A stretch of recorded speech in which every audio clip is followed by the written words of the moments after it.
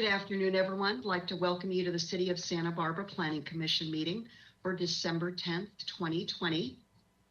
Before we go to roll call, I would like to ask staff to please put up on the screen the instructions to the public so that they know how to electronically participate with us today. Thank you, Chair Schwartz. So for the public, if you wish to make a public comment, please raise your hand by clicking on the hand icon on your GoToWebinar control panel. This indicates to me that you wish to speak. You only need to click the hand icon one time, and a raised hand is indicated by a red arrow pointing down, as shown on the bottom right-hand portion of the screen. And everyone will have 2 minutes to speak. Thank you. Thank you, Mr. Busk. Before we go to roll call, wanted to mention to the public who have asked me in the last week or so, the deadline for submitting correspondence to the commission that will ensure we have the time to read the materials. And again, this is in the agenda. Just want to, it's under the section entitled Written Public Comment. And I'll just read the sentence so everyone is clear. Please note that the commission may not have time to review written comments received after 4:30 p.m. the Tuesday before the meeting. However, they will be added to the project file. So thank you for that. And I know we receive every week correspondence from the public, and we're greatly appreciative of and respectful of that. So with that, I'd like to ask the commissioners to please turn on their webcams and their audio, and we'll go to Ms. Rydell for a roll call. Thank you, Madam Chair. This is Heidi Rydell. I'll begin the roll call. Chair Schwartz. Here. Vice Chair Wiscombe. Here. Commissioner Bonderson. Here. Commissioner Escobedo. Here. Commissioner Higgins. Here. Commissioner Lodge. Here. Commissioner Reed. Here. That is everyone. Thank you. Thank you, Ms. Rydell. It's great to see everyone. Now we're going to go to preliminary matters. And before we come back to Mr. Busk, wanted to mention that some of the commissioners are having technical difficulties today. So as always, throughout this year, we're asking for patience and flexibility, knowing that we are largely dependent on these various technology platforms to do our work during this time. So Mr. Busk, could you please take us to preliminary matters? The first is requests for continuances, withdrawals, postponements, or addition of X agenda items. Yes, thank you, Chair Schwartz. We don't have any. All right. Do we have any announcements and appeals? There are no announcements or appeals this week. Thank you. Okay, thank you. And then I would just like to mention that we've had Ms. Ellen Kokinda throughout this year be of essential support to us as we needed to pivot to using GoToWebinar, not convening in chambers at City Hall. And I'll let Ms. Kokinda say more, but she's going to be taking a short leave to become a mother. So Ms. Kokinda, if there's anything you'd like to say, I'd like everyone to know. And of course, early congratulations to you and your husband.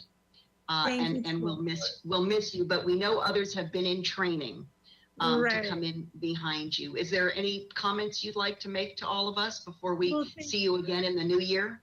Absolutely. Thank you so much, Chair Schwartz and commissioners. It has been an absolute delight to work with you. I mean, I think we were all surprised last March when we had to completely change our operations, and it's been fun and energizing, and everyone has been incredibly patient, and we've tried to set up a process that tries to keep things as normal as possible while being in these extraordinary circumstances. So like I said, it's been a delight to work with you. I've had a lot of fun with it.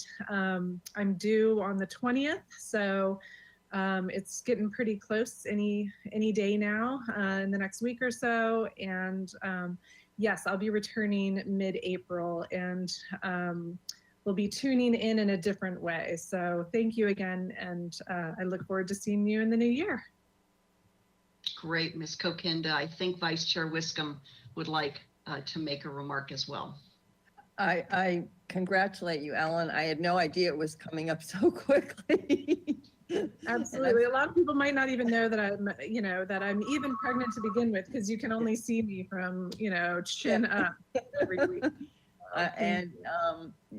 Really, best of luck to you. I know you're going to be a great mom, and it's just been a delight working with you. So we'll look forward to seeing you again in April, and have a really great time with your new baby. Thank you. Thank you so much. Okay, Commissioner Yes. Lodge? thank you, Chair Schwartz. I'd like to second Commissioner Wiscombe's comments and add that you have done a fantastic job herding us and the public and making things clear and keeping things moving smoothly. So thank you for that too. And all the very best for your new little one. Thank you. I appreciate it. Well It's been a said, pleasure. Commissioner Lodge. Yes. And Thank we're wishing you good health and happiness, and we'll see you in the next year. So now let's come back to the commission. If you would please turn on your webcams per our protocol.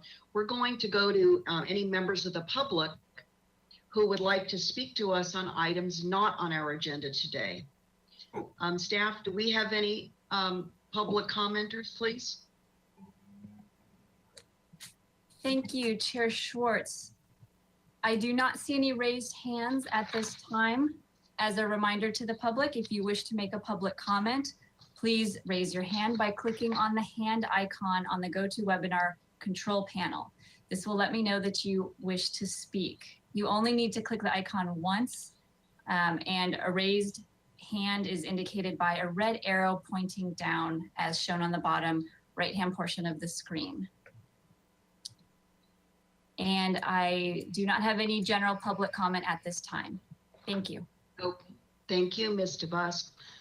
Okay, thank you, commissioners. You can go ahead and turn your webcams off. We're going to Chair Schwartz? go to our, yes, please, Rydell, Ms. Rydell, regarding written correspondence. Yes, I'm so sorry to interject, but I just wanted to state that we Please. did get one letter of written correspondence that was for us on a subject that was not on today's agenda, and it was distributed to the commission prior to this hearing. So thank you. Thank you, Ms. Rydell. Now I think we're ready to go to our first item. This is a new item, application of Alelia Parento, Energy and Climate Manager for the City of Santa Barbara, owner of 1221 Anacapa Street. And as we're waiting for the presenters, and I wanted to find out if both Ms. Plummer, Assistant Planner Pilar Plummer, there you are, welcome, Ms. Plummer. And then also Ms. Parento, will you each be making a presentation today to us? That's correct, Chair Schwartz. I'll be doing the staff presentation in the beginning, and then Alelia will be doing the applicant presentation. Okay, and Ms. Parento, how much time will you need as the applicant for your presentation? Thank you, Chair Schwartz. I think about 15 minutes would be great. Okay, Mr. Bolton will note that for the clock. And before you begin, Ms. Plummer, just wanted to remind the commission as we head into our materials that we have on page 6 of the staff report for this item, we have some findings that we're going to make. This is Roman numeral 9. So if everyone would be keyed into that for our questions and ultimately comments, I think that would be very helpful both to staff and the applicant. So Ms. Parento, you can go ahead and turn off your webcam if you would please, and we're going to go to Ms. Plummer for the staff presentation. Again, welcome, Ms. Plummer. Thank you very much, Madam Chair. And then Mr. Bolton, if you could go to the next slide, please. Okay, thank you. So the purpose of today's hearing is for Planning Commission to consider an exception to the 45-foot height limit identified for the CG zone to allow for a proposed solar canopy structure to be constructed at the roof of the Granada Garage. Just a little bit of background. In March 2020, the City Council designated the project we'll be seeing today as a community priority project that has a broad public benefit, is not principally operated for private profit, and is necessary to meet a present or projected need directly related to public health, safety, or general welfare. Projects that are a community benefit or community benefit housing designation may request an exception to the height limitation for the zone and propose buildings up to 60 feet in height. If you could go to the next slide, please, Mr. Bolton. This is a vicinity map that just shows the project's location in the downtown area of El Pueblo Viejo Landmark District. You'll note the project site is buffered in blue. And then I also included in this vicinity map the courthouse location, which is across the street, and then the Granada Theater for a little bit more context. And if you go to the next slide, please, Mr. Bolton. In addition, I provided some context photos so we can be familiar with the site. Obviously, this is downtown and we're all a little bit familiar with this area. This is a view standing from the Central Library parcel, looking back towards the Granada Garage. Next slide, please. This is a view standing from the courthouse parcel at the intersection of Anacapa and Anapamu Street. And you can see there's this building up front, but the Granada Garage is a little bit towards the back. Next slide, please. This view is as you're going along Anacapa Street, you can see the garage door openings on Anacapa Street. Next slide, please. And the next several photos are some context views from the roof of the Granada Garage where the solar array canopy is to be constructed. So this is a view looking towards the mountains. Next slide, please. This view is standing at the back of the roof, looking back towards the courthouse. You can see the courthouse tower pretty much at the center. And then next slide, please. And this is a view, again, from the roof of the Granada Garage, looking towards the Granada Theater, which is adjacent to the project site. And next slide, please. So the overall project involves construction of a new 500 kilowatt solar voltaic system on the upper level of the city-owned Granada Garage. It will have a maximum height of 47 feet 3 inches. And will include the removal of existing rooftop light poles and 13 small olive trees in pots to accommodate the structure. The structure will be constructed of, or is currently proposed to be constructed of high-strength steel columns and beams with galvanized light gauge steel purlins on top to support and attach the solar modules. Could go to the next slide, please. So this shows an aerial view of the solar array that is currently proposed. You'll note that it is pulled back a little bit from Anacapa Street, which I'll discuss a little bit later. And then as well, you'll see towards the bottom of the screen or the bottom of the array is a light green line. And that represents the steel vertical trellis, which I'll discuss a little bit later. That's the only piece of the site that has that element. If you go to the next slide, please. Okay, and then I wanted to include one elevation. This is the southeast elevation, which is viewed from Anapamu Street. So for example, if you're standing at the Central Library, looking back towards the Granada Garage, you'll see the 47 3-foot height, as well as the solar array that is currently proposed. Next slide, please. This again shows a rendering from that same viewpoint, looking towards the Granada Garage from the library parcel. And this shows, as I'll discuss later, a bougainvillea vine that is proposed at the steel vertical trellis to add additional screening of the solar array. We go to the next slide, please. The project, as it's located in El Pueblo Viejo Landmark District, was reviewed by the HLC on 3 occasions in April 15, 2020, July 22nd, 2020, and most recently, October 28th, 2020. Throughout all of these concept reviews, the HLC has brought up concerns regarding the design of the solar canopy in relation to the Granada Garage, overall consistency with design guidelines for El Pueblo Viejo Landmark District, sensitivity to historic resources, specifically the courthouse, and public views of the structure.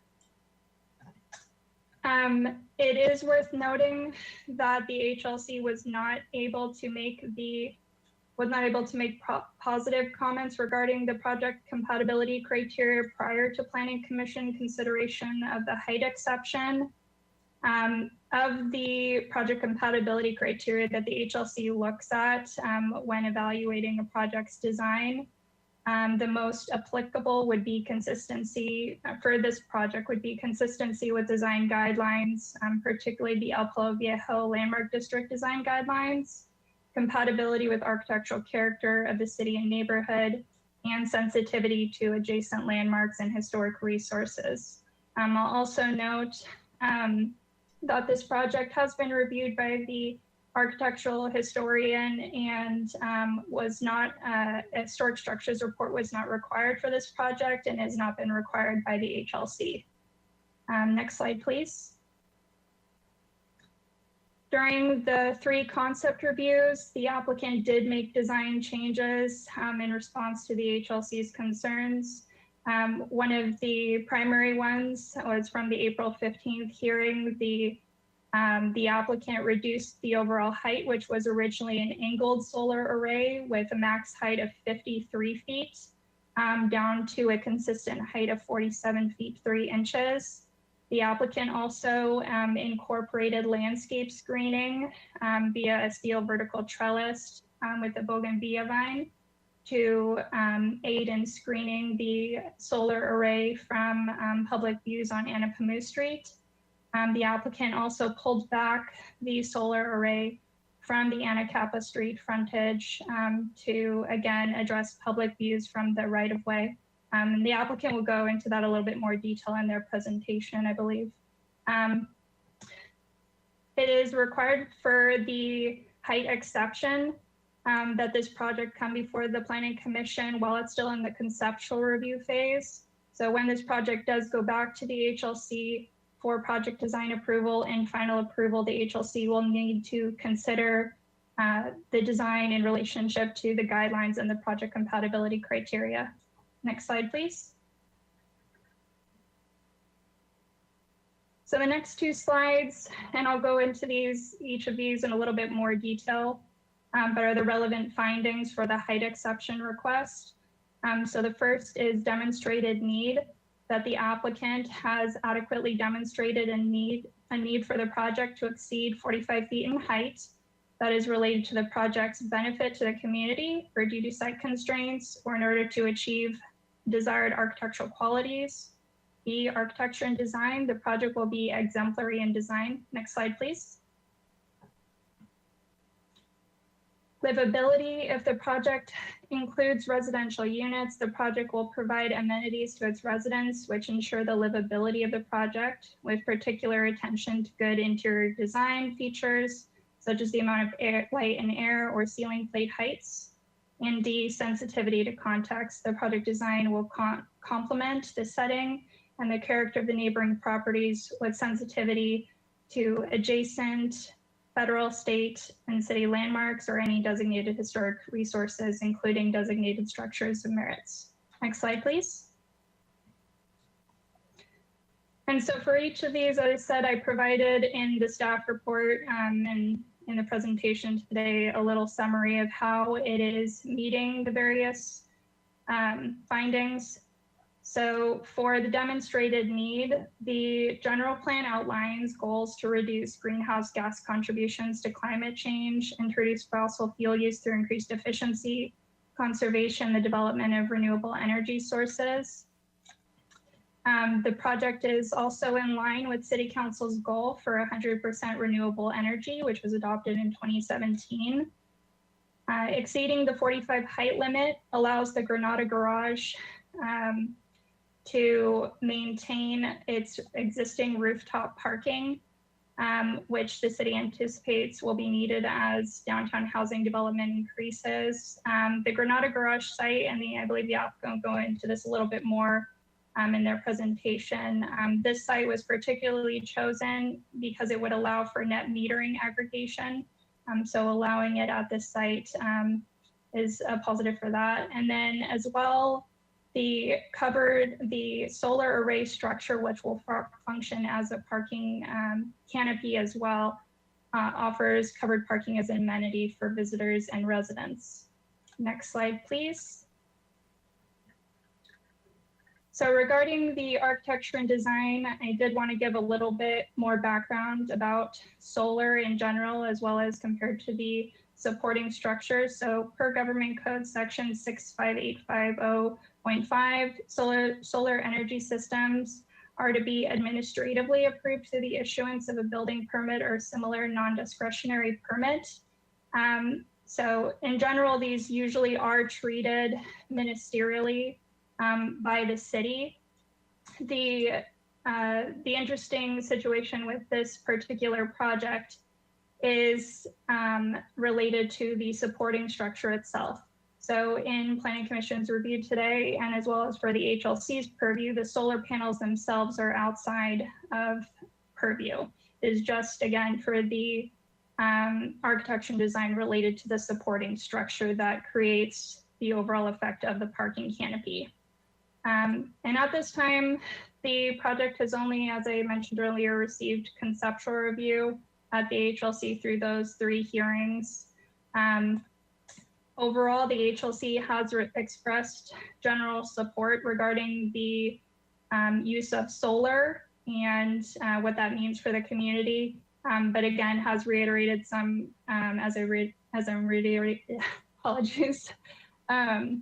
They have expressed some concern regarding the design meeting the El Palo Viejo design guidelines and overall sensitivity to other adjacent buildings. It is worth noting that the Granada Garage is in one of the designs that is consistent for El Palo Viejo, but is ultimately the HLC's decision to see if the project meets their required guidelines. The applicant, as I mentioned earlier, did incorporate some elements to address the architecture and design and to respond to the HLC's comments.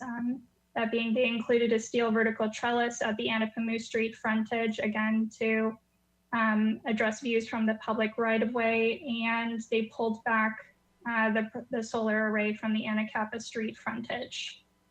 Next slide, please. The finding regarding livability is not applicable to this project as it does not include any residential units or issues of livability. And so it's consistent with this finding. Next slide, please.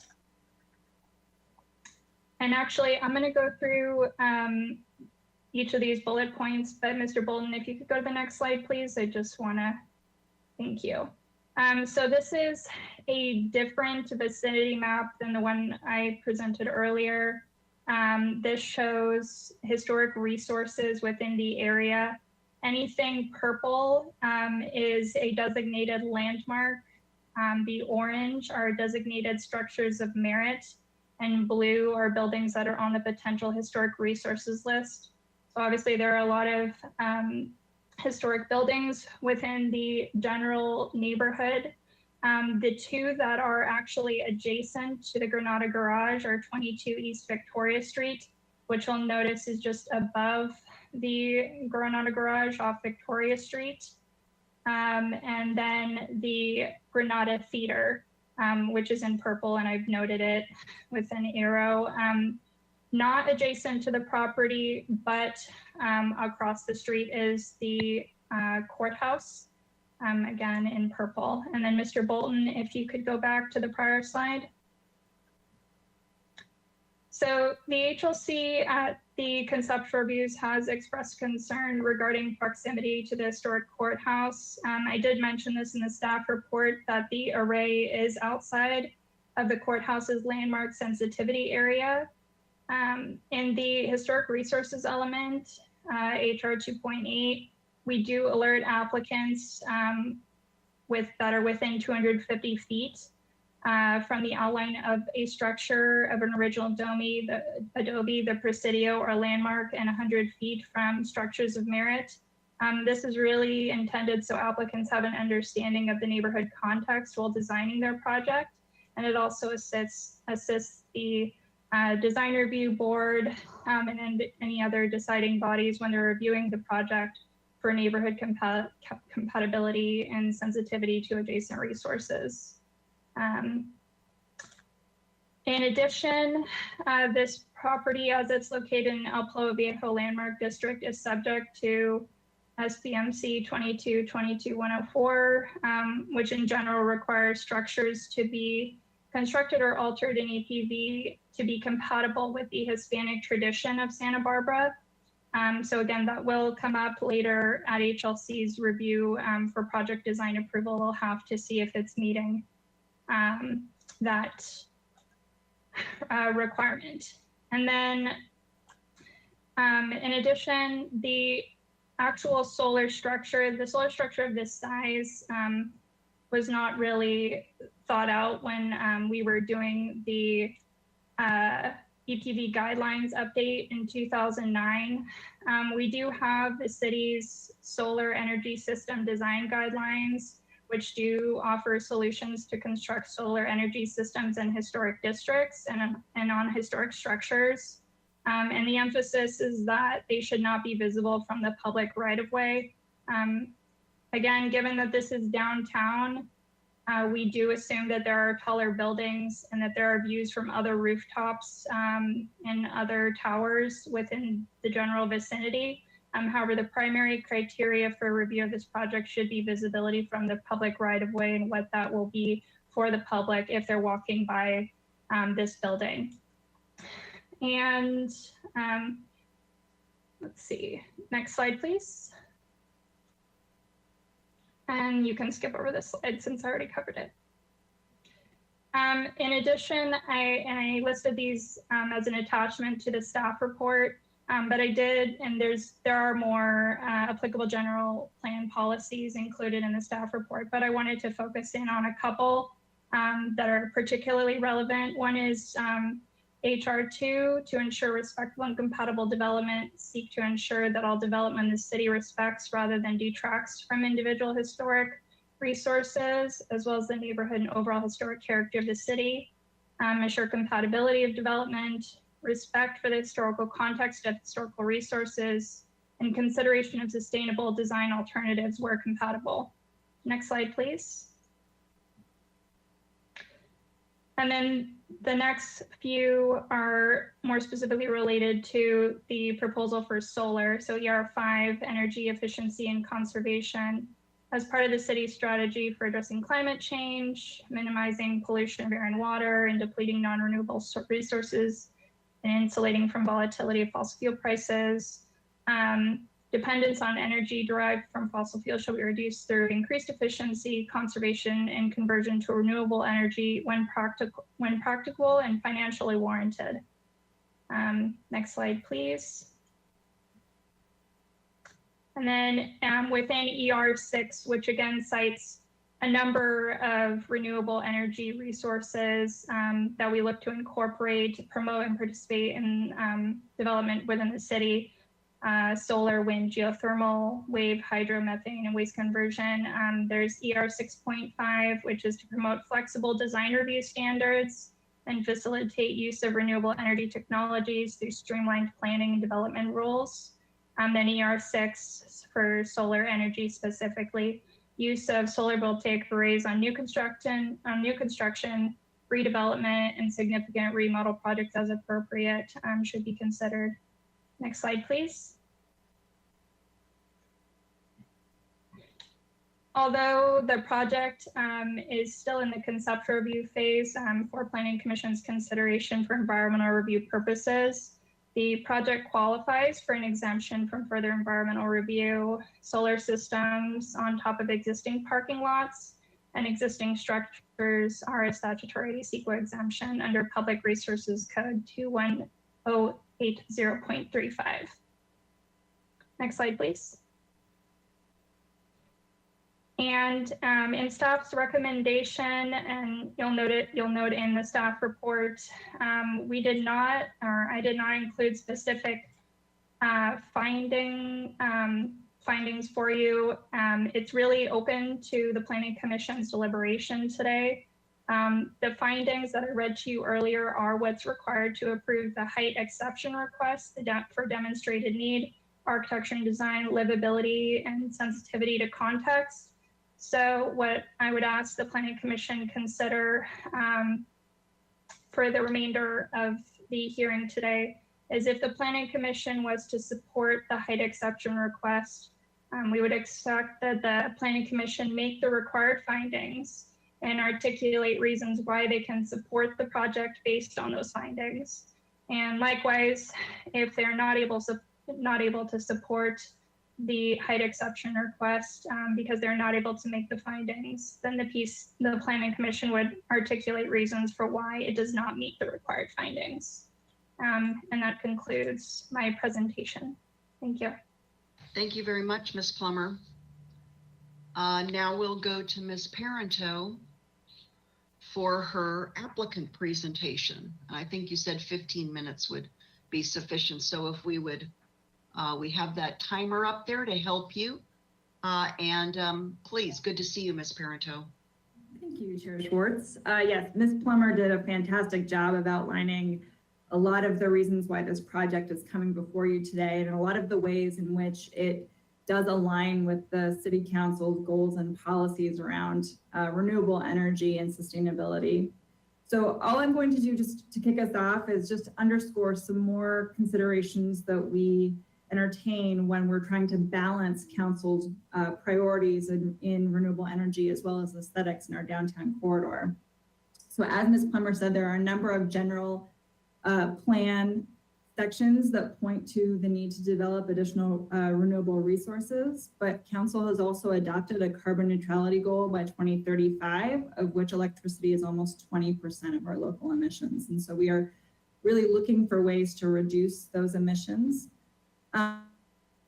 She mentioned our 100% renewable electricity goal by 2030, which not only says that we have a goal of using 100% renewable electricity here in Santa Barbara, but also that we look to build resilience and reliability by accomplishing that goal.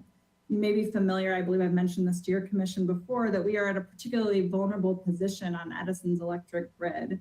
We are fed by two 220 kV lines that are co-located over a high fire and highly seismic volatility zone, and so are vulnerable to natural disasters. So should those go down, Santa Barbara will have to make some hard decisions about what circuits get fed with electricity. So our goal is to build that resilience by building local energy generation and eventually storage systems so that we have local energy resilience here. However, we have some constraints in Santa Barbara with where we can build these systems. We are a fairly built out city, as you know, and so we don't have a lot of land laying around that we can build large solar arrays on. So we have been looking and analyzing at all of our municipally owned sites to see where we can get the most bang for our buck, if you will, how we can build the most economically feasible and impactful systems. We are limited by regulatory constraints put down by the California Public Utilities Commission, where typically they don't allow net metering customer, which means that you get credit on your utility bill for what you produce at the system to overproduce and therefore export energy. And so very often the balance between the load of the location and the land available does not match. So we either have lots of land but no load, and so we can't build a big array, or lots of load but no land, and so there's nowhere to build it. it turns out that the Granada Garage, because of a special mechanism with net metering, is our best option in municipally owned facilities because we can take advantage of what's called net metering aggregation, meaning it's an accounting mechanism. We can combine contiguous buildings, and even if they're bisected by a road, that's still considered contiguous. We can combine their load and offset all of that load with a single solar array. So the Granada Garage is uniquely positioned to take advantage of this because adjacent to it is the central library, and then the parking lot just south, I believe, of that is the library garage. So those combined allow us to maximize the roof space on top of the Granada Garage and build a significantly, an array that will significantly offset the load of those three buildings. The benefit of building a bigger system, of course, is economies of scale. There are certain fixed costs that go into a solar array that remain the same regardless of the system size. And so the bigger the system size, the more return on investment you can get in terms of buying down the price of electricity.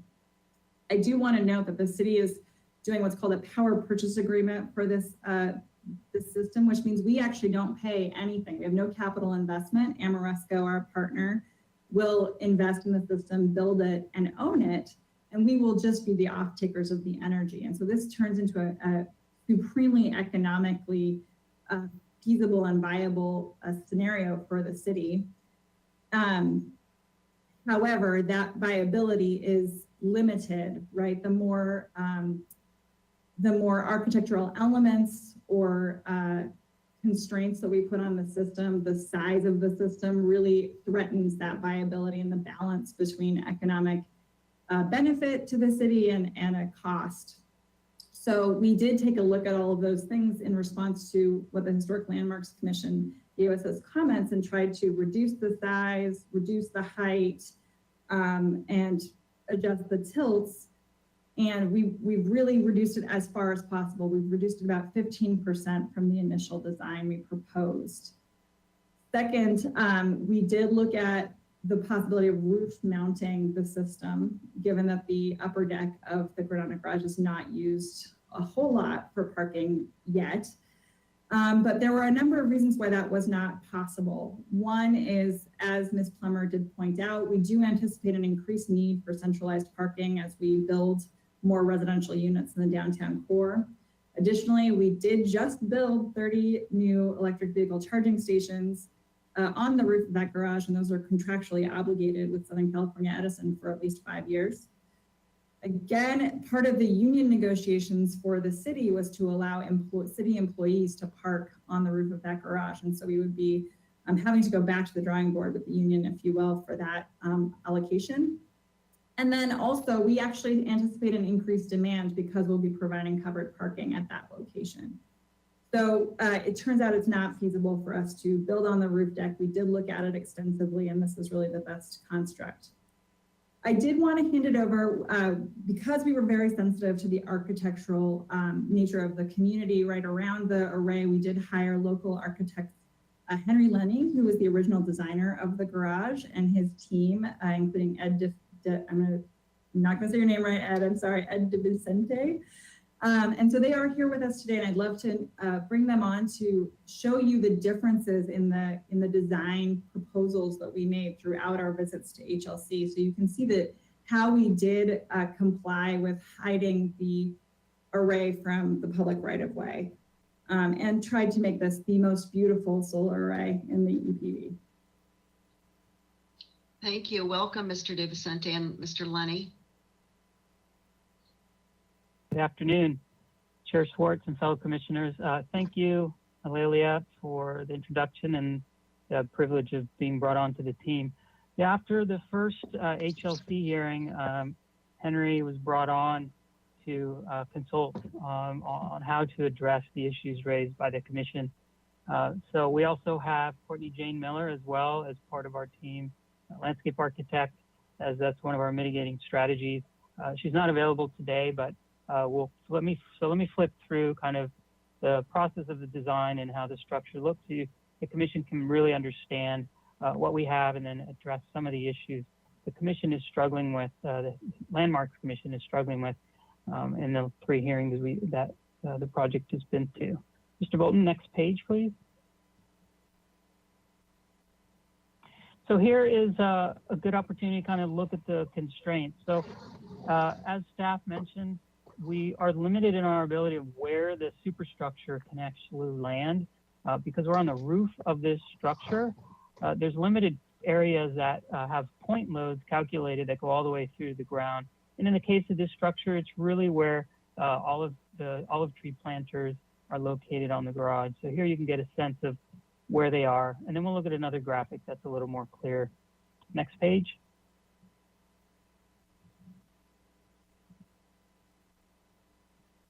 Here's the array. I'm going to skip past this one. There's a better slide to describe it. So next page. And then quickly, there's some elevation views, which really kind of show just how the superstructure and the array fit on each side of the building.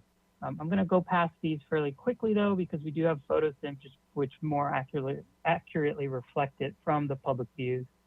So these are really here as reference. All right, so let's move to, let's actually go to the simulations, if you will, the sim package, Mr. Bolton. Actually, let's pause here first. So go back one page, there we go. So here in this graphic, if you could zoom in the orange circles, those are those point load locations where the columns will go down onto the roof structure and hold the supporting structure above. The red lines are the main beams, which tie those columns together. And then the blue lines are the supporting purlins, which span between those. You can see the distance they're going is about 65 feet, nose to nose of the car parking area. And that's creating our kind of setting our height of the structure that we're laying out in an efficient way. And then there's minimal structure that kind of support the panels themselves. If we could actually go to the Sims document next.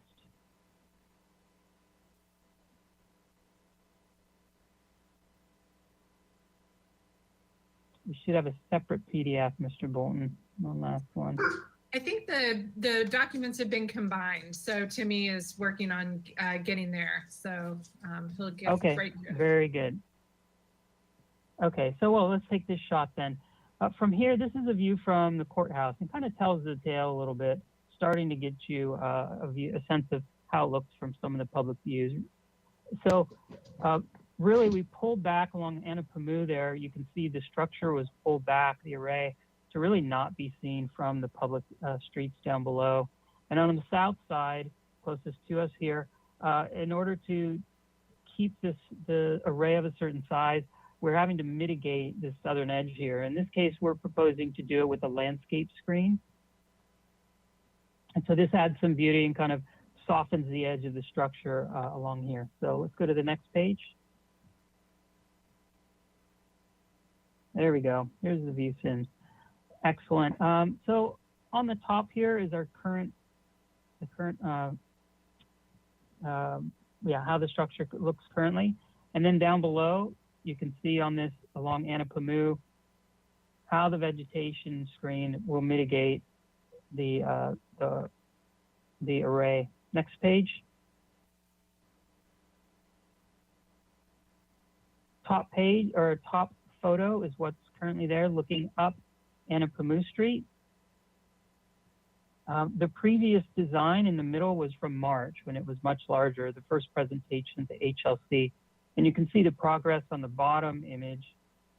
Here's really where we pulled back and flattened out the structure, and it's no longer visible from this intersection. Next page. Similarly, on the other side of the structure to the north, up Anapamu, looking back at the top, existing condition, at the middle, the previously sloping, taller structure, and at the bottom, as it's currently designed, again, pulling back from the edges in a flattened array, it's not visible. Next page. On top of the structure, you can see how it looks like on the top photo. In the middle was a previous design, which was more visible, and then pulling back on the bottom from the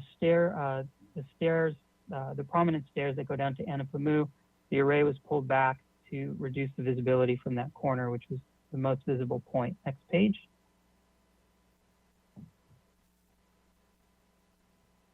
again, from the courthouse tower, next page. Now on the back side, so this is on the Granada Garage side here. At the top, you can see the existing parapet up there hiding the parking, and then the mural down below. And then on the bottom, this is the array comes to the edge here. We did not propose screening on this this west side or on the north side, which you'll see on the other in the next slide. Let's go there.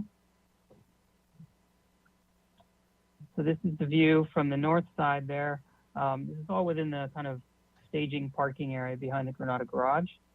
So at the bottom, you can see the array there. Again, maximizing it pulled towards the edge. So you can see the contrast to along Anacapa Street where we pulled back and it's not visible. But in either case, we do have supporting structure that is necessary to maintain the size of the array on this north and west side. So the question last with the commission, the Landmarks Commission, was, do we want to screen this area as well? So this is really where we find ourselves, is what is the appropriate level of cost to mitigate what is visible of the structure, and what are the appropriate strategies? So the discussions, and I'll end here, and then we'll leave it, as we're running out of time, Mr. Lenny will be available for conversation or for questions as well, if the commission wants more deeper conversation in the aesthetics. So really where we left with, I'd say we made quite a bit of progress with the Landmarks Commission in the 3 hearings that we went to. Where it's last left, and even there's disagreement among the commissioners, is do we stylistically add to the superstructure the steel itself with more detail, or do we strengthen the screening and even go taller above the parapet of the existing Granada Garage to more opaquely screen? In particular here, you can see on this view on the north side, the west side, and certainly on the south side. So this actually goes to the request today to the Planning Commission. The mitigation strategies are actually to build up on the structure, whether it's a landscape screen or a solid wall. And so we definitely need this overall height exception to even accommodate where the commission's going. So just wanted to hit those points on where the commission, the latest discussion with the commission. We know there's a way forward. We know we have great expertise on the project, and really it's going to be balancing the cost and the feasibility to what the appropriate level of mitigation is. Thank you. Thank you. Thank you both. Does the applicant team need a little bit more time? We usually, typically 15 to 20 minutes. You asked for 15, but the Planning Commission has important considerations to make in terms of the findings. So was there additional information you wanted to address and we could restart the clock for another 5, or should we just allow that to play out through questions? What would you like to do? I would like to invite Mr. Lenny to weigh in if he has additional comments in terms of sensitivity to context and architecture, if you don't mind. Okay, very good. So Mr. Bolton, if you would please add 5 minutes to the clock now, we will turn to Mr. Lenny. Thank you. Welcome, Mr. Lenny. Thank you very much. In general, I just wanted to say that being the original designer of the building, we consider everything that has been presented today in terms of the sensitivity of the location of the building.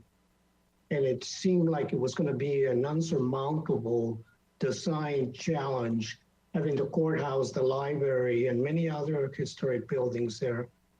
And we basically took the sample of the model of a castle in Spain, and we designed it as such, so that it didn't look like a parking structure. Well, that was many years ago.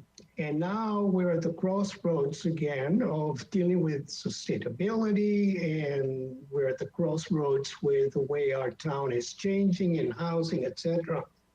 So our first intuition was to deal with this strictly in the passive landscape solution rather than an architectural solution.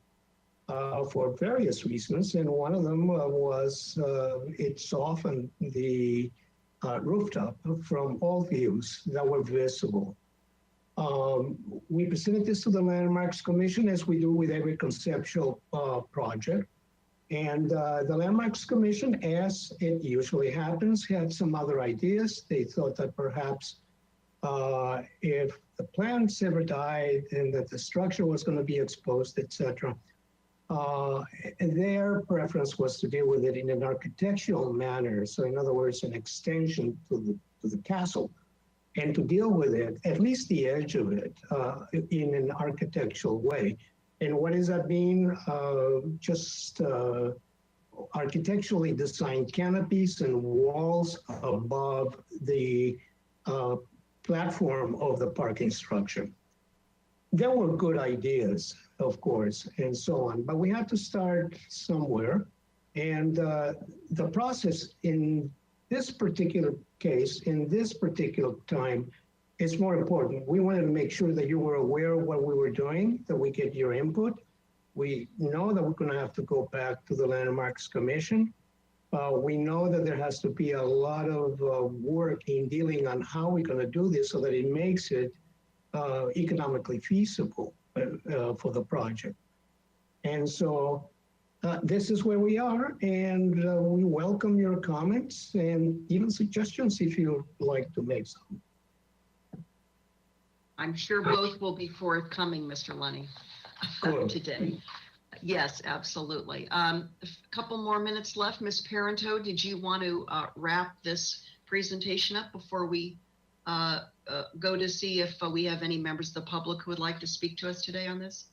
Yes, thank you, Chair Schwartz. So just in closing, you know, we considered the necessary findings that the Planning Commission has to make very carefully, and we're doing our very best to balance competing, or hopefully not competing, council priorities in the face of a climate crisis, but also with a city that is architecturally beautiful and preserved. And so we hope that you'll agree with us that we've done what nobody thought was possible in making a solar array somewhat beautiful.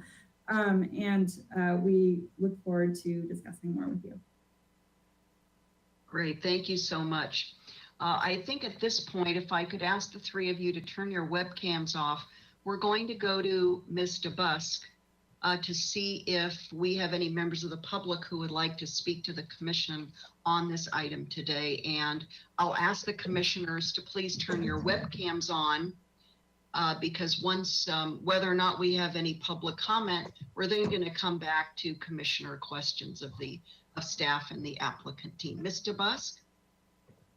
Thank you, Chair Schwartz. And just a quick reminder for the public, if you'd like to make public comment on this item, you're limited to 2 minutes to speak, and you would click on the hand icon and click on it just once. And a raised hand is indicated by the red arrow pointing down. So at this time, it looks like we have one member of the public who wishes to speak. Cassandra Ensberg, you may now speak. Thank you. Good afternoon, Chair Schwartz and commissioners. I just I'm thrilled with this, and I thought I would just jump on and say how what a beautiful job they have done. And from my perspective, I just think it's very exciting to see this new technology woven into our older downtown area. I think it's really exciting. And I, for one, don't mind seeing it at all. I think it's something to celebrate. And I think the way the design team has put it together is excellent. And I just am very excited to see it. So I just wanted to say that. Thank you very much. Thank you, Ms. Ensberg. Thank you. And at this time, I don't see any other members of the public with their hand raised. I'd like to ask Ms. Rydell if we have received any written correspondence, excuse me, for this project. Thank you, Allison, and to the chair and the rest of the commission. We did receive written correspondence for this item, and it was distributed to the commission prior to this hearing. Thank you. Thank you, Ms. Rydell, and thank you, Ms. DeBusk.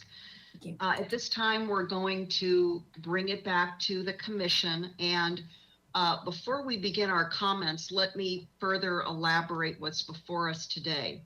I already mentioned on page 6 of the staff report the list of the categories of findings for our consideration. This is Roman numeral 9 findings. However, In greater detail, as Ms. Plummer discussed in her presentation, back on pages 4 and 5 of our staff report, we have the 4 categories, and really one of the categories is not applicable, as we know, and that's the livability discussion item, because we do not have residential units incorporated into the project before us today. So we have demonstrated need, architecture and design, and that's on page 4. Then we go to page 5, sensitivity to context. So that's all before us today for questions and comments. And then I think with that, we'll take it to the commission. And again, we have both Ms. Plummer from staff, and then also 3 members of the applicant team, whoever you'd like to direct your questions to. So who would like to go first? And we can do this in a couple of rounds, whatever you prefer. I think I saw Commissioner Escobedo's hand jump up. I know this is of great interest to him. So Commissioner Escobedo, would you like to go ahead and kick off the question period? Yes, please. Thank you, Madam Chair. I have quite a few questions, as you can imagine, but I'll try to get through them quickly. My first few questions are for Ms. Plummer. And Commissioner Escobedo, take your time. Please don't rush. This is, our considerations today are very important. Thank you. And Ms. Plummer, I just want to make sure that I have the context for this correct. So I think you mentioned both in one of the HLC hearings and also today that design review does not pertain to the solar arrays themselves or the solar panels themselves, but rather it regards the support structure? Yes, Commissioner Escobedo. So the typically solar projects that come to the city are just treated ministerially. And I mentioned this in my stock presentation, but under state legislation, they're supposed to be administratively approved through the issuance of a building permit or some non-discretionary permit. The unique situation with this project is that it doesn't just involve solar, it involves a parking canopy that the solar array lays on top of. So in our review of this, it was that it was going to require discretionary review for the supporting structure that creates that parking canopy. And that is the focus for Planning Commission review, as well as HLC's review of the design. And in that same state law, is there anything that that talks about, so in housing, for example, there's this idea of you cannot reduce density. Is there that same type of provision under state law that says that it has to be ministerially approved, but if there is a design aspect that you cannot reduce the amount of energy that can be produced there? Thank you, Commissioner Escobedo. So in terms of our review of this, how we were looking at it is it's essentially providing 2 uses. One is the parking canopy, which we found to not be necessary for the solar itself, and hence why I was requiring the architectural review of the design. And in terms of actually decreasing the energy production, I don't believe so. There are definitely constraints with the design. If it were to shrink with this project, that could potentially impact energy efficiency. And I believe Ms. Parento can discuss that a little bit more. But no, not in particular about state law. If that answers your question. Yeah, that was great. Thank you. And I'll follow up with Ms. Parento a little later. So a question I have is, watching the HLC meetings, there was a lot of concentration about this project and the courthouse. And in the staff report, you pointed out, and also in your presentation, that this project is outside of the sensitivity area of the courthouse. And so my question is, if a project is outside of a historic landmark sensitivity zone, what role should that landmark play in discretionary approvals? Thank you, Commissioner Escobedo. So in the sensitivity to context finding, and this is also a little bit similar to the HLC's project compatibility criteria when they're reviewing the design. It said the project design will complement the setting, the character of the neighboring properties with sensitivity to adjacent historic resources, but it also says any nearby designated historic resources. In addition, with the project compatibility criteria, there is neighborhood compatibility that the HLC will be considering. So it's not necessarily just for adjacent historic resources. They are looking at the overall context and their review of the design and overall sensitivity and how it fits in within that neighborhood. We do, and I did mention this in the staff report, the courthouse obviously has the courthouse tower, which when you're standing upon will have views, very significant views, and it's an important tourist site as well as an important building for the city. But it does have views for pretty much all of downtown. I mean, you can look anywhere from that courthouse tower to really anywhere in within the city downtown area. But when we were looking at this particular project and for HLC's view of it, in terms of the buffer that I mentioned in the staff report, it is outside of that area. We do provide information to the deciding bodies about adjacent nearby resources for them to take into consideration when they're reviewing the project. But it isn't necessarily the same as if the Granada Garage was a designated building. They have to have sensitivity to nearby resources, but you know, there's tiers of review depending on whether or not the actual site contains a historic resource or if one is adjacent to it. There, we're just looking at sensitivity. So I hope that answered your question.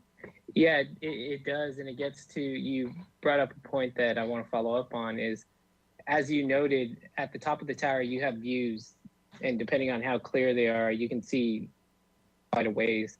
And so does that mean that a solar project that is further away, that is still within sight line of the top of that tower, could be taken into consideration for another solar project in the future? Thank you, Commissioner Escobedo. And I want to make sure I'm understanding your question, so I'll attempt to respond to it. I think what I was trying to get at with the view that you get from that tower, and I did mention this a little bit in my presentation earlier, is really when you're looking at this type of project, given that it's downtown, given that there's tall buildings that are within the immediate vicinity, we're expecting that you will have views from these vantage points of a solar structure like this constructed on top of a garage. You can also view rooftop equipment in the downtown area, pretty much just looking at the top of this garage. When I went out to take site photos, you know, I could look around and see mechanical equipment on most rooftops. They are screened from the public right of way for the most part. So it isn't to say that you cannot construct equipment or an array of this type. It is just that we need to consider sensitivity to context, what are adjacent resources, and particularly, as I mentioned in the staff report, views from the public right of way, which are to be considered as I'd say the most important and applicable for this project. So then, just to clarify, we would say that the public right-of-way views are probably the top priority over something like views from the top of the courthouse? That's correct, yes. Okay, thank you.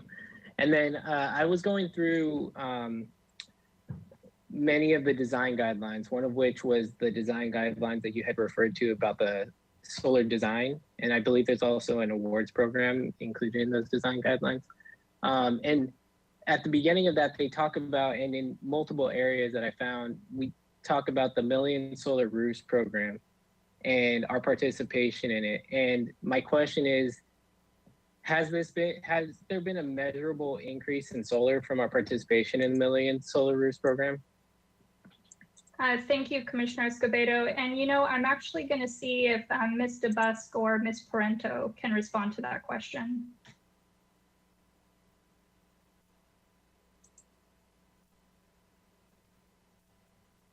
Commissioner Escobedo, I am not aware of one. We'll see if Ms. Parento has more information. Thank you. Commissioner Escobedo, my understanding is our participation in the Million Solar Roofs program was really through the leveraging of utility incentives that were directed by the governor's office to get 1 million solar roofs built in California. And this included the California Solar Initiative and the state tax incentives, solar incentives. And those did sunset in 2017 or 18.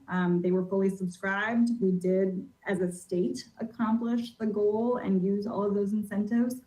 And in Santa Barbara, absolutely, any solar that was installed during that about 9-year window would have benefited from the incentives, as well as the enhanced net metering rules that increase the amount of people that could benefit from net metering, including the city. We had a number of solar arrays that went in during that time.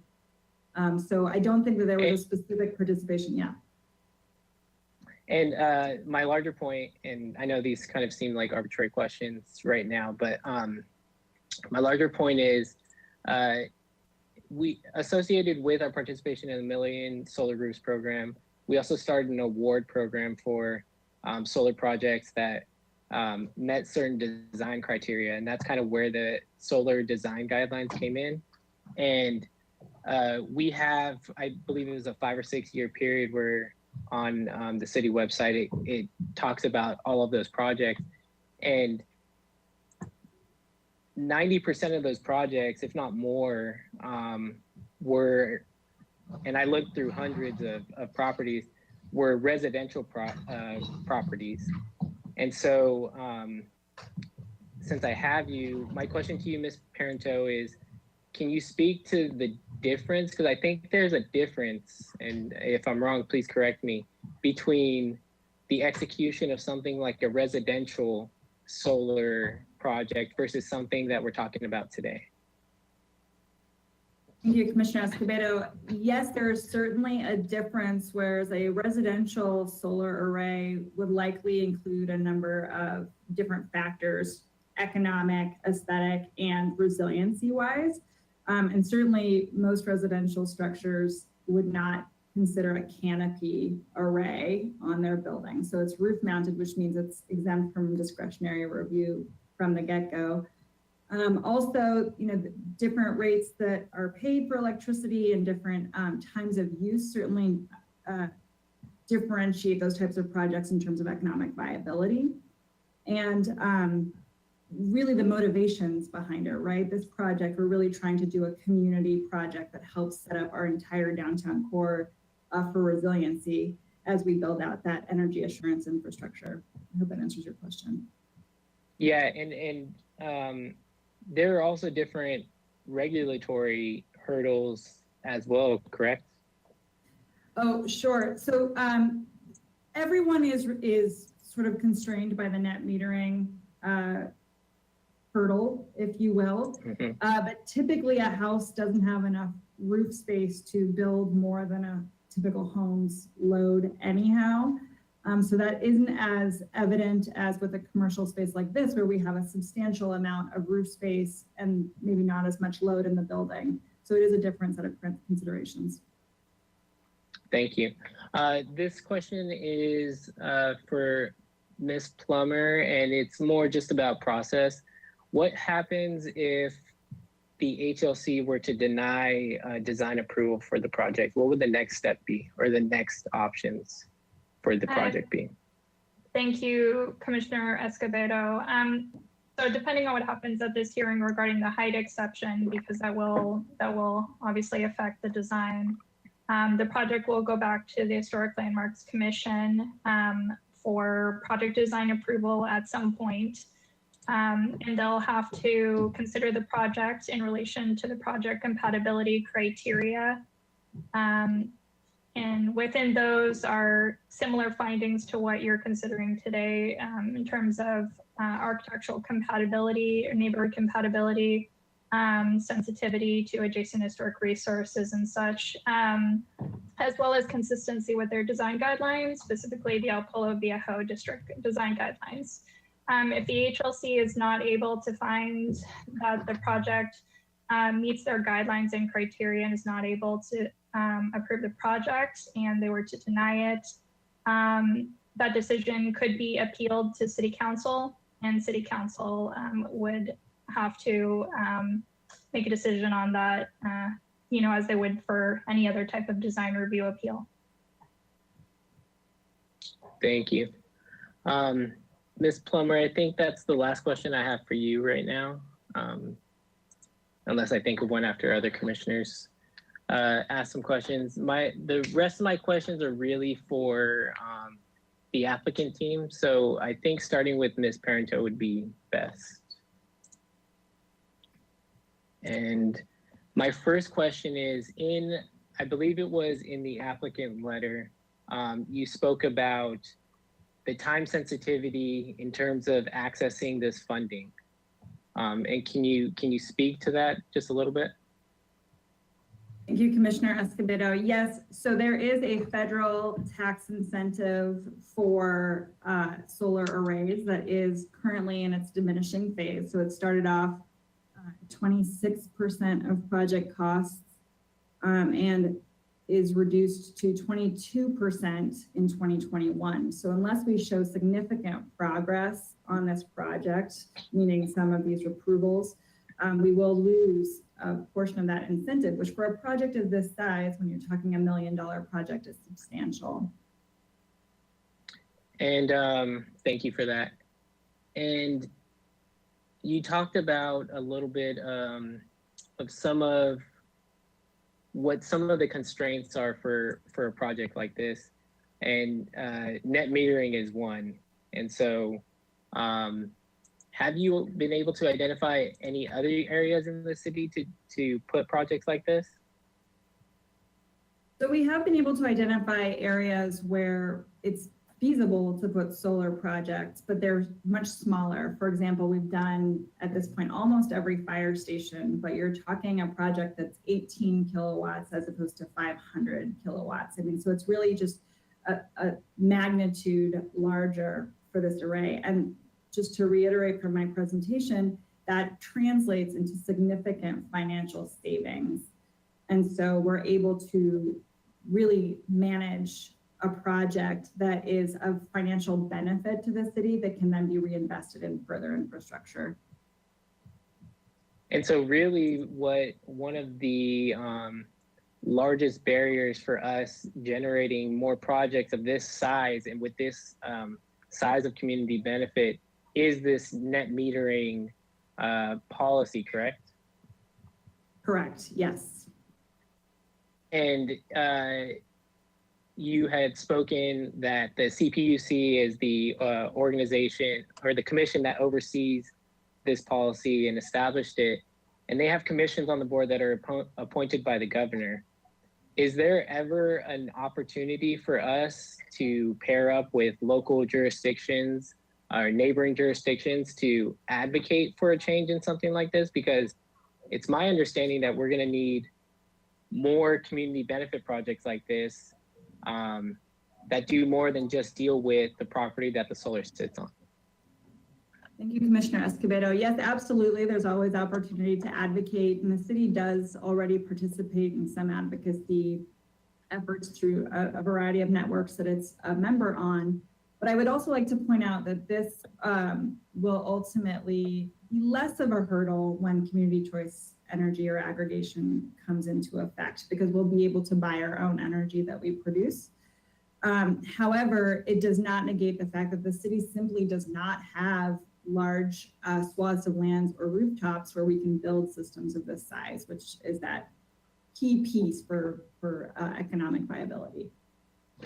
But and to follow up on that thread, because I agree, we'll be able to purchase clean energy, but for our area, as you spoke about pretty eloquently, our region is particularly susceptible, and we need to build resilience into our infrastructure as much as possible. And I see net metering as a huge hurdle into something like microgrids that would allow us to kind of island off in the event of a natural disaster. Am I understanding that correctly? You are. The community choice energy construct does allow us to skirt that a bit, because we will be able to do what's called an in front of the meter project, meaning it does not necessarily need to get credited. So whomever builds the project, let's say the courthouse were to build a project on top of their roof, we could say, well, we'll buy all of the energy and it's not subject to their on-site load. So there's just a different mechanism that we can use. Currently, we have no off-taking ability. We're not a load-serving entity like a CCA, but we will be in the year. That's exciting. Thank you for explaining that.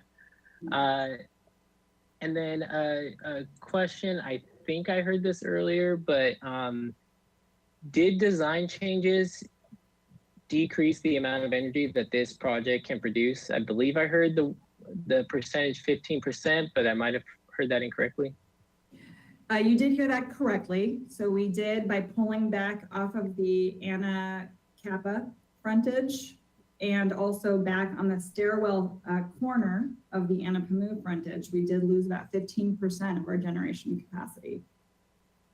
And would taller screenings that were discussed diminish the energy production further? No, we have designed the screenings to specifically limit shading that would diminish that. But I do have members of the engineering team on here if you would like to hear more directly from them. No, I think that'll suffice. And my last question, this might be for you. I'm not sure if it would be for Ms. Plummer, but when would the next opportunity for the city to have a conversation about making determinations for projects like these more objective?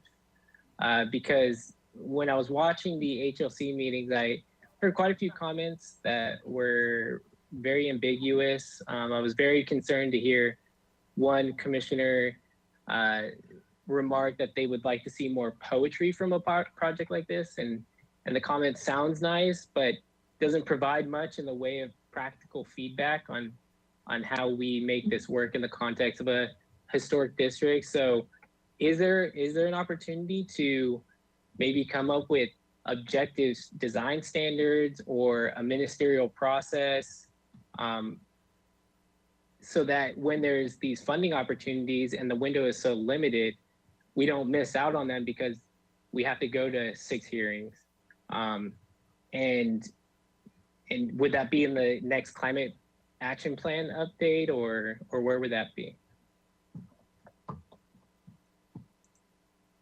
I will defer to Ms. Plummer and Ms. DeBusk to answer the technical feasibility of that, but everything around green buildings and permitting and design will be looked at as part of the climate action plan.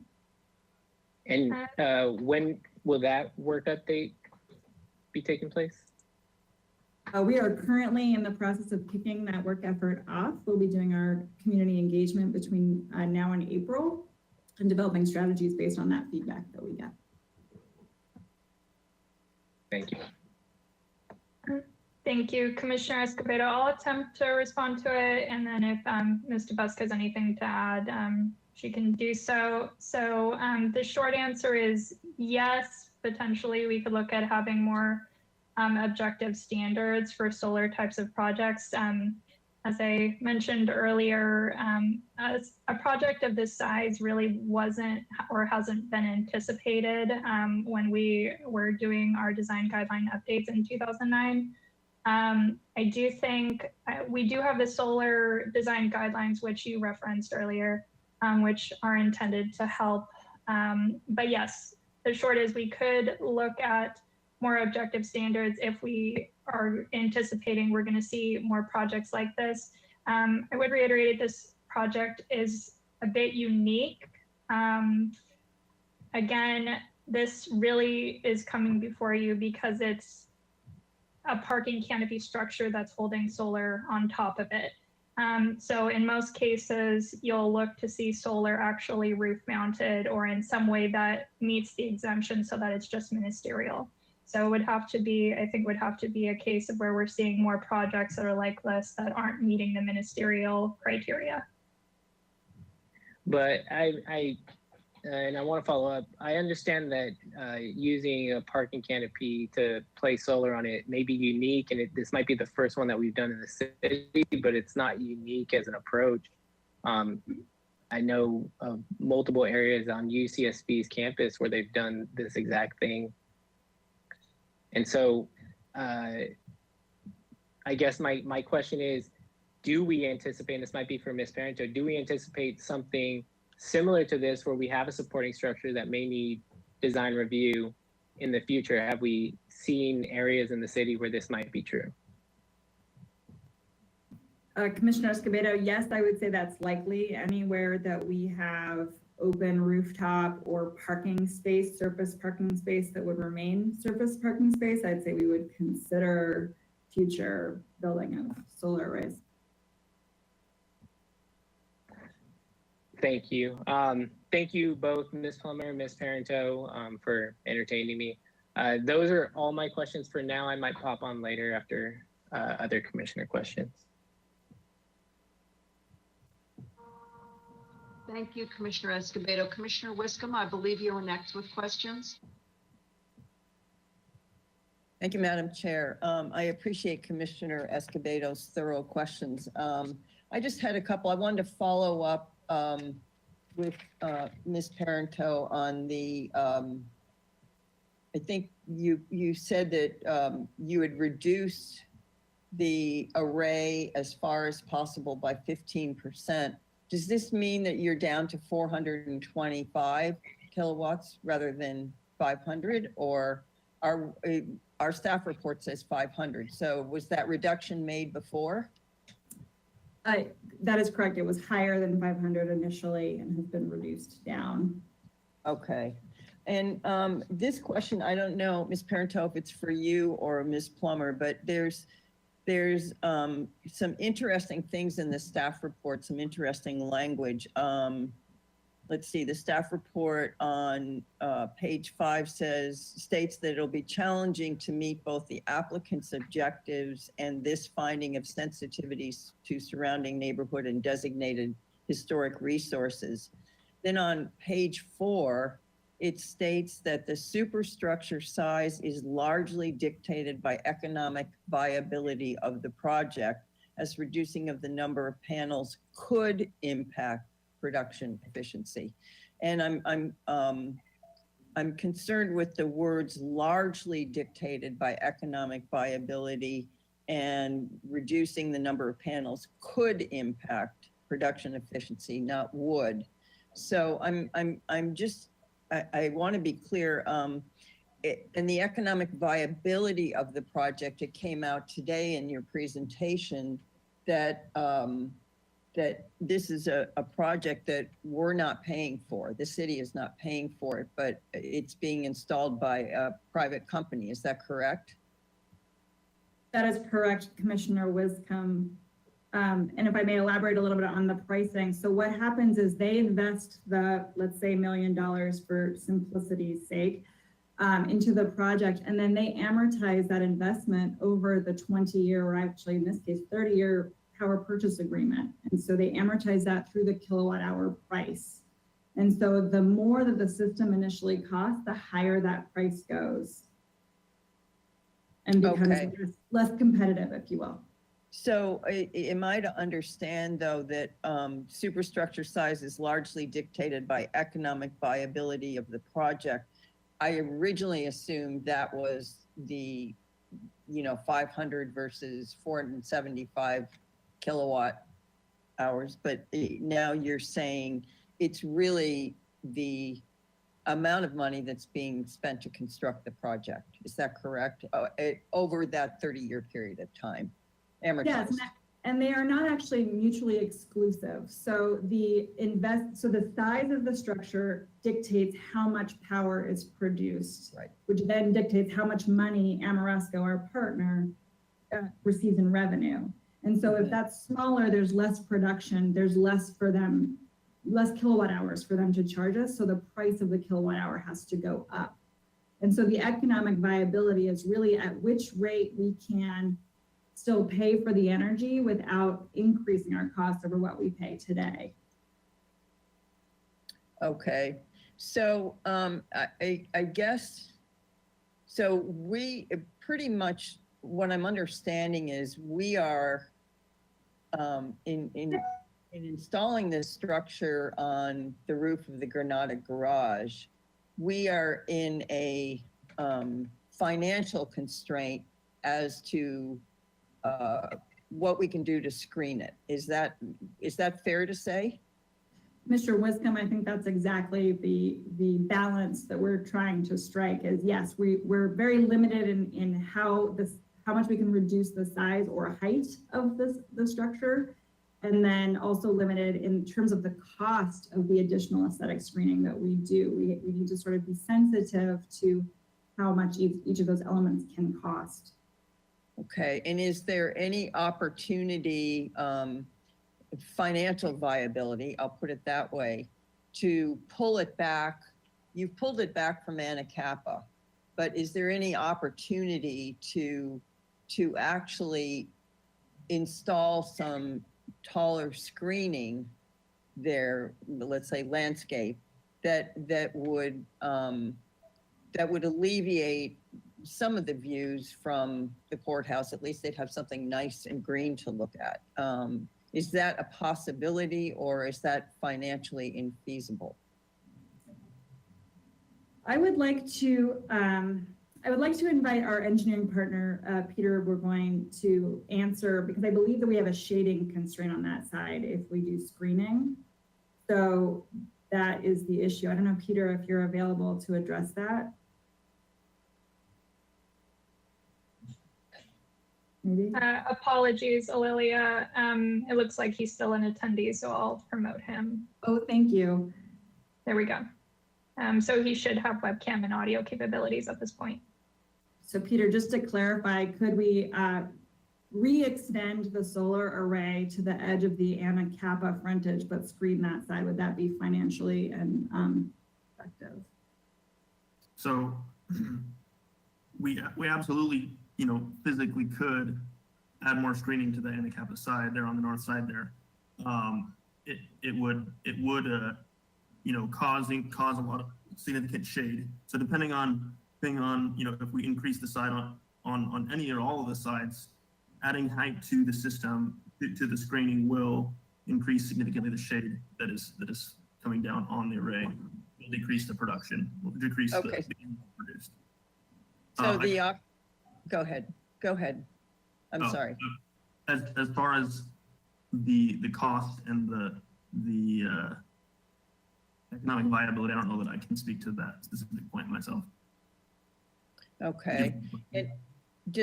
Okay, so let me go back to thank you very much for that answer. Let me go back to Ms. Parento. Is there still economic viability if the solar array were reduced?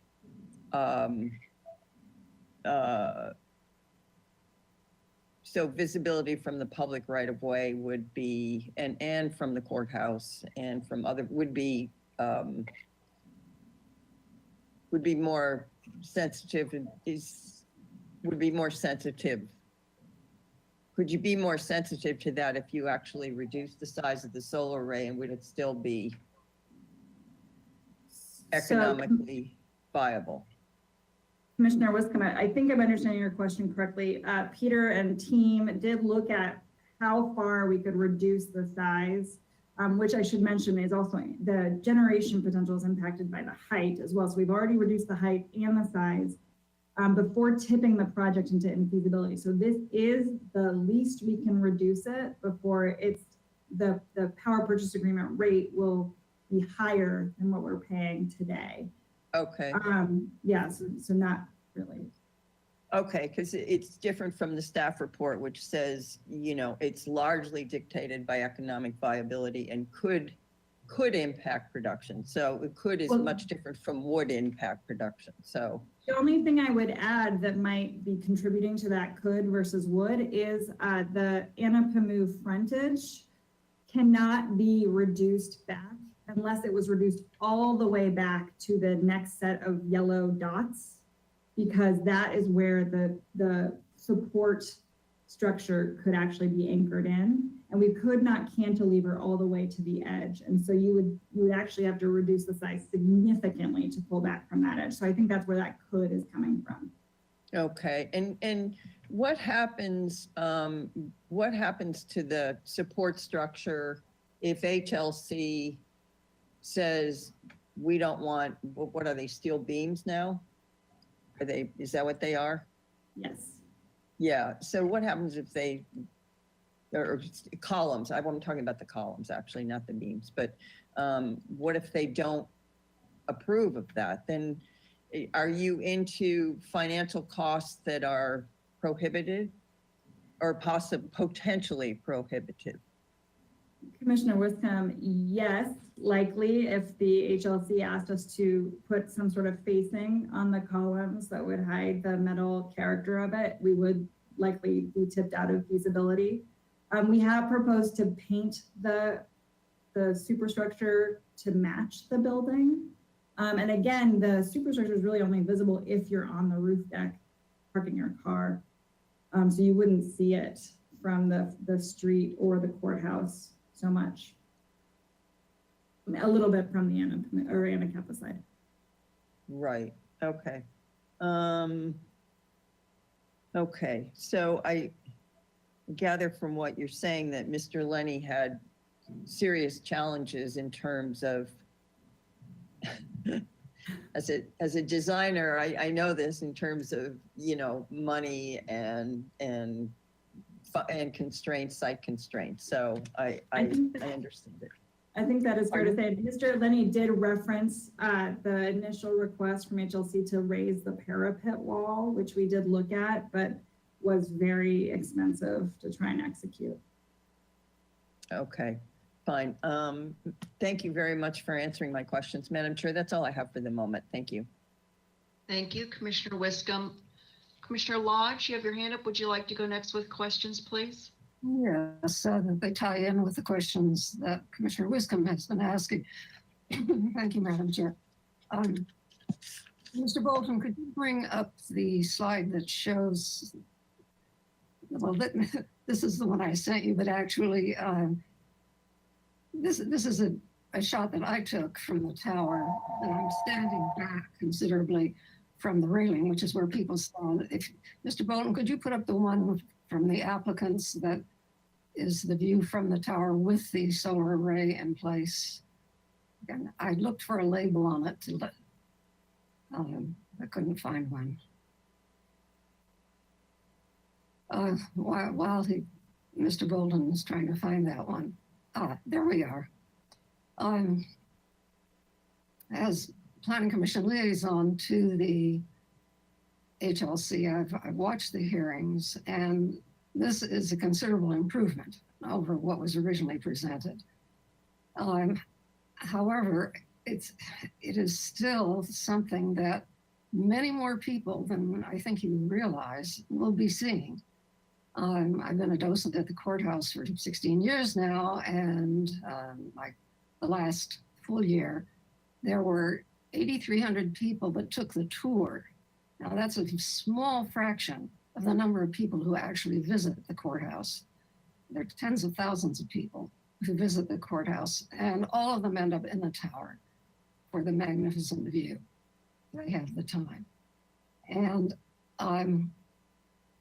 the courthouse is rated as the top attraction, according to TripAdvisor, of things to do in Santa Barbara by a considerable amount.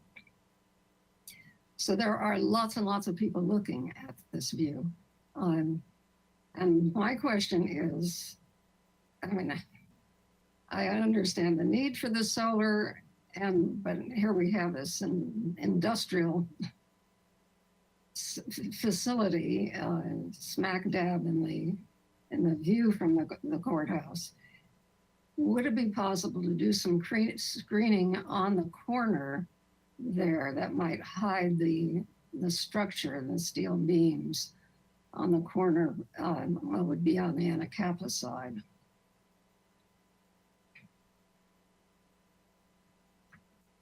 I guess that's Ms. Parenteau. Thank you, Commissioner Lodge. I would say that the answer is always anything is possible.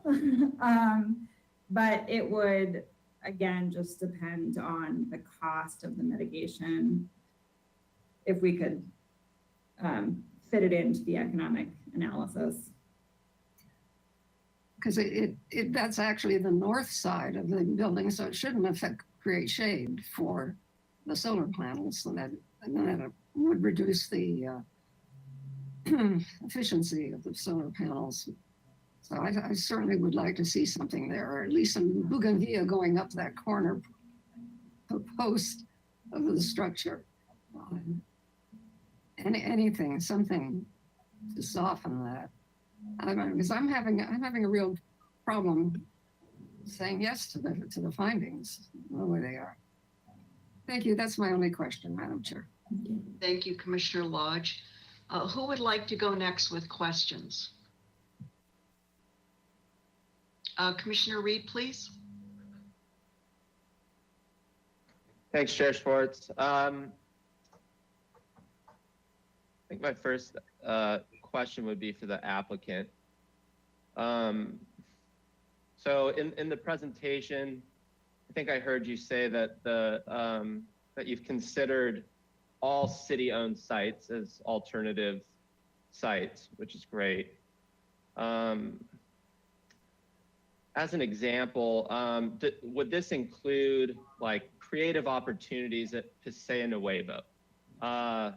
Or beyond that, just have you looked at agreements with larger private property owners? Thank you, Commissioner Reed. That's a great question. And I would just slightly correct the statement that we've studied all sites, not as alternatives, but as additional developments to this one. We're really hoping to develop any sort of viable location. We do have it in our strategic energy plan to pursue public-private partnerships and get creative with local businesses, and especially in terms of the renewable generation expansion. But I think that will also require that community choice aggregation construct where we can be the off-taker of energy and help people pay for the installation of the systems. Currently, we're looking to produce a lot of energy quickly. And so we're looking to maximize systems and also the cost benefit of those systems. Okay. Let's see. I'm just going to kind of break it down by the category of findings that I struggle a little bit with, which would be architecture, design, and then the sensitivity to the context. And in terms of architecture and design, the landscape screen is very pretty in the image. There's some really good watercolor or artistic renderings. And it would just be my assumption, from my experience, that's probably the best it's ever gonna look. How likely is it that this holds up? And I mean, what would be the plan to ensure that it is what we see there? Because my concern would be that screen becomes an additional negative. Thank you, Commissioner Reed. As Mr.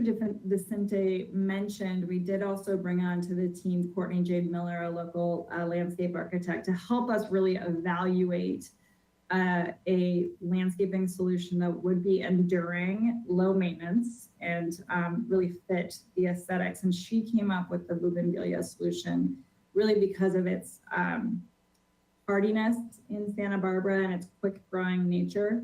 So though I can completely empathize with the concern, what if it died off and we would just have this sort of steel lattice? I don't think even the city would want that aesthetic outcome if you want. And so I think we're sort of inherently motivated to keep it alive. We could develop a plan if that would help the commissions feel more comfortable with it. It has not been developed today, but I don't see any issue with committing to keeping the landscaping solution viable and vibrant. One of, just to follow up on that, but why I'm putting emphasis on this is that from your presentation, and correct me if I'm off here, but the project becomes infeasible if you have to pull that side of the solar array back because it has to be pulled so far back per the structural requirements. So it's cost prohibitive to build up the parapet. It seems to me it's all or nothing. Like it's this option or nothing else. And if this option fails, we're in a tough spot. Thank you, Commissioner Reed. That is absolutely true. We have really, really tried to mitigate the architectural impacts of this system. Again, it's that delicate balance that we're trying to strike between council's sustainability priorities and, of course, the aesthetic priorities of the city. And so there is no way to further reduce this system size and maintain project viability. And so the landscaping screening really is the best way. And I think we have an inherent motivation to keep it vibrant and alive.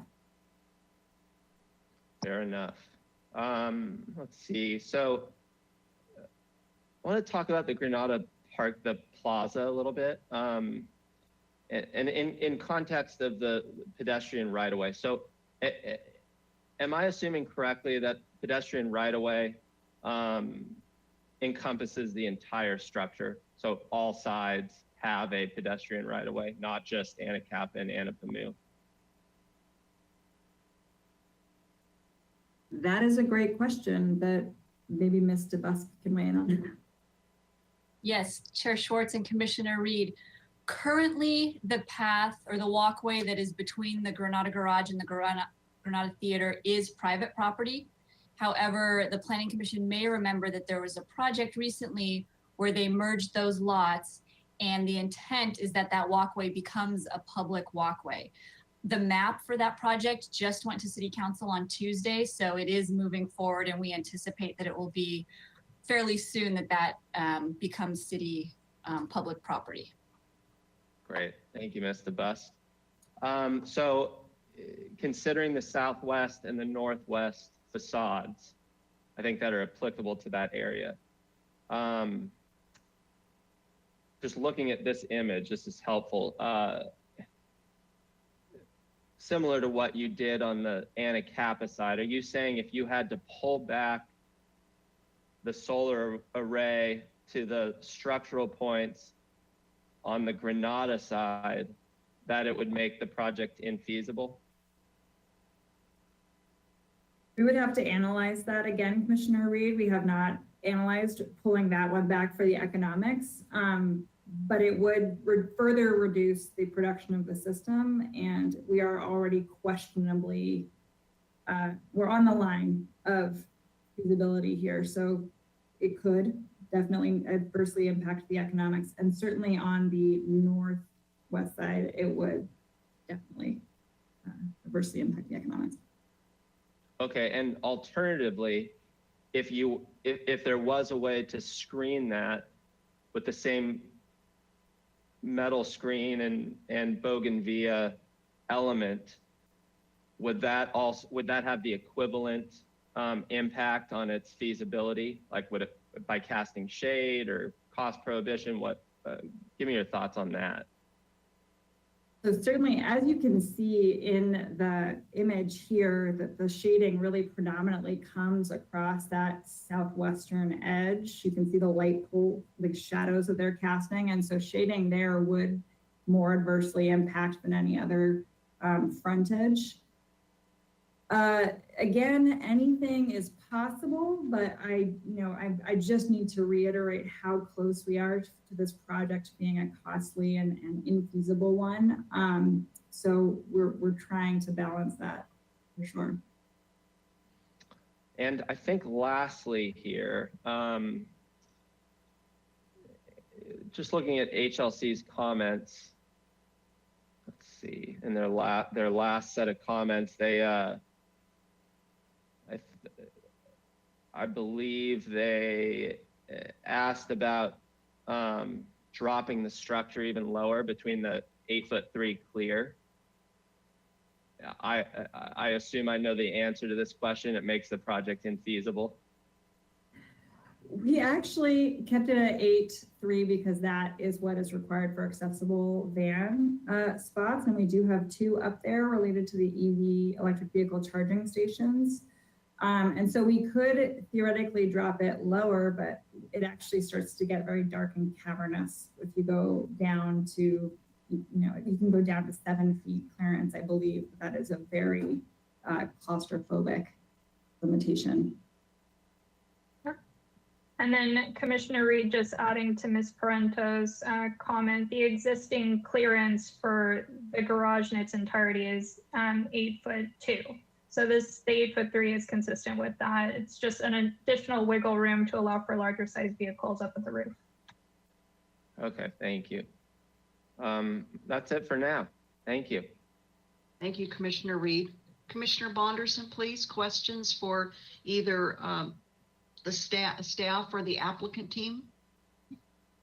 Thank you, Chair Schwartz, and good afternoon to everyone. I'm going to follow up with Commissioner Reed's last question, because I was looking at those kinds of details, the heights and the distances and the really 1 inch separation between what we have proposed here and the minimum 8'2" heights. Those were very interesting to me. One thing I was unable to identify on the documents and on the plans, maybe I missed it. Some of the numbers on the drawings were very small at my end. But I was curious to know, from my understanding, and confirm, let me know if I'm right or wrong. My understanding was that the very top edge of the proposed takes us to 47 feet 3 inches. Is that correct? That's after everything is constructed. That's the maximum height of the proposal. That is correct. What I was unable to find, and I'd love to know, what is the top of the highest platform at this time, like the roof height of this project? What are we building on? Oh, the parking structure itself, like the parking pad? Ms. Plummer? Thank you. So Commissioner Bonderson, I believe it's on the plans. So they have the existing parapet height at 40 feet tall. And then there's a couple towers, one for the elevator tower, which goes up to 62 feet in height. They have another additional sort of tower covered parking element. I think it only holds about 2 spaces, maybe 3 spaces at most. That's at 58 feet tall. And then another south end, which is at 62 feet. But the parapet height is 40 feet. So the solar equipment being built in total looks like it's, I'm trying to do the math here. Is it the equipment itself, from base of the equipment to the highest point, is what? What is the height of that equipment? It's 7 feet 3 inches? It is 8 feet 3 inches. It's the total, yeah. Sorry, I apologize. There'd actually be a height above that. Peter, I don't know if you're still with us, but is it 10 inches from the base of the height clearance to the top of the panels? So the deck of the top deck of the garage is about 35 feet from the ground level, and then the 47 feet. So that's another 12 foot 3 inches approximately that the whole structure is in height. Thank you so much. I would like to make just a friendly recommendation to the team that put together the package. If you could provide that information in writing somewhere, others may be interested in that. I got stuck looking for it for a bit of my my reading period, and I'm still very interested in how that is all put together, simply because I'm not as familiar with these kinds of equipment setups as others may be, and so I was very interested in learning how it's put together. You know, what's the platform look like, what's the actual structure look like, and so on. That being said, from the images you have provided and the kind of photoshopped views that you've created for us, it really helped me to have a better understanding. And as far as the general look of it, it's a solar panel. It looks like a solar panel. I was really curious about how it fit into the structure. So that would be more of something I'd like to see in the future. But I did want to say, I came into today's meeting really interested and curious about how you would all share the views with us and how that discussion would move forward amongst my peers. And I thought it was a very interesting, I suppose, discussion to look at this building from the courthouse point of view. And I think we can all agree, it looks to me that you can pretty much see everything from up there, right? So from what you've shared today, it looks like we can see rooftops and parking lot. So as it would be today without the solar panels, we can see that it's a parking lot. And I think there's a lot of benefit to seeing it this way. If that ends up being a discussion amongst my colleagues and I today, that I guess you see what's up there no matter what's up there.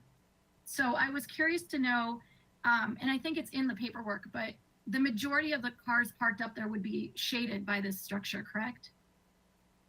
That is correct. Yeah, I see that as a positive.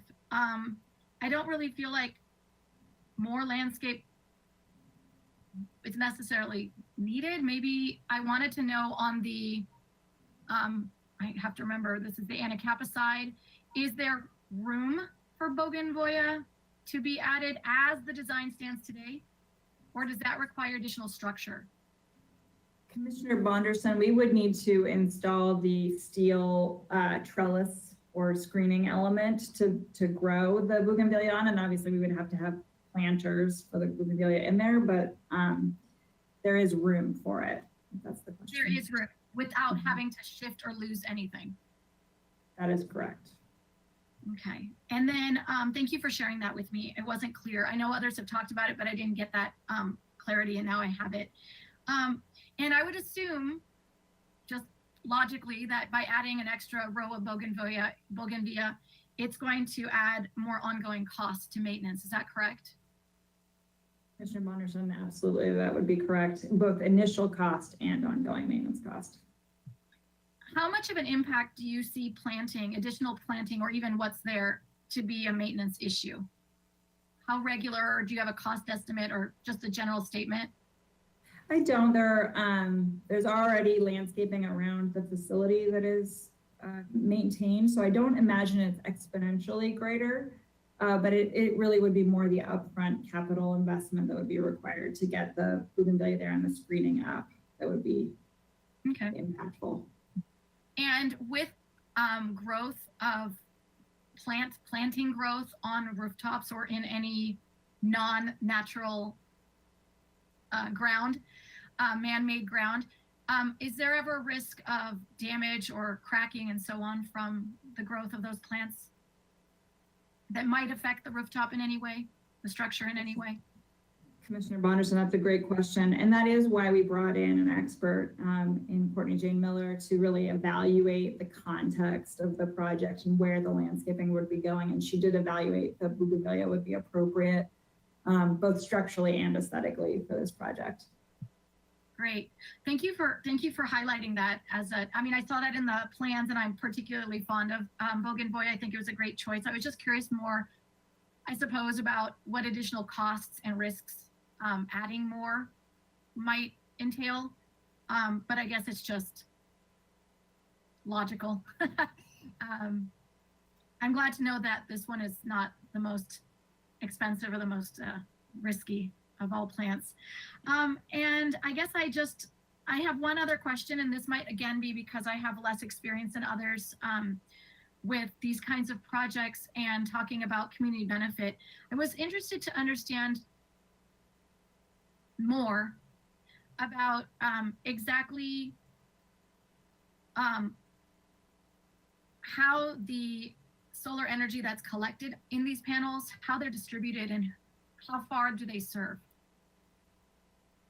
Commissioner Bonderson, that is a really great question, and sort of a multi-phased answer is applicable. So initially, when these are built, because of that net metering agreement, they will the solar that is generated will go back into the grid. So into Southern California Edison's distribution lines, reallocated throughout their transmission area. But really, if you're thinking about an electron from where it's generated to where it's delivered, it's usually in the vicinity.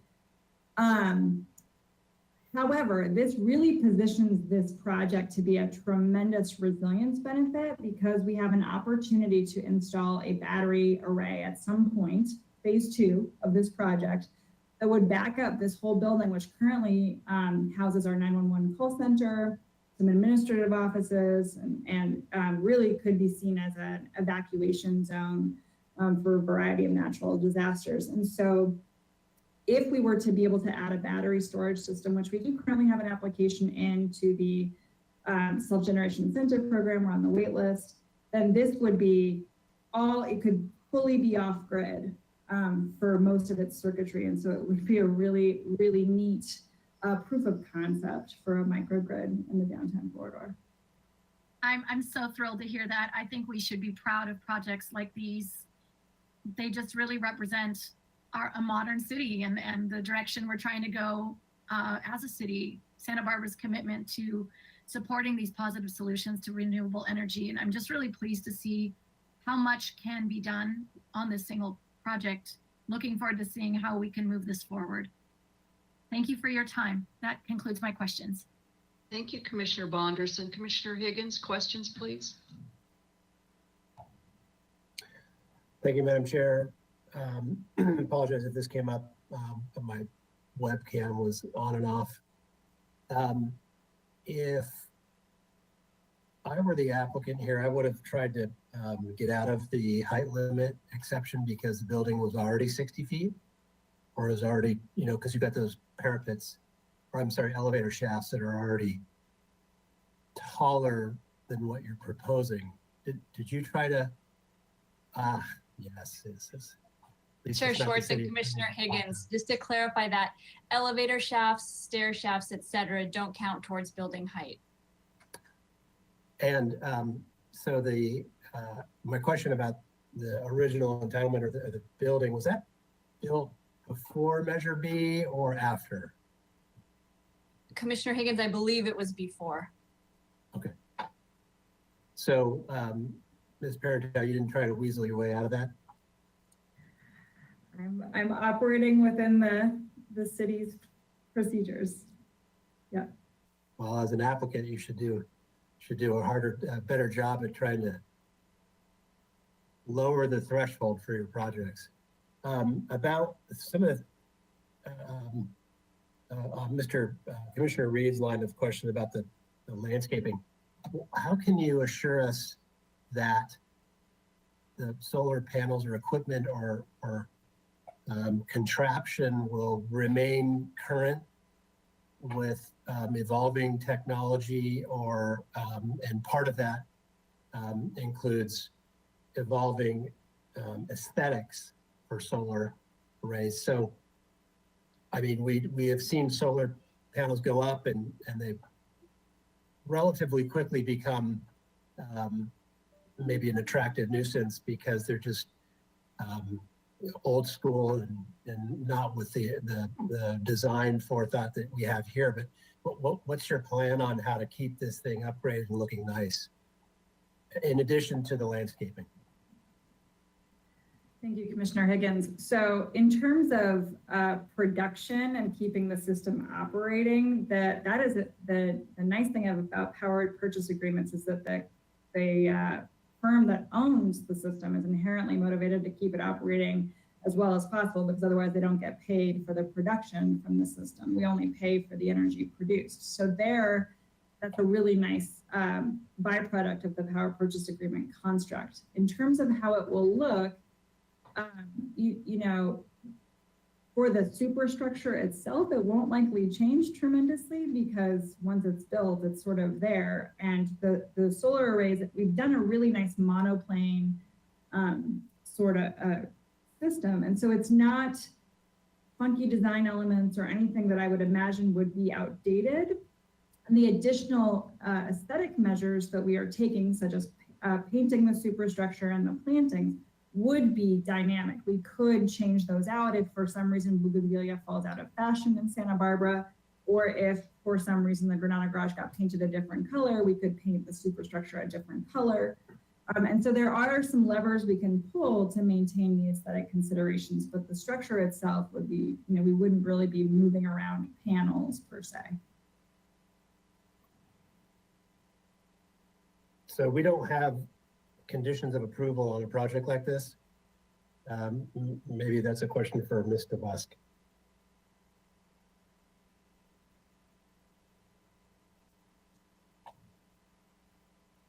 Chair Schwartz and Commissioner Higgins, the Planning Commission at this point is not able to apply conditions of approval for the project because this is a preliminary application. They haven't submitted their formal application yet. However, your minutes could reflect any comments that you have, which could then be forwarded to the Historic Landmarks Commission. Okay, I'm sorry, reorient me on the process here. Ms. DeBusk, if you could come back on. This goes to back to HLC in some form or fashion, and then where? So Commissioner Higgins, after Planning Commission feedback, a formal application will be submitted to the Historic Landmarks Commission.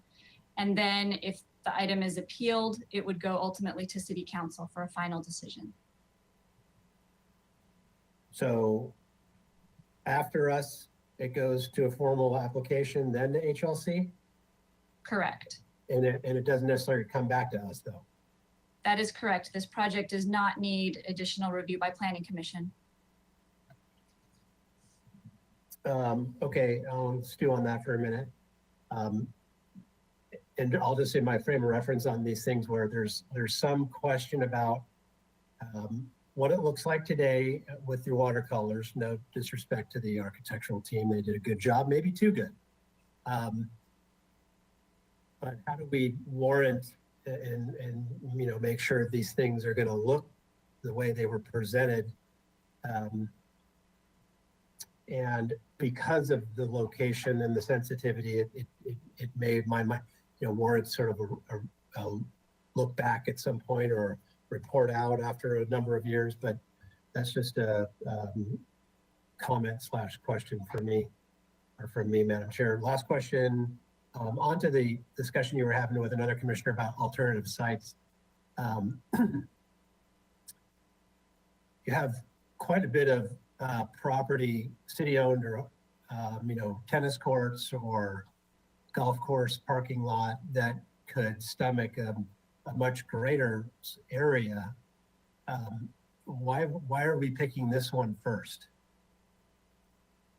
Thank you, Commissioner Higgins. Again, it goes back to where the load is compared to the land. So with the net metering rules, we do need to offset existing load. So at the golf course, for example, there isn't so much load to maximize that parking lot, whereas here we can aggregate those adjacent city structures to make the biggest load possible for the land. The other parking lots in downtown? or not? There are other parking lots downtown. We've looked at all of them and none of them have the same aggregation potential except for the library parking lot, but it's much smaller and much more structurally unfit for this type of system. This is the newest of the parking garages, so it makes it the most ready to accommodate a system of this size. Okay, and off topic a little bit, if you were to go into a surface lot or tennis courts, I mean, is that it? Is that a thing that you would consider? I mean, tennis courts in particular, where normally they're outdoor and there's sun shining on them, but do people that play tennis, or have you talked to Parks and Rec about shading? I mean, is that could be construed as a benefit because now you're playing tennis underneath a roof?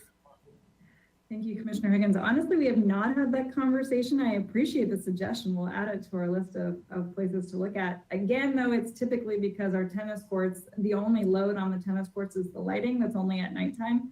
And so it's not a great net metering candidate. And all of our tennis courts are sort of isolated, so there's no city facility around them that we could aggregate with.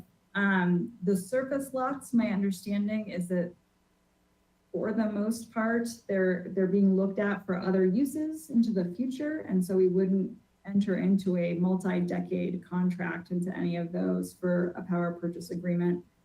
But we are mostly focusing on our rooftops and then smaller lots that aren't anticipated to have to be built out. Okay. Thank you for putting up with my questions. That's it, Madam Chair. Thank you, Commissioner Higgins. I'll go to my questions. And then after my questions are answered, we're going to take a 5-minute break. We try to take a break every 2 hours for our collective health purposes. I think I'd like to start, Ms. Parento, really as a follow-up to Commissioner Higgins, perhaps his last question. In looking at all of the city-owned properties for potential solar installation of some scale, like we have before us today, do you know how the currently proposed project compares in, I don't know what I want to say, square feet and kilowatt? Let me just look at something in our package. Potential kilowatt production with the Paseo Nuevo parking structure and the roof there? Commissioner Schwartz, I do not have a number off of the top of my head. And because the city does not operate that parking lot, that was not one of the sites that we evaluated. So Right. we'd have to go back and do that at additional time. Okay, yeah, I know there's, as you know, we had 3 hearings on the Paseo Nuevo property, and well, we're the property owners, just we have leaseholds over there. I just was wondering if that had even been evaluated. And it sounded to me, but if you could please confirm that outside of our El Pueblo Viejo district, there were no other city-owned properties with structures that were even closely comparable to what the yield that you think we can get on the Granada Garage rooftop. Is that correct? Chair Schwartz, that is correct. We do have a few properties where we have land, certainly our reservoir properties, but there's just no load there to offset the generation. Okay. That's really, really too bad because we have these other complexities as you're now experiencing in El Pueblo Viejo with this sort of thing. Let's see, in no particular order, if you would just hang tight with me, Ms. Parento, I want to ask Ms. DeBusk a question. Also, as a follow-up to something that Commissioner Higgins asked, since we don't have conditions of approval per se, if our commission were to move this project forward in some fashion, is there a finding or some finding language that's not in our packet that we could require supplemental pertaining to landscaping maintenance? I don't know if we're going to go there. I'm just putting it out there to see what your thoughts are, Ms. DeBusk. Yes, Chair Schwartz, because if that item were to be directly related to the Planning Commission's ability to make a finding, then it would be absolutely appropriate to include language within the finding about maintenance of that landscaping. Okay. And if we were to go in that direction, would you suggest architecture and design or sensitivity to context? Which category would you think is more applicable, again, if a majority of commissioners wanted to do that? Chair Schwartz, I think it could go in either or both, really. Okay. It depends on the purpose behind the landscaping. Okay, and then just to continue on specific to this thought of conditioning the landscape maintenance in perpetuity, what, and I don't know if we need Miss Ostringer to come on, what type of enforceability is there with that coming from the Planning Commission? Because that's also a resource, both a human and financial budget resource allocation commitment, I would imagine. Ms. Ostringer, do you have any thoughts for me on that? Yes, Chair Schwartz and commissioners, I don't see how it would be enforceable in that it's really not a condition of approval, because this isn't something approval. I certainly agree with Ms. DeBusk. If you're making the findings and the landscaping is important, I would certainly call out that landscaping in the findings, and particularly so that the HLC can include that into the project design approval if that's something that they would agree with, that you're making your findings because of XYZ with regards to landscaping.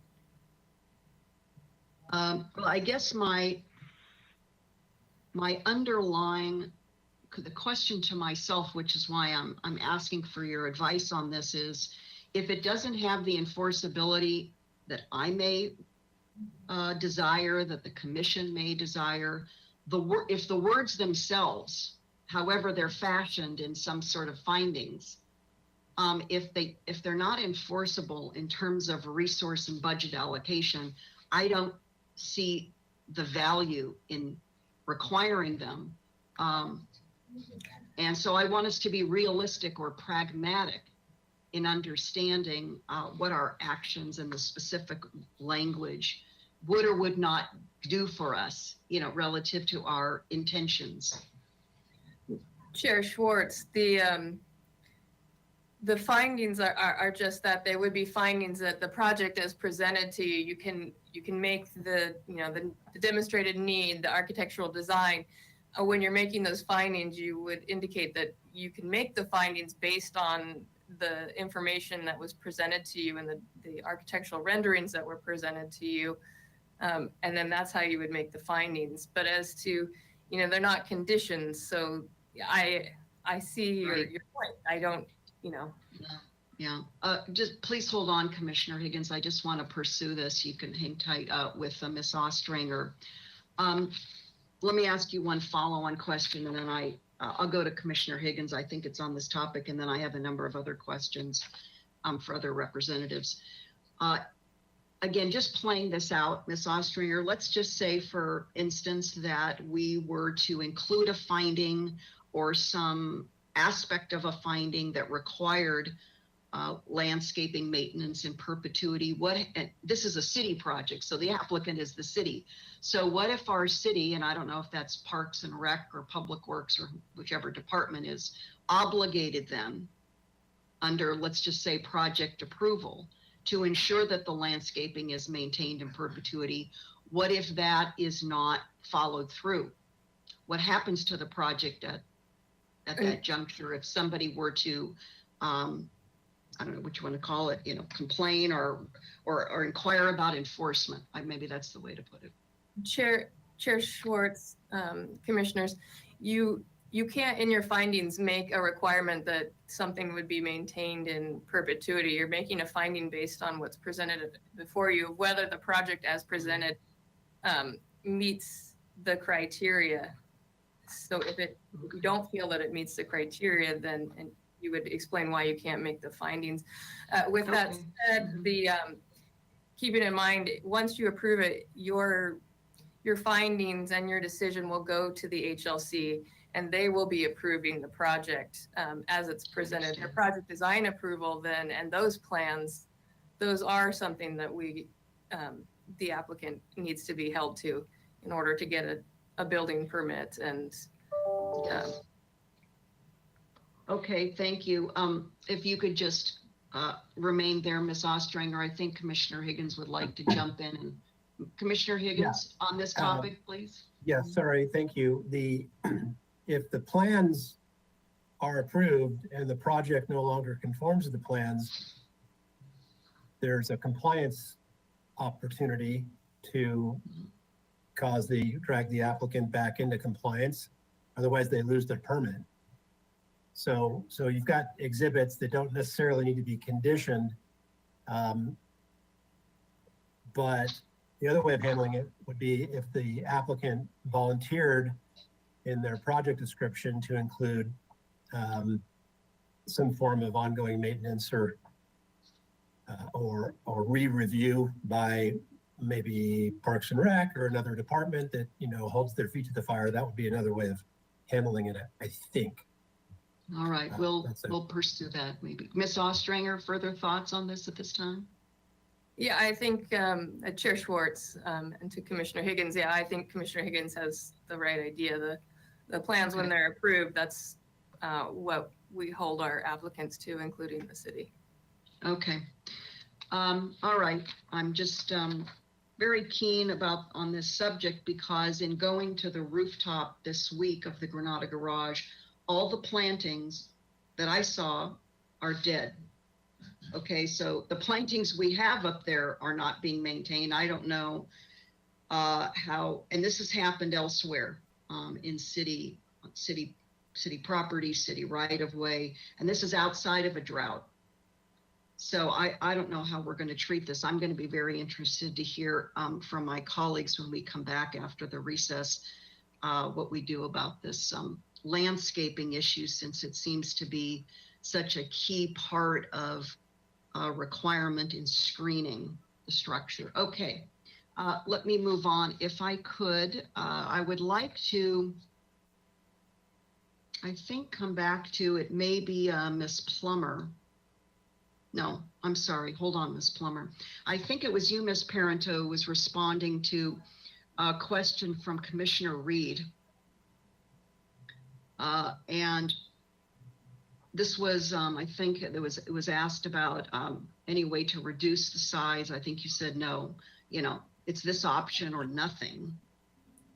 Is that correct? We have to did I just hear that correctly? I just want to see if we need to move on from that specific aspect of the project. Chair Schwartz, I think in terms of system size, that is correct. Okay, thank you.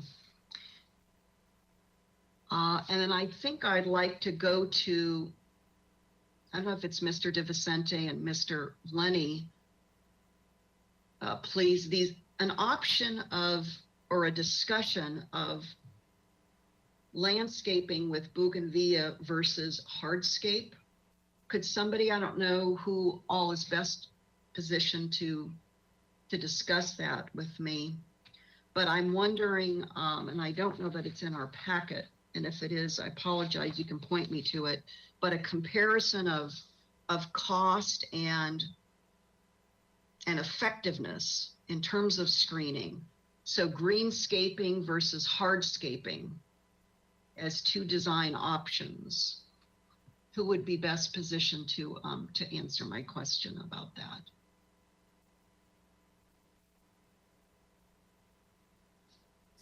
Mr. Lenny?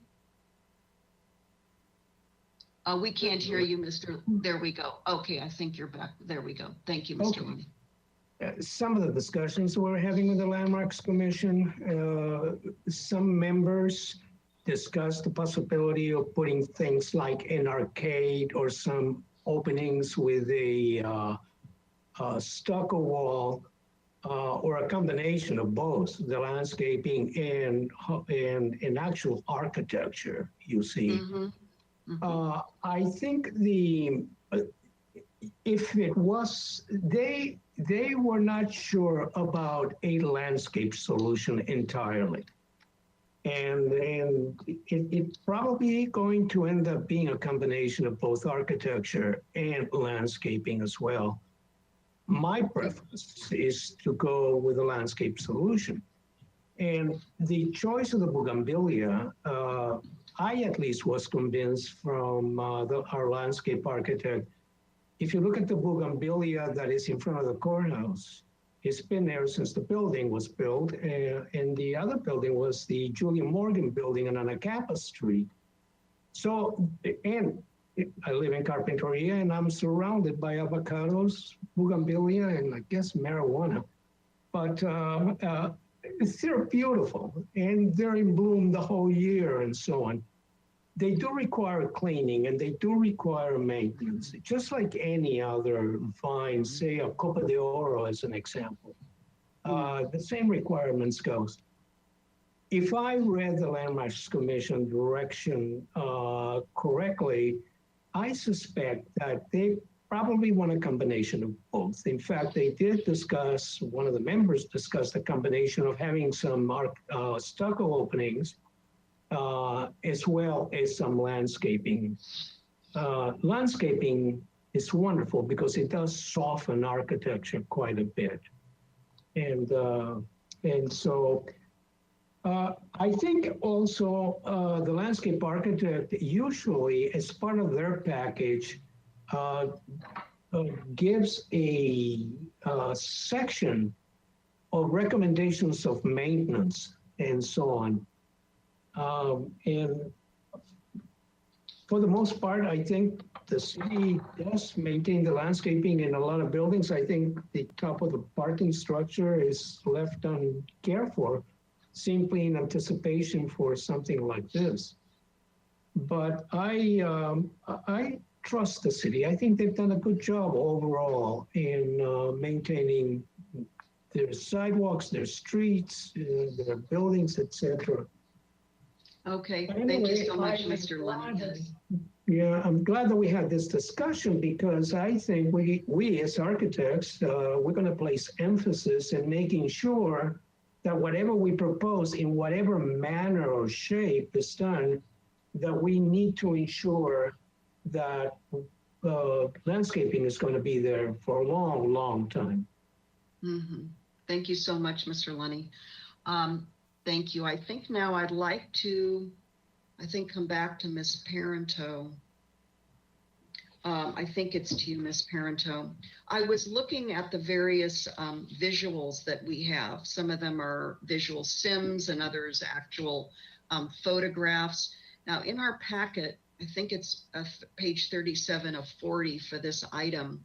I'm looking at the various views, and I believe it's from the courthouse. Yes, view from the courthouse clock tower.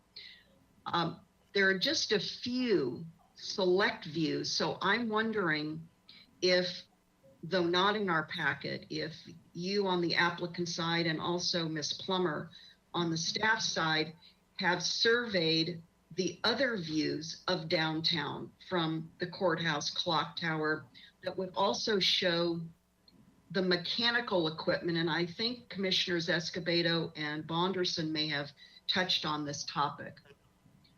Has that been looked at? So by comparison, what would this project's view look like in contrast with, or similarly to, other views from the courthouse tower of the various downtown rooftops that have different types of technologies, equipment on them? Thank you, Chair Schwartz. That is an excellent question. We did not present other views to demonstrate that there were other questionable, sorry, someone's knocking on my window, questionable elements throughout the viewpoint. But you will, right immediately to the left of this image, there is another parking structure really close to the clock tower, and it, so it shows cars that are parked up there. There's all of the library HVAC infrastructure. And so you're absolutely right that this is not sort of the only modern element in the landscape, but we should bring that back when we come back to HLC. Okay, thank you. Just to save me having to put this on a list for comment, if you would please note that, I would strongly suggest that you have a more sweeping kind of radius of views of downtown, since we're talking about a Pueblo Viejo and rooftop and structures on rooftops and the policy considerations. Okay. Let me see if I have any other questions for you at this time. You just bear with me for a moment. I think I want to ask Ms. Plummer about some language in the sensitivity to context section on page 5 of the staff report. So, Mr. Lenny, you can go ahead and close your webcam if you would, please. Thank you so much. And Ms. Plummer, this language, I think it's italicized there, right next to sensitivity of context. The project design will complement the setting and the character. And then it goes on from there. It seems like we're in a difficult position because could you please clarify perhaps what needs to complement? We have both a structure and we have solar and we have different regulatory and legal considerations in terms of bringing the two together, kind of the old and the new, and with various policies to balance. Could you tell me more about how to define or interpret the word complement in terms of making a finding? Thank you, Chair Schwartz. I do think that's a really good question. And that is, again, why we left it a little bit open to Planning Commission's consideration to see if it substantially conforms to that finding. The existing garage, which was constructed under Henry Lenny's design, was reviewed by the Historic Landmarks Commission, and from the public right-of-way, they found that it meets the project compatibility criteria, which also includes information related to sensitivity to context and sensitivity to adjacent historic resources and overall neighborhood compatibility.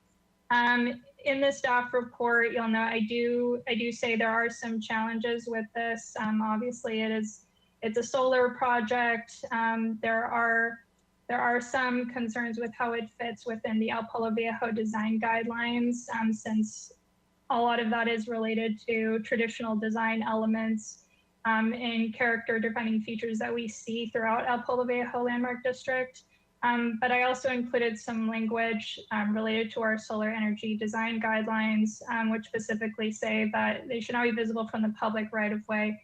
And in particular, that in reviewing this project, I do think it's key that we're looking at views from the public right of way and how the applicant has addressed comments that were brought up by the HLC to really screen it so that it is sensitive to the neighborhood context and sensitive to adjacent historic resources, which they have done, I believe. But it is up to the Planning Commission to consider if they have done that to the extent that that you could make the finding for sensitivity to context. So if that answers your question. Okay, thank you very much. Not only the word complement, but as my colleagues know, especially Commissioner Lodge and I have served together over these many years, the word compatible and compatibility to me is one of the most vexing terms we have in so many policy guidance documents that I think really warrant much closer scrutiny, careful discussion, and much greater definition in order to help our decision-making bodies interpret and balance, which is, I think, going to continue to be key. And I heard Mr. Lenny say that Santa Barbara's at a crossroads. I couldn't agree with him more. We've had many crossroads over our long and storied history as a city. But certainly this is yet another where we're bringing the old and the new together. So I think those are my questions for now. Before we go to a break, any other commissioners want to come back on? Do you have any follow-up questions? Because once we return from our recess, I'd really like to get into our deliberations. Commissioner Reed, please. Further questions? Yeah. Thanks, Chair Schwartz. Yeah, I'm just not.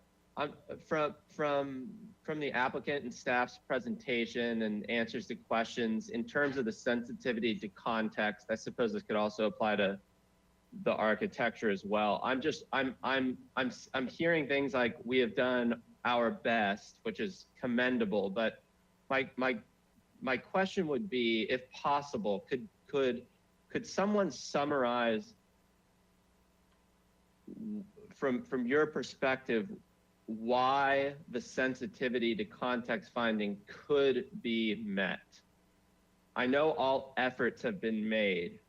I don't know if this is an appropriate question to ask, but I'd love to hear the answer. Just highlight it for me. It would be very helpful. It's what I'm struggling the most with. Thank you, Commissioner Reed. I'll first defer to Ms. Parento regarding how they feel they have addressed the findings, and then I can add some additional comments at the end.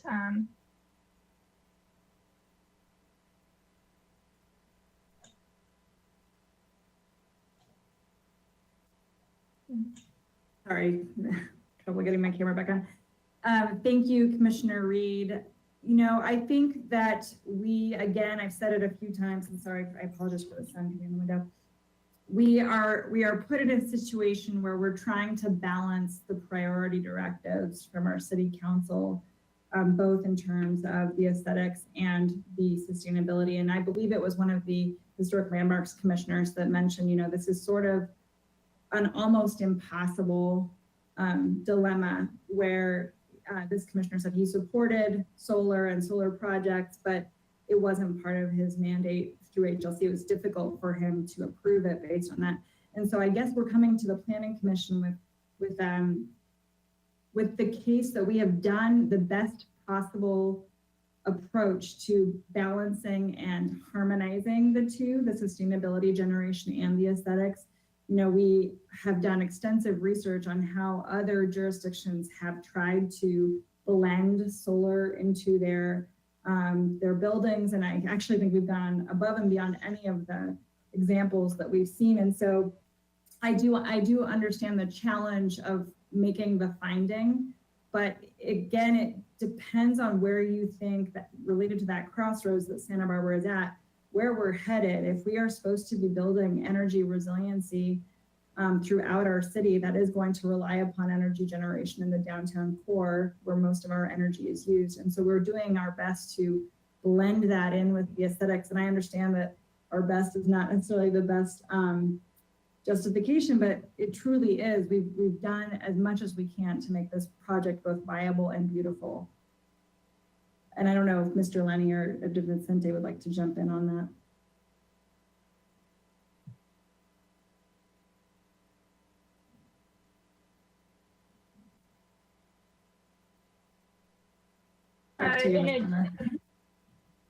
In addition to that, and then I'll turn it over to Mr. DeVincente. Did you want to speak first, or did you want me to make a comment? No, go ahead, Pilar, and I might follow up with something. Okay, thank you.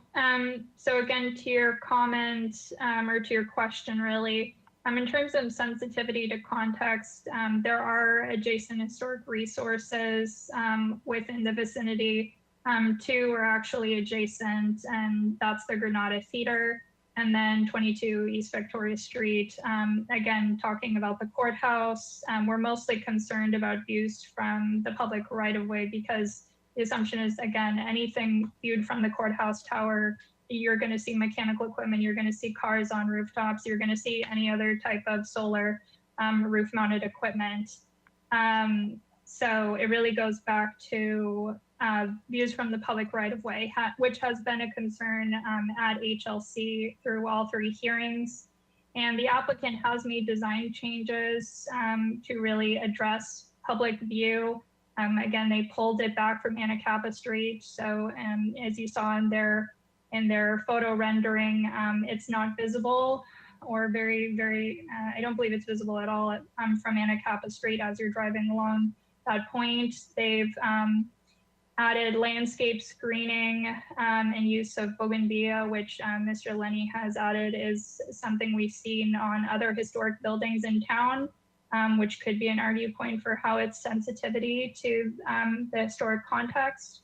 And then it is still visible from the, as Mr. Buss mentioned, from that area, which is going to become public, a public Paseo Alley area. So it is up to the Planning Commission to consider if they can make the finding for sensitivity to context, but I do think that there is a way forward, but again, it's up to the discretion of the commission. Thank you, Ms. Plummer. Ms. Plummer, could we just show, and I think Commissioner Reed, if this is the view, the other public right-of-way or to become public right-of-way that we're discussing here, I think, is this the view from Granada Parking Plaza? Looking at the southwest facade, is that what we're talking about? Either to you or Mr. Busk? That's in our packet. Yeah, thank you, Chair Schwartz. It's the one when you'll see the mural at the back end of the, thank you. Yeah, that's the one. Here we are. Yeah, let's enlarge that. And the newer planning commissioners were not at a site visit for a project some years ago that those of us who were serving then. So we understand the future evolution of this space, both private and publicly owned space. So this is the view. I don't know, back to you, Commissioner Reed, if you had any further thoughts, but Ms. Plummer, I think you were just referencing this public view here.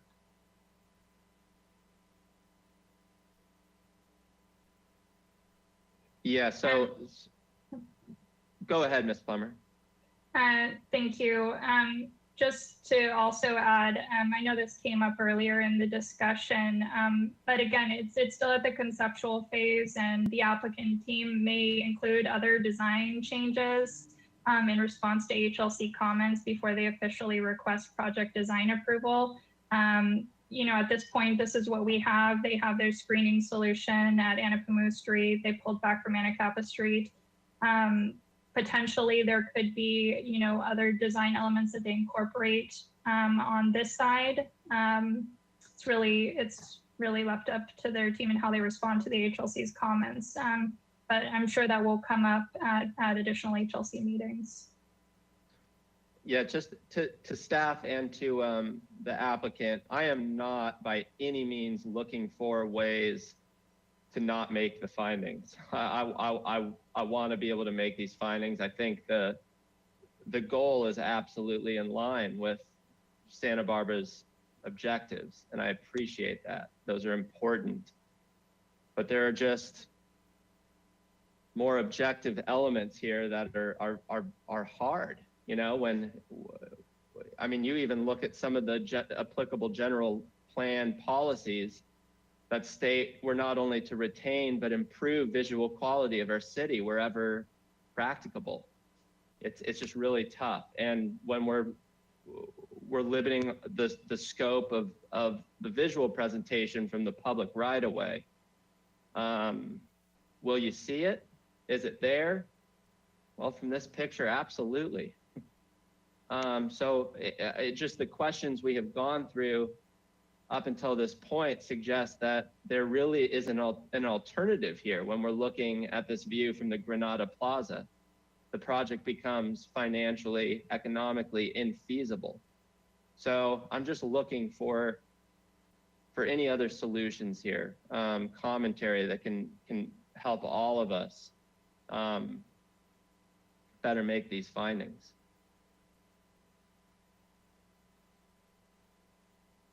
I see that Mr. Divis, Mr. DiVicente. Yeah, let me give it my best shot here. We're here before you today without positive comments from the Landmarks Commission. So why did we come to you? Because we're all collectively, even the Landmarks Commission, struggling to how to get there. There's tremendous support for the project. I think those of you that looked at the minutes and watched the videos, you'll see that. But there's also the conflict of, the role of the commission and a project such as this. But on the other side, on the general plan policies, there are also policies which talk about sustainable elements and providing flexibility to discretionary standards to facilitate those. So where we are trying to, enhance the visual nature of our community, there's also opportunities or within the general plan policy to also accommodate some flexibility for these newer technologies, especially as it relates to sustainability. So we're with you. We don't want anything at the end of this to not look good, especially with Henry attached to it, and him being the architect of the building. It was important that he was part of the team. So we're all struggling with it. Our commitment has been to the Landmark Commission and to this Planning Commission. The design's not done. If we can push and pull, continue to work with the Landmark Commission to push and pull, perhaps add some solar panels on the Anacapa side and find a way to keep those visually from not being visible, and then that allows us to pull back on some of the other portions. I think there's still some work to be done there with the Historic Landmarks Commission. Certainly they're going to need that before they can get to project design approval. So you certainly have that commitment to us. We're going to be balancing it with Aurelia and the vendor, the solar providers, the cost implications of it. But you certainly have the commitment from the entire team to keep interrogating that. So it was important that we can't go anywhere though without the height. That's why we're here. And the solutions that even the commission, as I mentioned in my presentation, the solutions they're talking about is going to require the height exemption, and that's why we're here. So we think we've made a great argument for that, and I think we all recognize the challenge of fitting this into the broader community goals and some of the language that's in there, but I do believe there's a path forward. Thank you, Mr. DeVicente. Commissioner Reed, you have additional thoughts and questions, please? Yeah, that just brought something to mind, Chair Schwartz. So if the commission can't make the findings today, and would this go back to HLC where they could present additional solutions that we're not reviewing today that could potentially allow us to make the findings in the future? I don't know who that's directed to, but maybe Ms. Plummer. Ms. Plummer. Thank you, Commissioner Reed. Yes, so the project is here before you today to get the height exception. If the Planning Commission were not able to make the height exception findings, then they're looking at the 45-foot limit, which is allowed for the zone, which would make, obviously they wouldn't be able to do this project. So it could go back to the HLC for additional design review consideration and see if there's a path forward. And if it could come back to the Planning Commission at a future time, that is an option. As Aurelia or Ms. Parento mentioned earlier, this is under some time constraints as well. So I would give some credence to that. I don't know, Ms. Parento, if you want to add additional information regarding the timeline. Thank you, Ms. Plummer. Sorry, I'm incredibly backlit here. That's exactly what I was going to pop on and say, is that we are in a little bit of a time crunch due to that federal tax incentive that will be dropping down in percentage at the end of this year. So we do want to show, if possible, some forward progress and some pathway forward prior to entering into 2021. Thank you. Is that it on the questions, Commissioner Reed, the follow-on? Yes, okay. Commissioner Bonderson, follow-on questions, please, and let us know who you'd like to direct the questions to. Thank you very much, Chair Schwartz. I think I would like to direct this question to Mr. Lenny or the design team in general, whoever that might be, but perhaps Mr. DeVicente, I'm not sure, but it's more of a design question, so Mr. Lenny would maybe be the best person. Is he still with us? depends on the question, I guess. You are. Hello, Mr. Lenny. Nice to see you. I was interested in knowing if, from a design perspective, have you or your team given any thought or perhaps explored raising the wall height at the parking level on Anacapa, well, actually all the way around, in ways that might screen what we see from the ground level, from the Granada Plaza area that we have that image we were just looking at, looking up.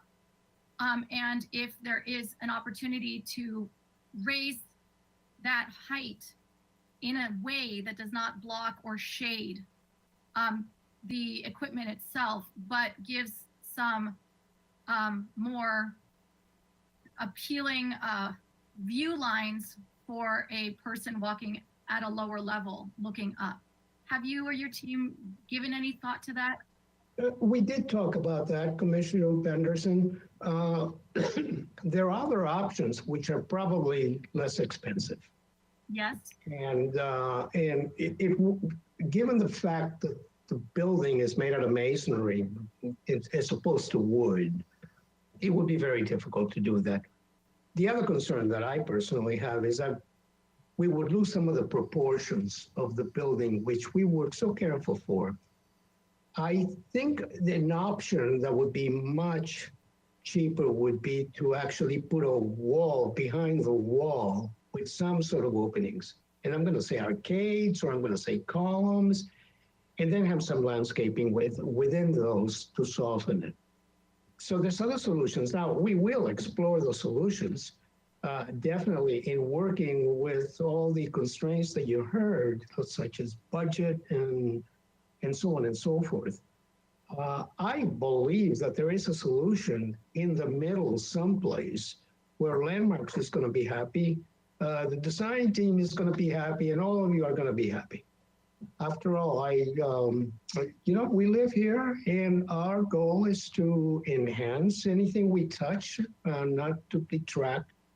And so I think that will continue to be our goal from now forward. And we hope that this will be an exemplary building in the future, rather than just an add-on to the top. Right. And that was exactly why I asked you as the architect that question. How can we keep the integrity of your original design and still accomplish this very important renewable energy project? I'm hoping that we can find ways to do that here today and into the future without taking this project away. And I guess my question, which I would like to ask again, just to be clear, until now, before this proposal here, had you given any thought to this or any other exploration, or did I understand that you would like to in the future? Well, no, the design team initially, we went back and forth. We explored this. We took away panels. We relocated panels. We lowered some panels and raised some other ones. And there was always an issue. One of the issues is if we were to raise some panels and lower some other ones, there was the issue of the efficiency, because it would cast some shadows at some point in time. We did brainstorm quite a bit. And remember, this is all still conceptual. This is still in the preliminary idea shape for this building. Again, your input is really important, and I think Commissioner Lodge brought up some concerns that she had, which we will definitely take under consideration. And all of you raised some issues and concerns. But this is a project in which, like any other ones, it requires flexibility. And we're still collectively designing this project to the point that ultimately it's going to work out for everyone, I hope. Thank you. I would just like to conclude my series of thoughts here by saying that I would really like to find ways to support this project. It may or may not happen in conclusion today, but if it is going back to the drawing board, the message I would like to leave with you is that I hope that we don't have to give up panels, that we don't have to reduce the amount of renewable energy that can be brought in through this project, and that if you are requesting the community benefit exception here for the height limit that may take you up to 60 feet, there sounds like there may be some flexibility in some other forms of design that you might be able to contribute to the solution. I'm not particularly stuck on screening with plants. I think if we have some plants in it, that would be less than screening an entire wall. It saves us water. It reduces maintenance. I think that we really need to look at some of the long-term expectations of sustainability for this. And if it is going back to the drawing board, I really look forward to some of the ideas and solutions you'll come up with from an architectural point of view, from an aesthetic, beautiful point of view. Commissioner Bonderson, if I could ask you, Yes. you're starting to identify some very important considerations. Could you please hold tight on those excellent considerations? I want to see if Commissioner Lodge has questions, because then I'm going to make an announcement and we're going to go to a break. Thank You got it. Thank you. Thank you so much. Commissioner Lodge, follow-on questions? Yes, Mr. Lenny probably can answer this. The structure that holds the solar panels is to be painted the same color as the building. Is that correct? Well, Commissioner Lodge, we'll see. I mean, as you know, dark colors recede, they go back. Light colors come towards you. Now, if it turns out that within the interior of the structure, if it becomes too dark, then of course the idea would be to try to lighten it a little bit, but with some compatible color that is to the adjacent color of the building, and maybe a little darker, I suspect, you see. So the interior design of this structure is almost as equally important as the exterior, because human beings are going to be habitating within that space. And how does an outdoor or an exterior landscape solution enhances the interior as well as the sun is coming in? Those are things that really do need to be considered, rather than just leaving a rust color steels, beams and columns. That's part of the process that we have to contend with, I think, when we get right to it, definitely. Okay, thank you. Thank you, Commissioner Lodge, and thank you, Mr. Lenny. You can go ahead and turn your webcams off. We're going to take a break now, but I'm going to make an announcement. I have been in communication with staff about the remainder of our hearing today, and we're not going to shortcut any conversation, any consideration about this very important item that's before us, the 1221 Anacapa Street Garage. However, we did have another second item scheduled, and I want to make a comment about that. When we return from break, which will be at 4 o'clock, I'm just going to round up to 4. On our second item, objective design standards, we do not have time to get through that entire item today. So I and staff have agreed that we're going to allow for the staff report or presentation on objective design standards. We're going to go to public comment on that item. And then I'm going to ask my colleagues to join me in a vote to continue the item. And staff has already identified that January 7th will be the continuation date. So we're not going to ask questions or even begin deliberation. And this is just going to have to be the best way to handle that today.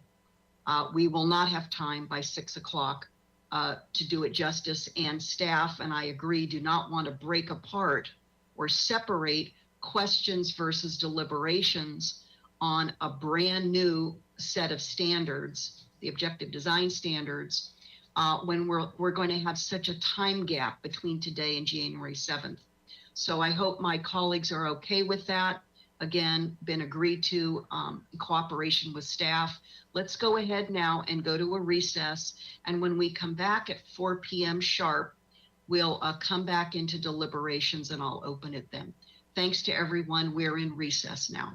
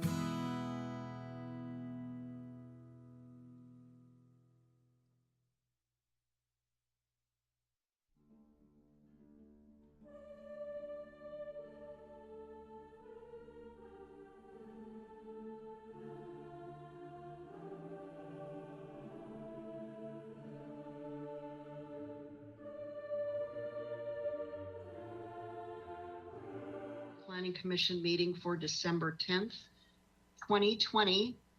And as the commissioners come back online with their webcams on, again, just to reiterate for the public how we are going to proceed with the remainder of our time today, we're going to move through deliberations and some sort of conclusion on this item, which is 1221 Anacapa Street, Granada Garage Solar Array at the garage.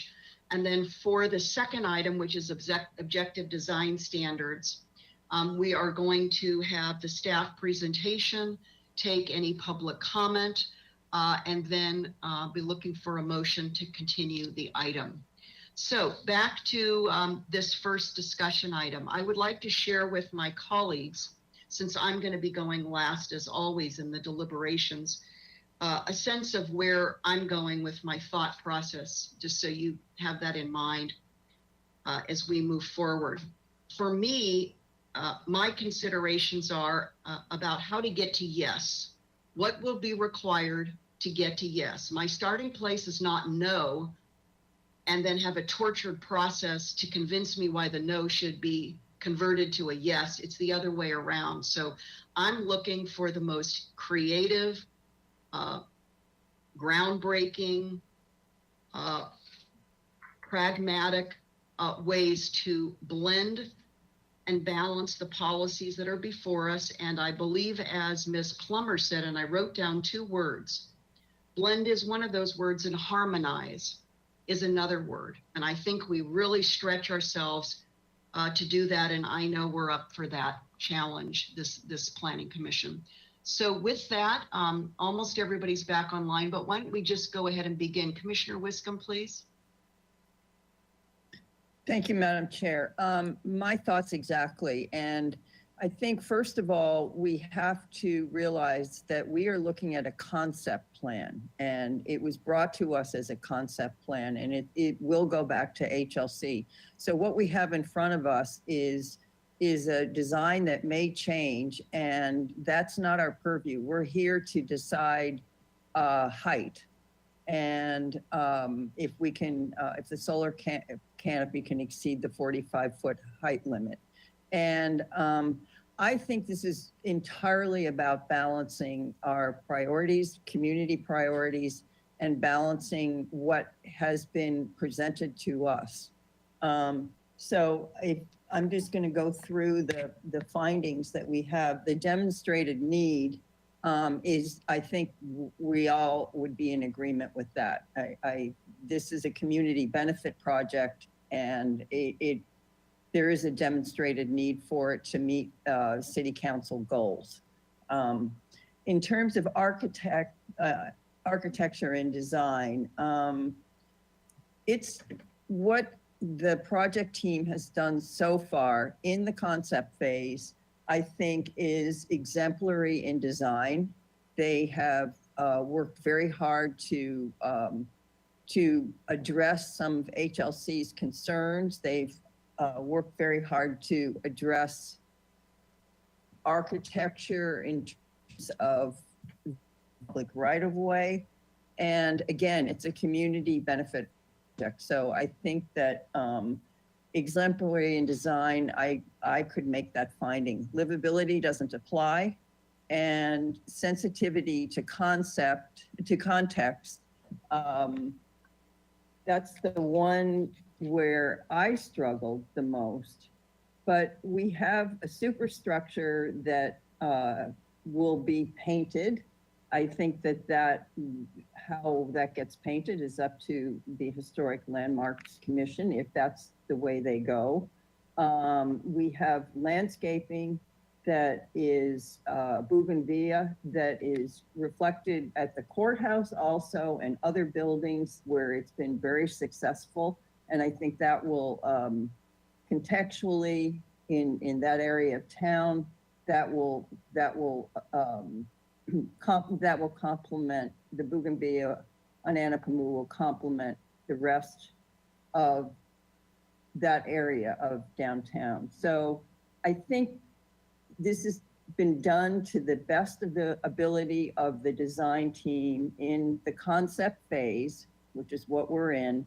And although I struggle to make the findings, my biggest struggle is maintenance of planting element. And I would like Ms. Ostranger to comment further, because if we make the finding for sensitivity to context and it ends up being planting, I think we should have an enforceable or condition that we can make that finding based on the fact that there is an enforceable maintenance agreement in place. What's up on the roof of the Granada Garage right now is a lot of dead plants, a lot of dead trees, and that needs to be addressed. So I'd just like Ms. Ostranger to comment on that. I think that's the finding where we struggle the most, and perhaps we can make that finding with an enforceable maintenance agreement. Give that as a condition to HLC if there is planting in the final design. Ms. Ostranger? Chair Schwartz, Vice Chair Wiscombe, I don't know how in these findings we could incorporate a mandatory maintenance agreement, because even HLC doesn't have that authority to do that. They approve the landscaping, and then it's then that becomes the enforceable aspect of the city, is to then be able to maintain to enforce the landscaping that's approved as to the plans. Particularly as you mentioned, this is a conceptual design, in that HLC has the ability to change that design. We're really just doing height. What I was trying to suggest is that in making these findings, I think it would be helpful for the HLC if you mentioned that you're making these findings based on representations made in the plans, sensitivity to context with regards to, you're looking at something that references a Bougainvillea concept that's similar to the adjacent what's on the adjacent historic structure. The more I think that you can give them and how you're meeting these findings to find that sensitivity to context will help give direction to the HLC on why this height is acceptable as to architecture design and sensitivity to context, which I understand is where you all are struggling with. Okay, so thank you, Ms. Ostranger. So based on that, I think if we all showed strong support for maintenance of any planting material that might be incorporated into the final design, that would be appropriate. But again, in the end, I think this is all about balance.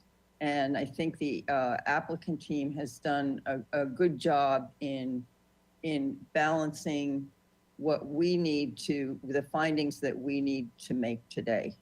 And that's really all I have to say. Thank you, Madam Chair. Thank you, Commissioner Wiscombe. Who would like to go next? Commissioner Bonderson, please.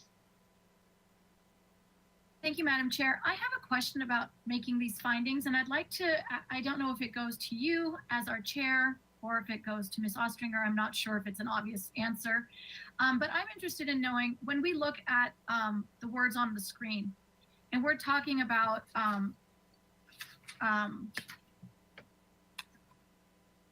the request for an exception to the height limit up to 60 feet in height.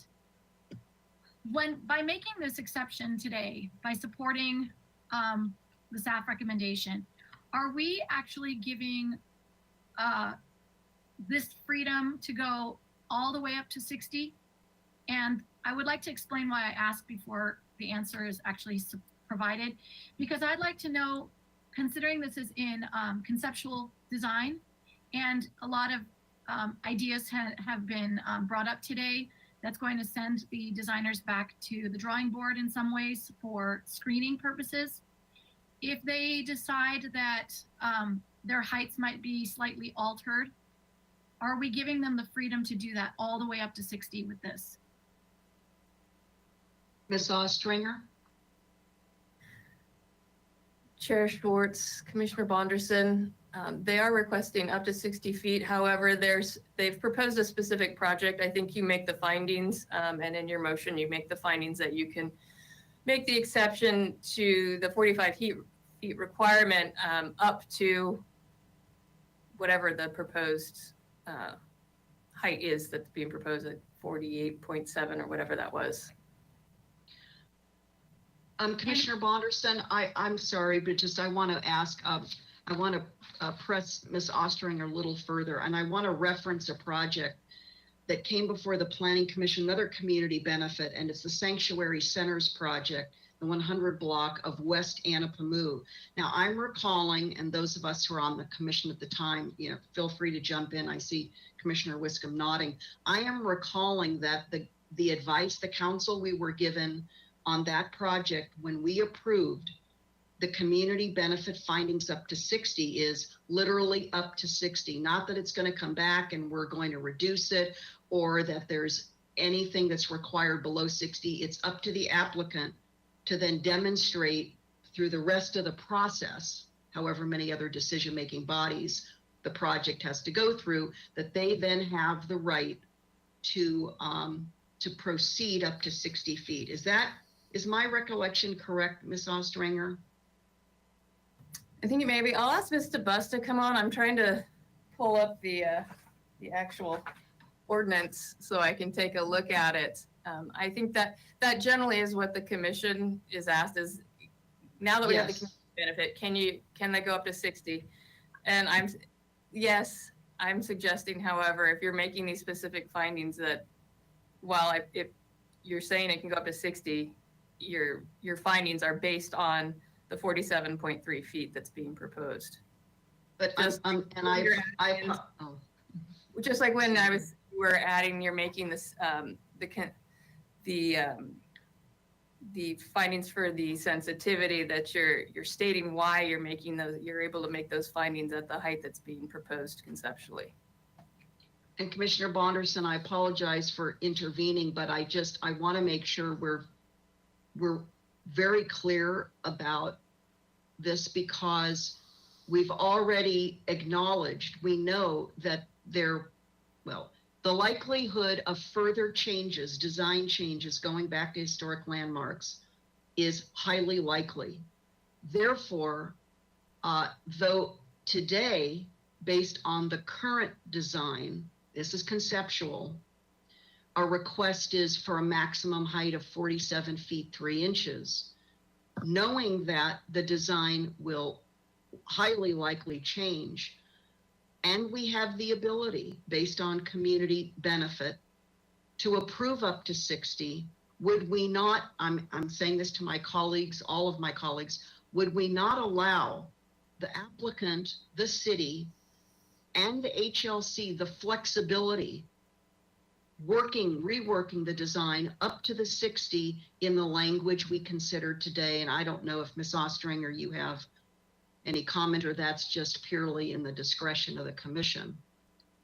But to lock us in, and then I'm going to go back to Commissioner Bonderson, and I apologize, Commissioner Bonderson, I thought this is important enough to talk about. We've had other projects where we've had to make these findings, and projects do evolve. They are revised, and this is concept. Do we want to lock ourselves into the 47.3 that we see on the screen in front of us when we actually have the ability to give the applicant and HLC the tools to go up to the full 60, which is allowed by ordinance? I don't know, Ms. Ostringer, if you have anything further to say before we go back to Commissioner Bonderson. I don't see Ms. Ostringer coming back. Oh, there she is, please. Chair Schwartz, I really didn't have anything to add. I think your point is well taken. I was just pointing out, if you're making the findings specifically based on the 47.3 feet that's before you, then your motions should specifically state that's why you're making those you can make those findings is based on the height that's before you. However, there's nothing to say that, you couldn't just make the findings and then approve it up to 60 feet. Okay, thank you, Ms. Ostringer. Back to you, Commissioner Bonderson. Thanks for your patience. Of course, Madam Chair. You took the words right out of my mouth. You made my life a lot easier. You basically expressed exactly where I was ultimately to remove this very strict 47 feet 3 inches limitation and give the designers and the project team the tools that they need to come back with a different design that would achieve a lot of the comments that we've made here today as a group. I think screening is a very important issue, and if they can come back and present other solutions and explore other varieties of solutions, I think that would be in everyone's best interest. So I'd like to urge that we do loosen that up and give them the exception to the height limit up to 60 feet and see what they do with it.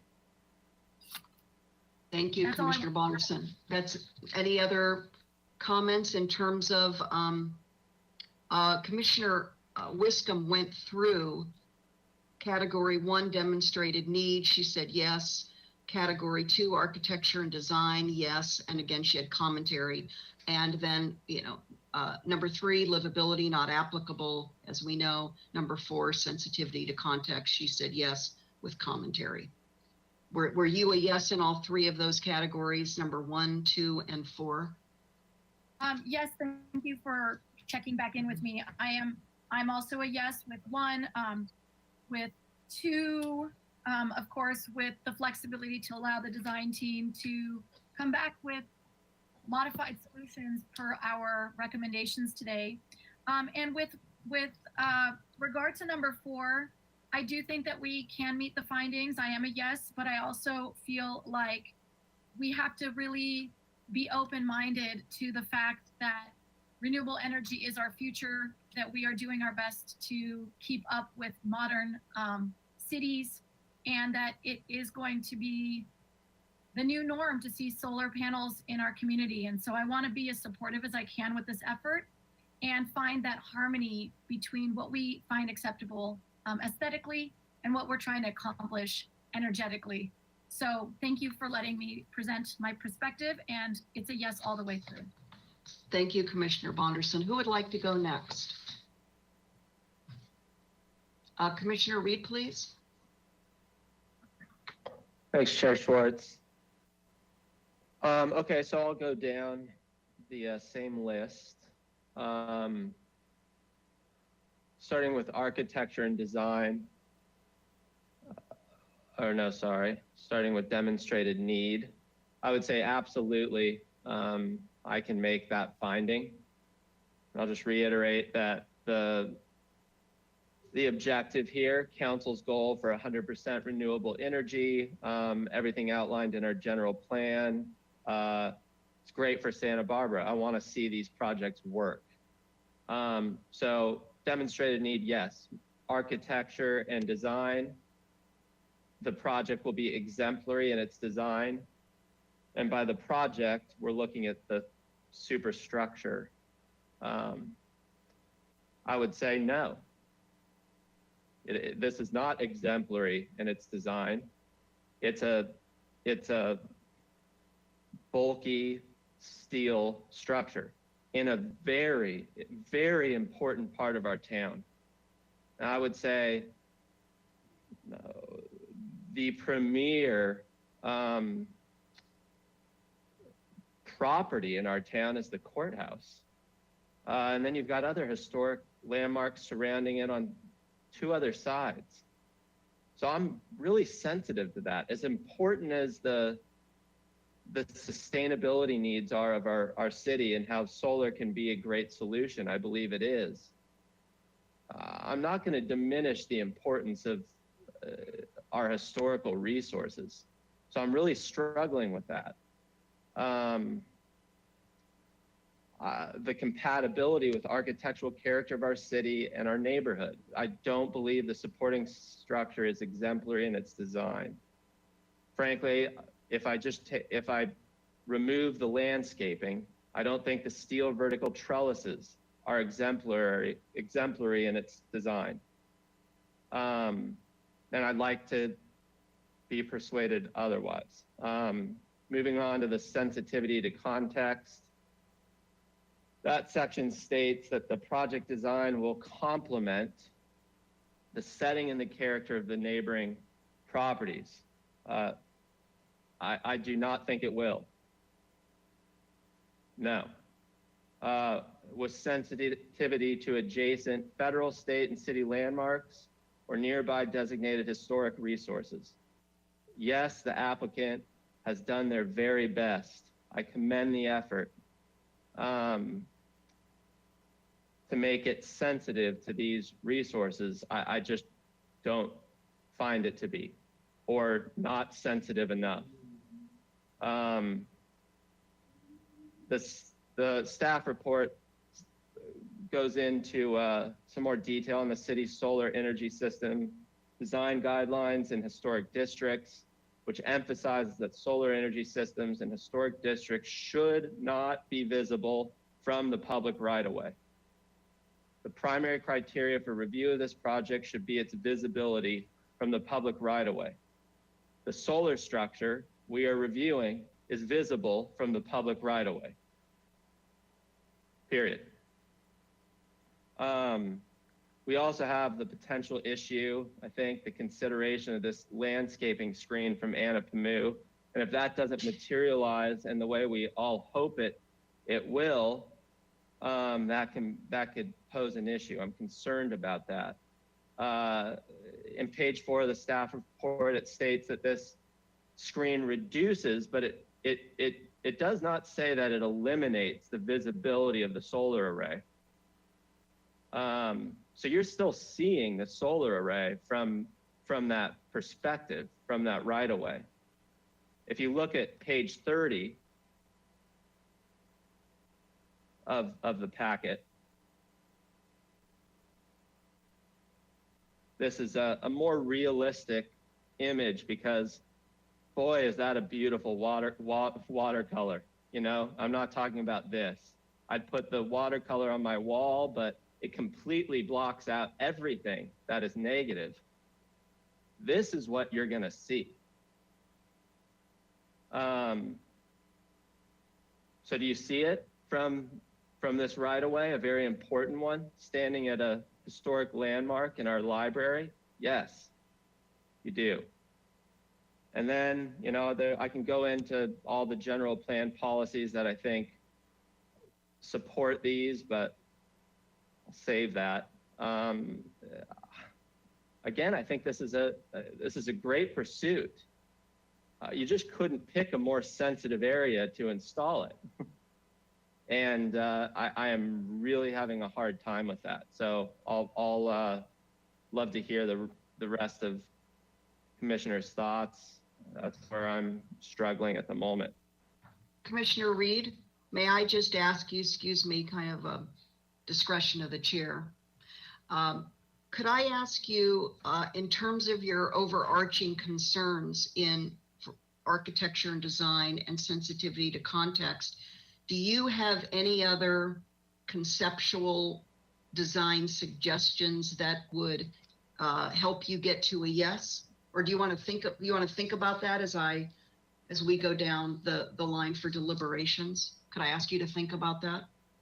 Well, I think a lot of them are, Chair Schwartz, are irrelevant because of what the applicant stated. The parapet, full architectural solutions are not possible. So I'm not going to suggest those. This is what's possible. So this is what I have to consider. And this does not satisfy the findings, in my opinion. So as much as I'd like to consider viable solutions, the applicant just said they aren't.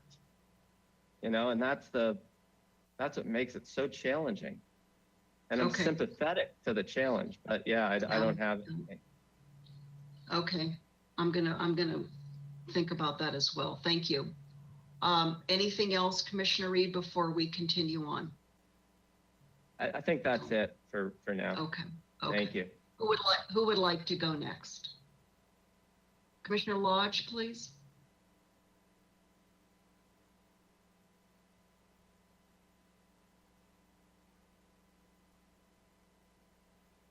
We can't hear you, Commissioner Lodge.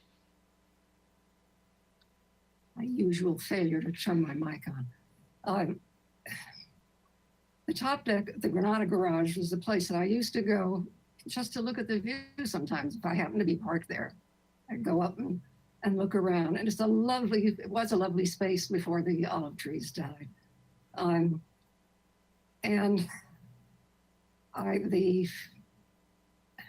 I've also gone through all the guidebooks I could find to Santa Barbara at Chaucer's one day. They all referred to the Mediterranean architecture and the red tile roofs. I think there's another solution here. I did ask staff about it and I kind of got dismissed. But it would mean giving up the parking on that deck.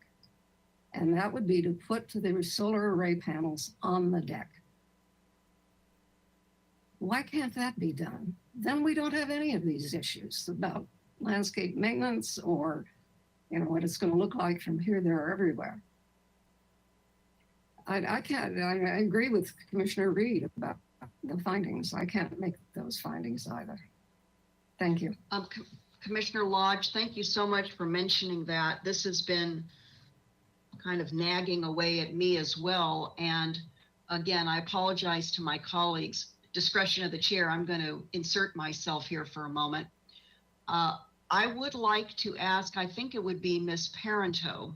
I know we're in deliberations, but unless Ms. Ostranger tells me procedurally I can't do it, I'm going to ask Ms. Parento to please clarify for us what the contractual agreement is. I think it's with the electric vehicle charging station vendor. You mentioned something about that. I made a note of that. Could you tell us what our obligations are as we pursue perhaps a thought that Commissioner Lodge and I both have on this? Yes, thank you, Chair Schwartz and Commissioner Lodge. So we installed the 30 electric vehicle charging ports earlier this year in conjunction with the Southern California Edison Charge Ready program, which paid for all of the infrastructure upgrades that were necessary to install the stations. The Edison's costs were approximately $400,000. And in exchange, we agreed to have these stations be publicly available to the city residents and visitors for a number of years. The exact number of years is escaping me, but my understanding is 5 to 10, somewhere in that window. And so if we were to remove these stations and not have them available for electric vehicle charging, we would likely need to reimburse Southern California Edison for those funds. And then additionally, the city does undergo union negotiations with its employees. And as I mentioned, one of those negotiations, agreed upon and ratified negotiations, was allowing public employees to park there. Commissioner Lodge, if you would allow me a follow-on. Is this okay, Commissioner Lodge? I don't want to cut into your time. This to me is very important. Ms. Parento, may I follow on? So I understand the $400,000 Edison cost. So that's a consideration. Now, if a majority of commissioners would like to see the EV stations relocated, we're not redesigning, we're not in a position, this is concept, we're not in a position to suggest redesigning the project. However, I think you can tell that there are strong values that we're wrestling with, balancing the values and the policies and the goals. Do you see any possibility today, and I don't know if any other staff member aside from the applicant would like to comment, are there any creative ways to relocate these 30 EV stations and whatever was negotiated with the city employees union for employee parking? I know at some point we're going to come out of COVID, but it's a ghost town over there, over at the Granada Garage right now. There are levels, multiple levels of complete vacancy right now. We have no idea what's going to happen as we come out and whenever we're going to come out and whether or not we'll even need the roof for parking. I know we had an idea what we would need. So Ms. Ostranger, did you want to further comment about that?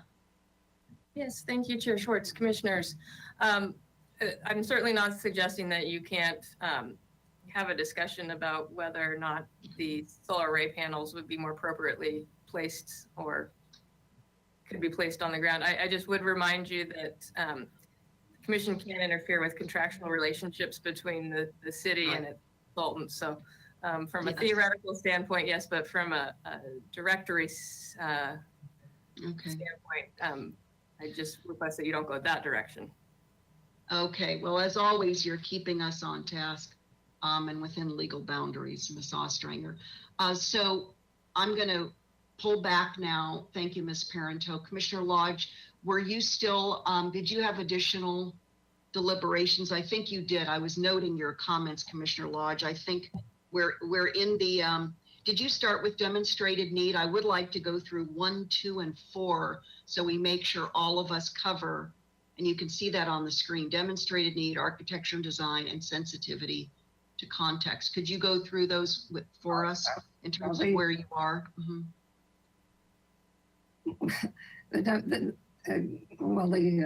On the staff report, it's the applicant has adequately demonstrated a need for the project to exceed 45 feet in height.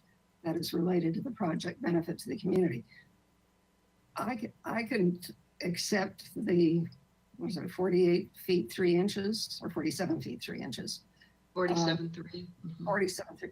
I am stunned that anyone would suggest that they'd be allowed to go to 60 feet. Is that going to be an improvement? What on earth would that look like? I mean, as I said, I'm stunned by that. So I can go along with number 1 with the requested height of 47 feet 3 inches. The project will not be exemplary in design, although the architects certainly have tried very hard, and that's much improved over the initial proposal. And I can't make the finding 4, sensitivity to context, as proposed. Okay, okay, thank you, Commissioner Lodge. And I just want to remind us, that it's the policy when we make community benefit findings that allows us to afford an applicant to go up to 60. So it's just a consideration of ours within the policy construct. So anything else, Commissioner Lodge? Yes, I'm going to go back to Commissioner Reed. Yes.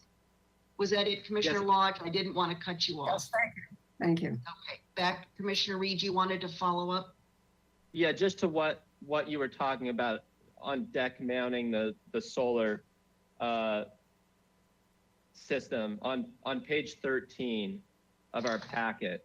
It states the 30 vehicle charging port, but in addition to that, it also explains that the city recently developed an employee parking system for city employees through the union negotiations. And one of the allocated parking areas is the roof of the Granada garage. And then very applicable to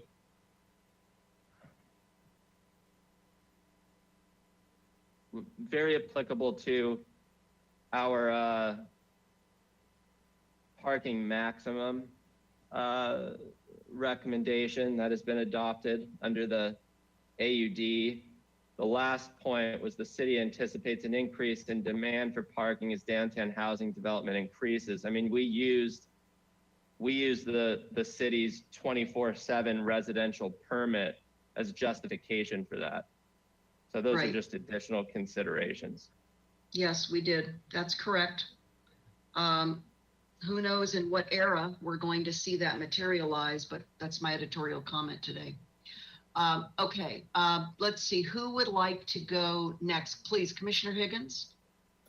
Thank you, Madam Chair. So I'm going to pull a page out of Commissioner Jordan's book and say I'll probably wake up tomorrow and regret the direction I had here, but because I keep going back and forth on this thing. Because I want to be principled with sort of a hierarchy of where we are supposed to be headed as a city. And we have so many layers and rules that it's easy to fall into a trap of not heading in a pyramid fashion with our decision making. At least I know for sure housing is important. How we prioritize beyond that, I just get confused and lost sometimes. But let me just say, I'll give you the quick answer here. I'm a yes on 1 and a no on 3 and 4. and I do have a lot of sympathy for the applicant team about how they're trying to really work hard, and it's almost like you're working a little too hard here, but then also not working hard enough, because this commission isn't really set up for concept design approvals.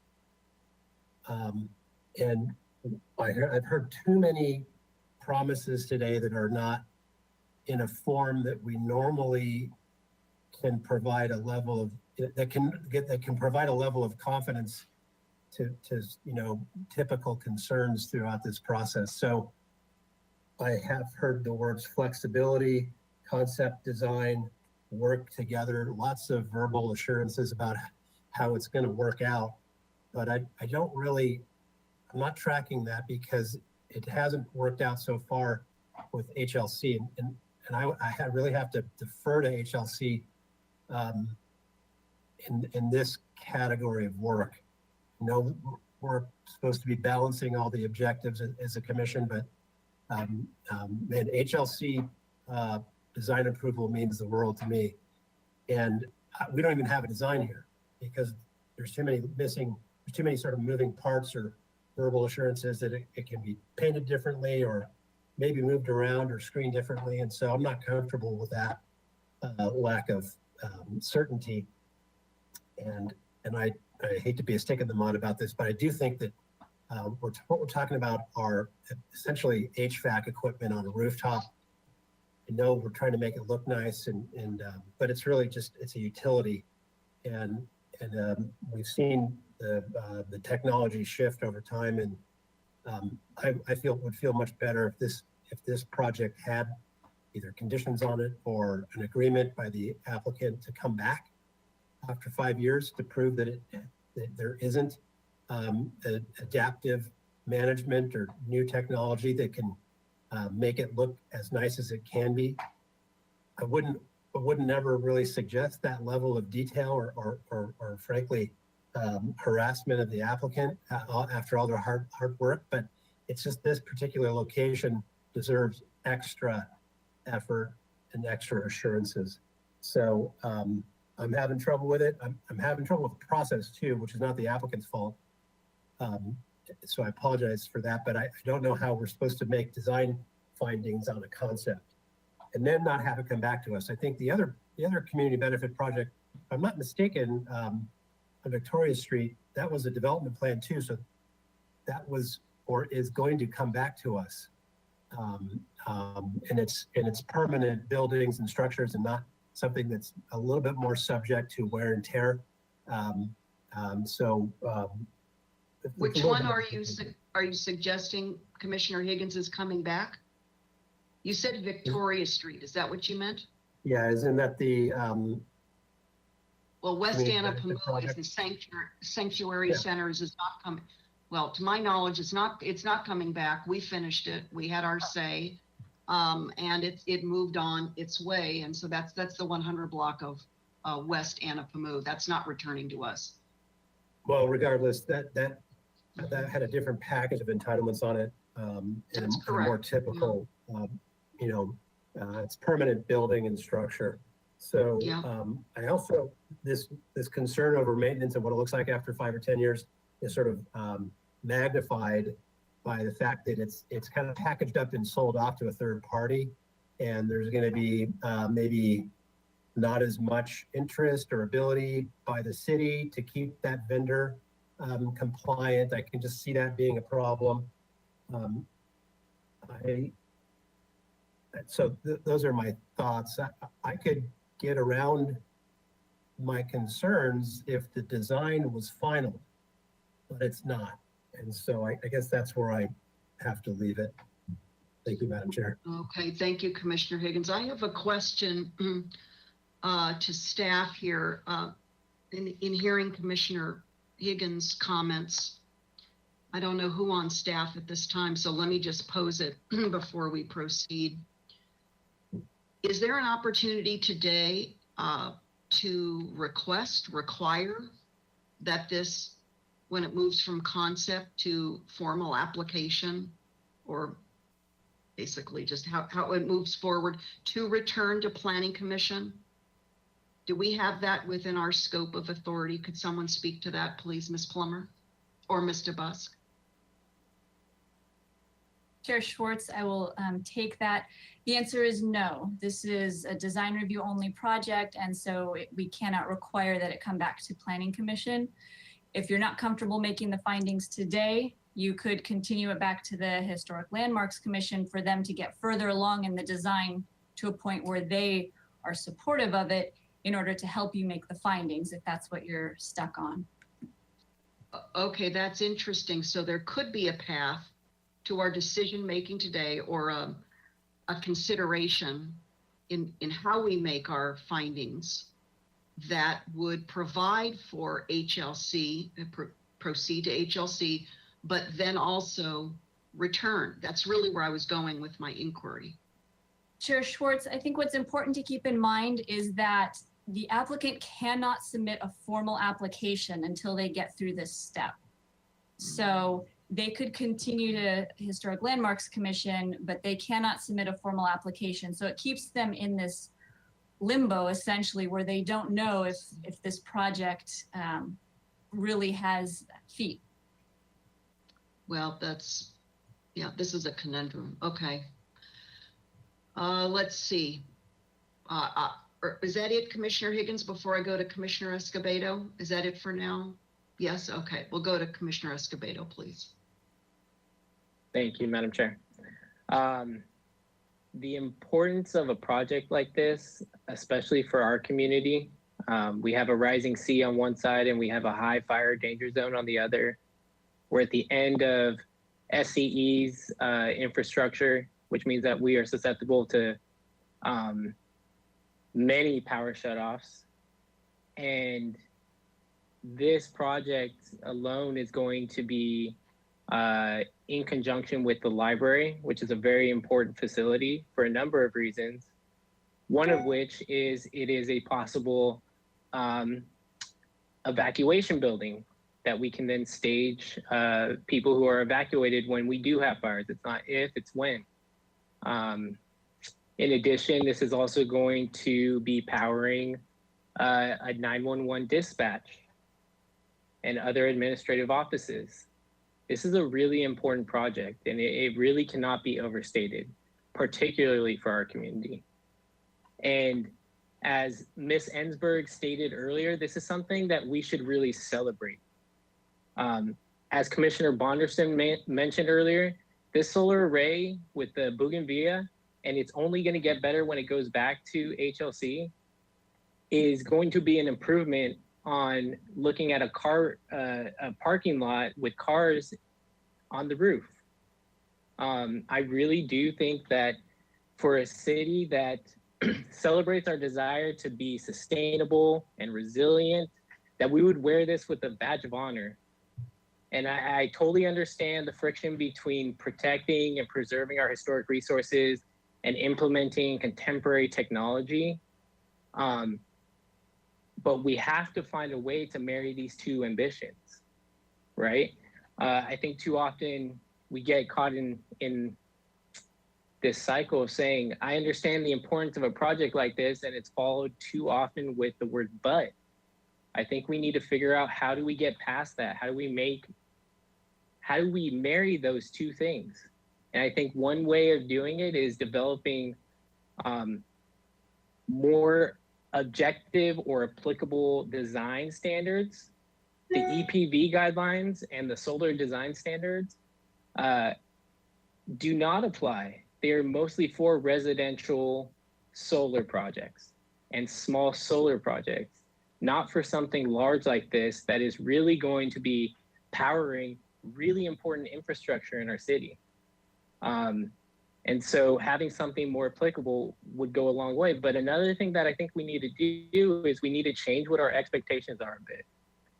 That doesn't mean throwing out all of our historic protections, but it means, how do we build a world so that we can celebrate those into the future, so that we still have a lot of the historic resources that we celebrate so much into the future. we are going to be hit first and oftentimes worse than many other communities because of where we are situated. The fact is, we're going to have to find some sort of way to live with contemporary technology like these solar arrays and incorporate them into our unique architecture. And that means even in our historic districts. I think that we have a goal of making these, I'm trying to look for it, ER 6.5, that we promote flexible design review standards and facilitate use of renewable energy technologies through streamlined planning and development rules, et cetera, et cetera. This has been anything but. And I think we really need to figure out a way on how we provide exactly what that general plan goal states. And again, it doesn't mean throwing out historic protections. It means how do we get what we're looking for in a more streamlined fashion? Because as has been stated today, sometimes these funding resources are not there forever and they diminish. And so when we have those really tight windows, we need to take advantage of them. If we continue this to HLC and have it come back to us at a later date, we know that we make this project much more infeasible because there's going to be less funding available in just a couple of weeks. So I totally get where many of my fellow commissioners are in terms of really struggling with number 2 and number 4 of what we have to consider in terms of the findings. But I would argue that for number 2, the architecture and design, that this is the fact that Mr. Lenny is here and he is advocating, the architect that was involved with the building design is here and he's advocating for this, goes a long way for me.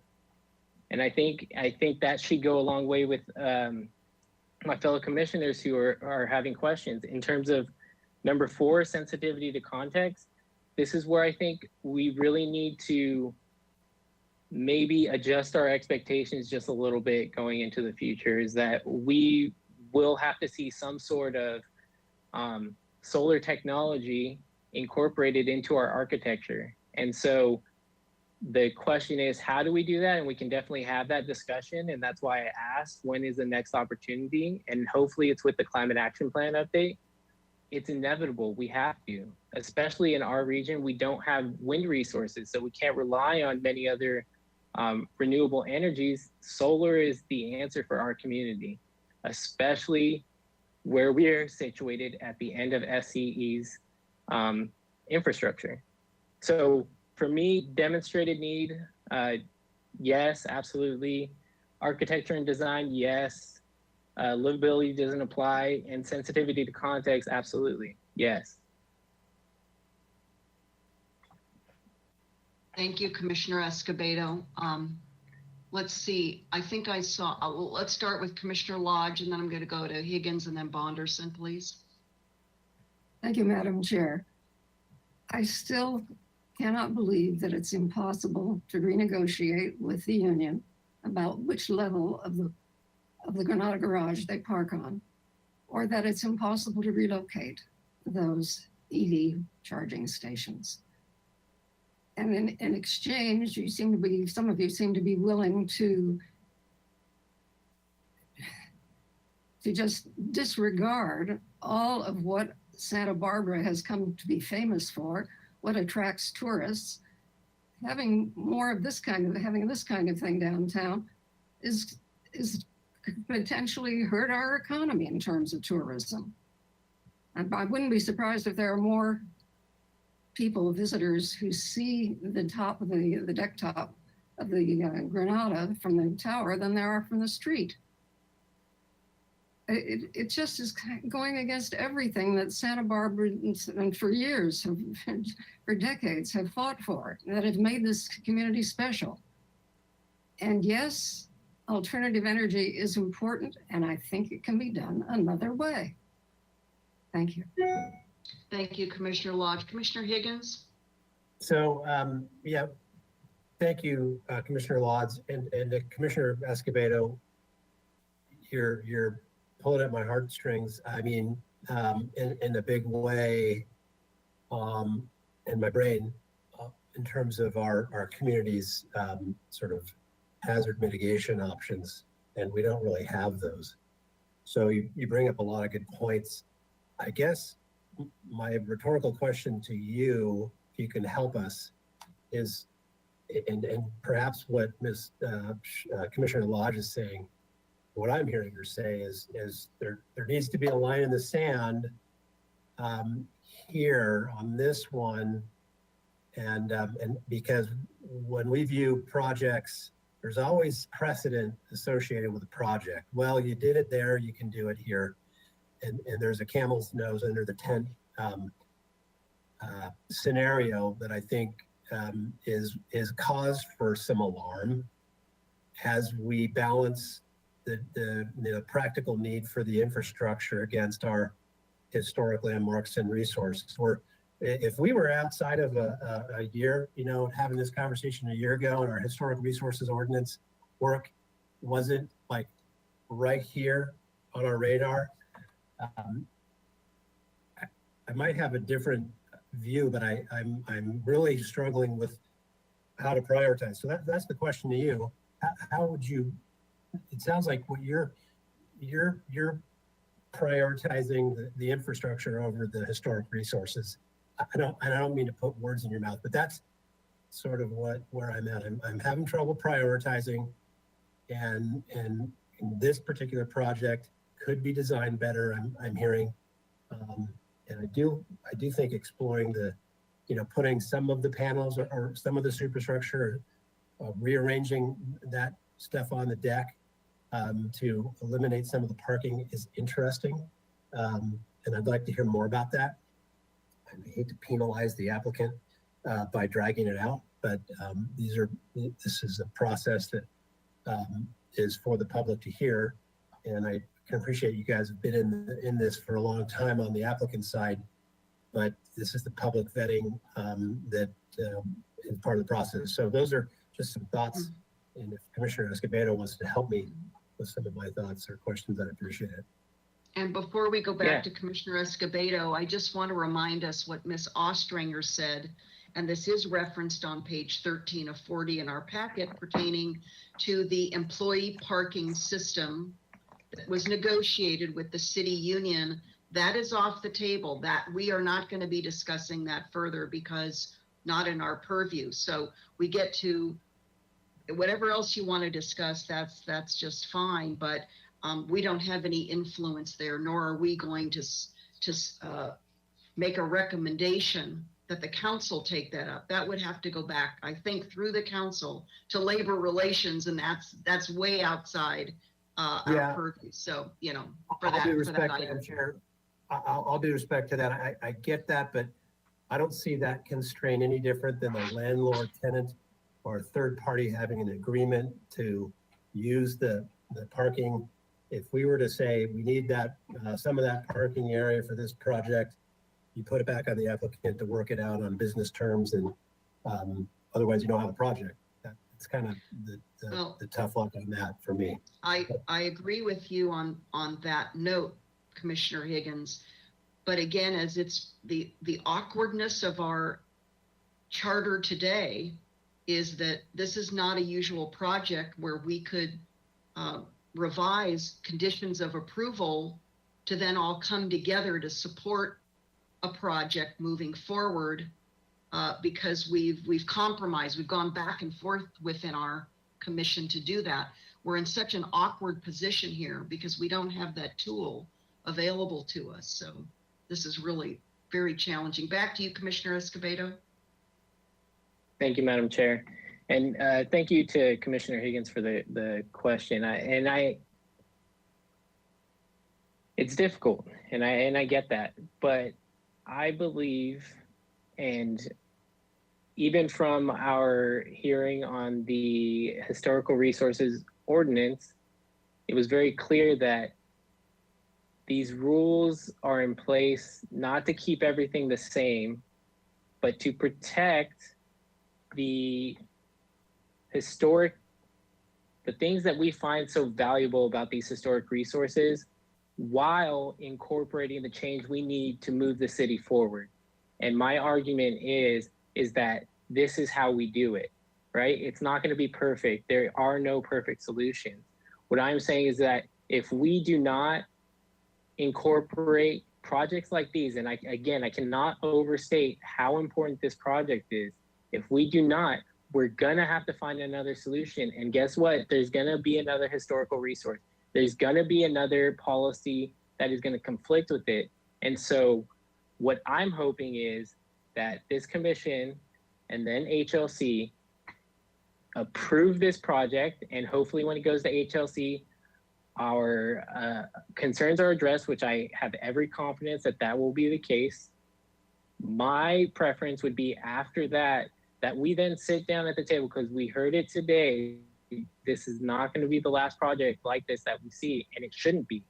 But how do we bring together the necessary parties to then get ahead of those concerns that we had today, to make sure that we are able to marry our ambition to be sustainable, be resilient, and do what we need to address the climate crisis while protecting the things that we find valuable about Santa Barbara in general, and more specifically, our historic resources.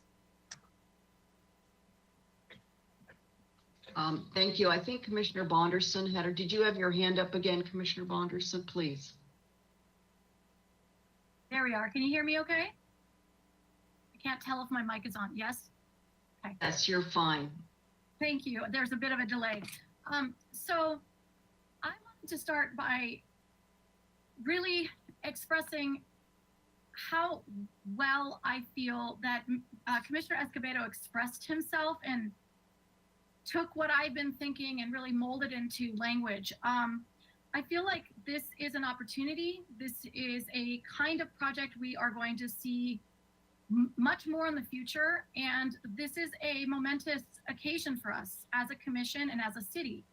We need to look at these opportunities and find our own way of working together with everyone involved to find these important compromises. Now, whether we can figure out that compromise here today, who knows? I'd like to believe we can.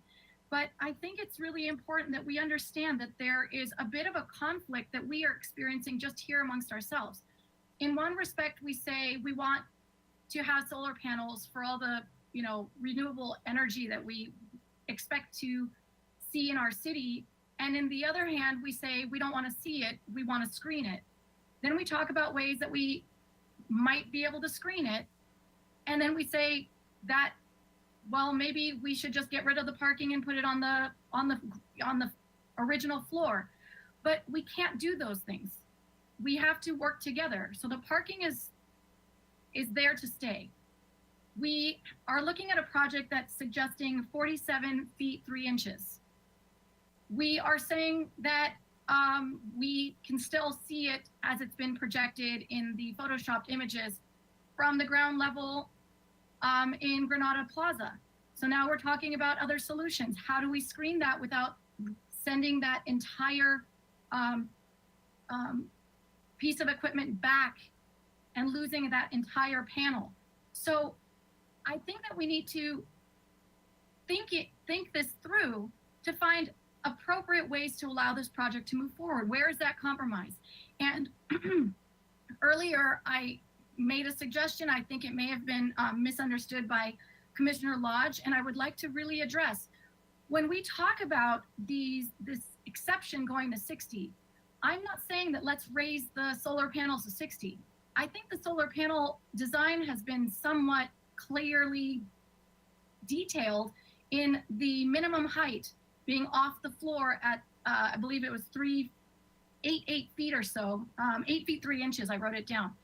And my suggestion is, if the designer, the architect, who clearly understands how to preserve the integrity of his original design, and he's in support of putting solar panels on this roof, that we as a commission respect and trust that he can do so and maintain his integrity of the design and screen it as we are asking, but to give him the flexibility if he needs another foot or if he needs a few inches. I highly doubt he's going to go to 60 because it would create new design issues, which I don't think he would want to do as a designer. But that being said, I feel like here we are at this crossroads. This project is extremely important to our community, considering the fact that it's going to allow support the hazard mitigation options that Commissioner Escobedo went into such good detail. And it was one of the questions I asked of the applicant. Who does this serve and how far does this extend?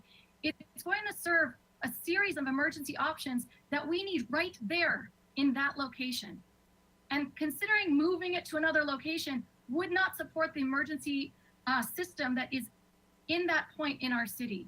So I really want to urge us as a commission to find that compromise. It's important to find ways to keep up with modern technology and the needs of our city and to manage that historical integrity that we all really admire and want to preserve in our city, and to do that with architectural design solutions.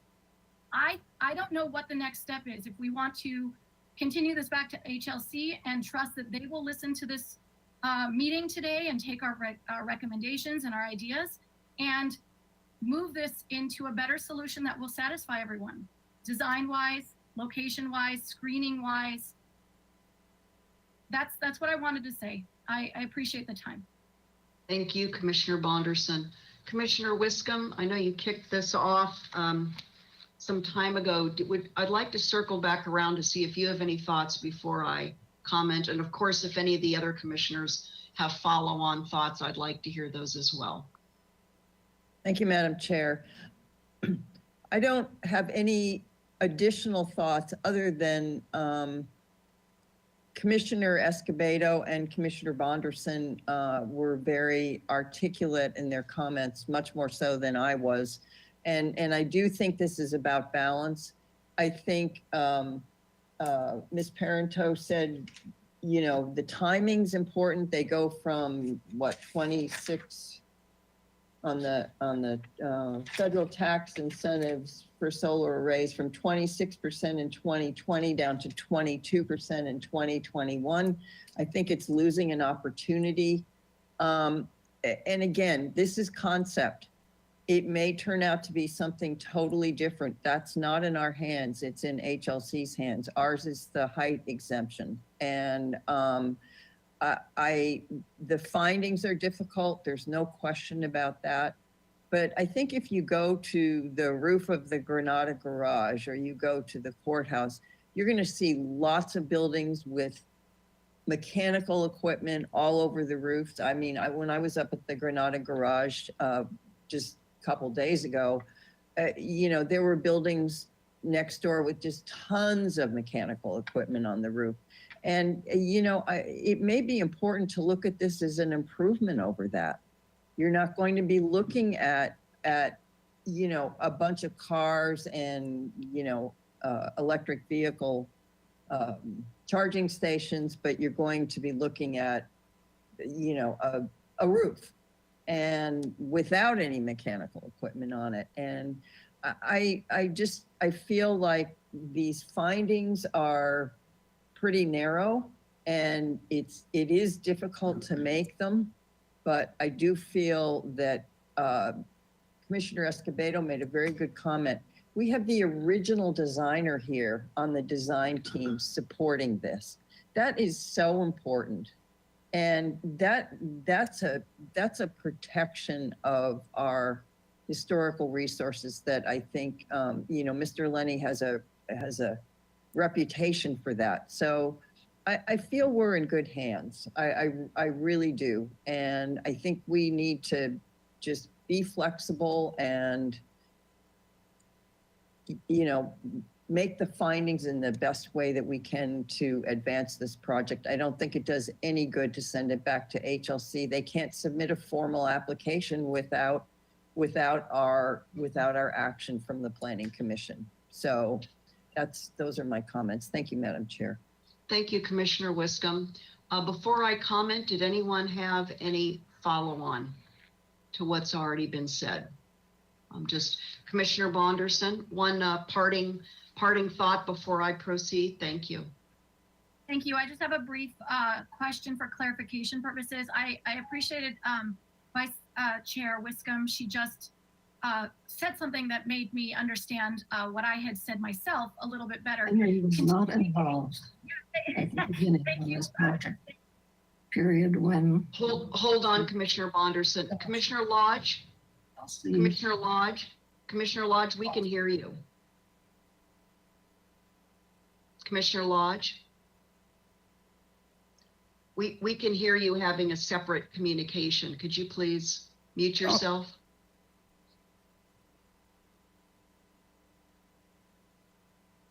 Thank you. Okay, so please stay muted for the back to you, Commissioner Bonderson, please. Thank you so much. I'll continue where I left off and just say thank you to Vice Chair Wiscombe. You mentioned just now that by formally continuing it to HLC, that it prevents the applicant from turning in the application and hitting that timeline. But this project is going to go back to HLC, and HLC will continue monitoring design changes and so on. Is that correct? So our goal here today is to keep this going and to move it forward. And so I would like to remove my statement because I said it incorrectly. I have no desire to continue it to HLC. Thank you. You have no desire to move it to HLC. I would like to allow the applicant to have the most forward movement today possible so that they can get the current benefits, the 26% that Vice Chair Wiscombe had just mentioned. It's very important for them to have that maximum, and I'd like to support that. Yeah, Madam Chair, just as a point of clarification from what Commissioner Bonderson's saying, Ms. DeBusk said that it cannot go to HLC for a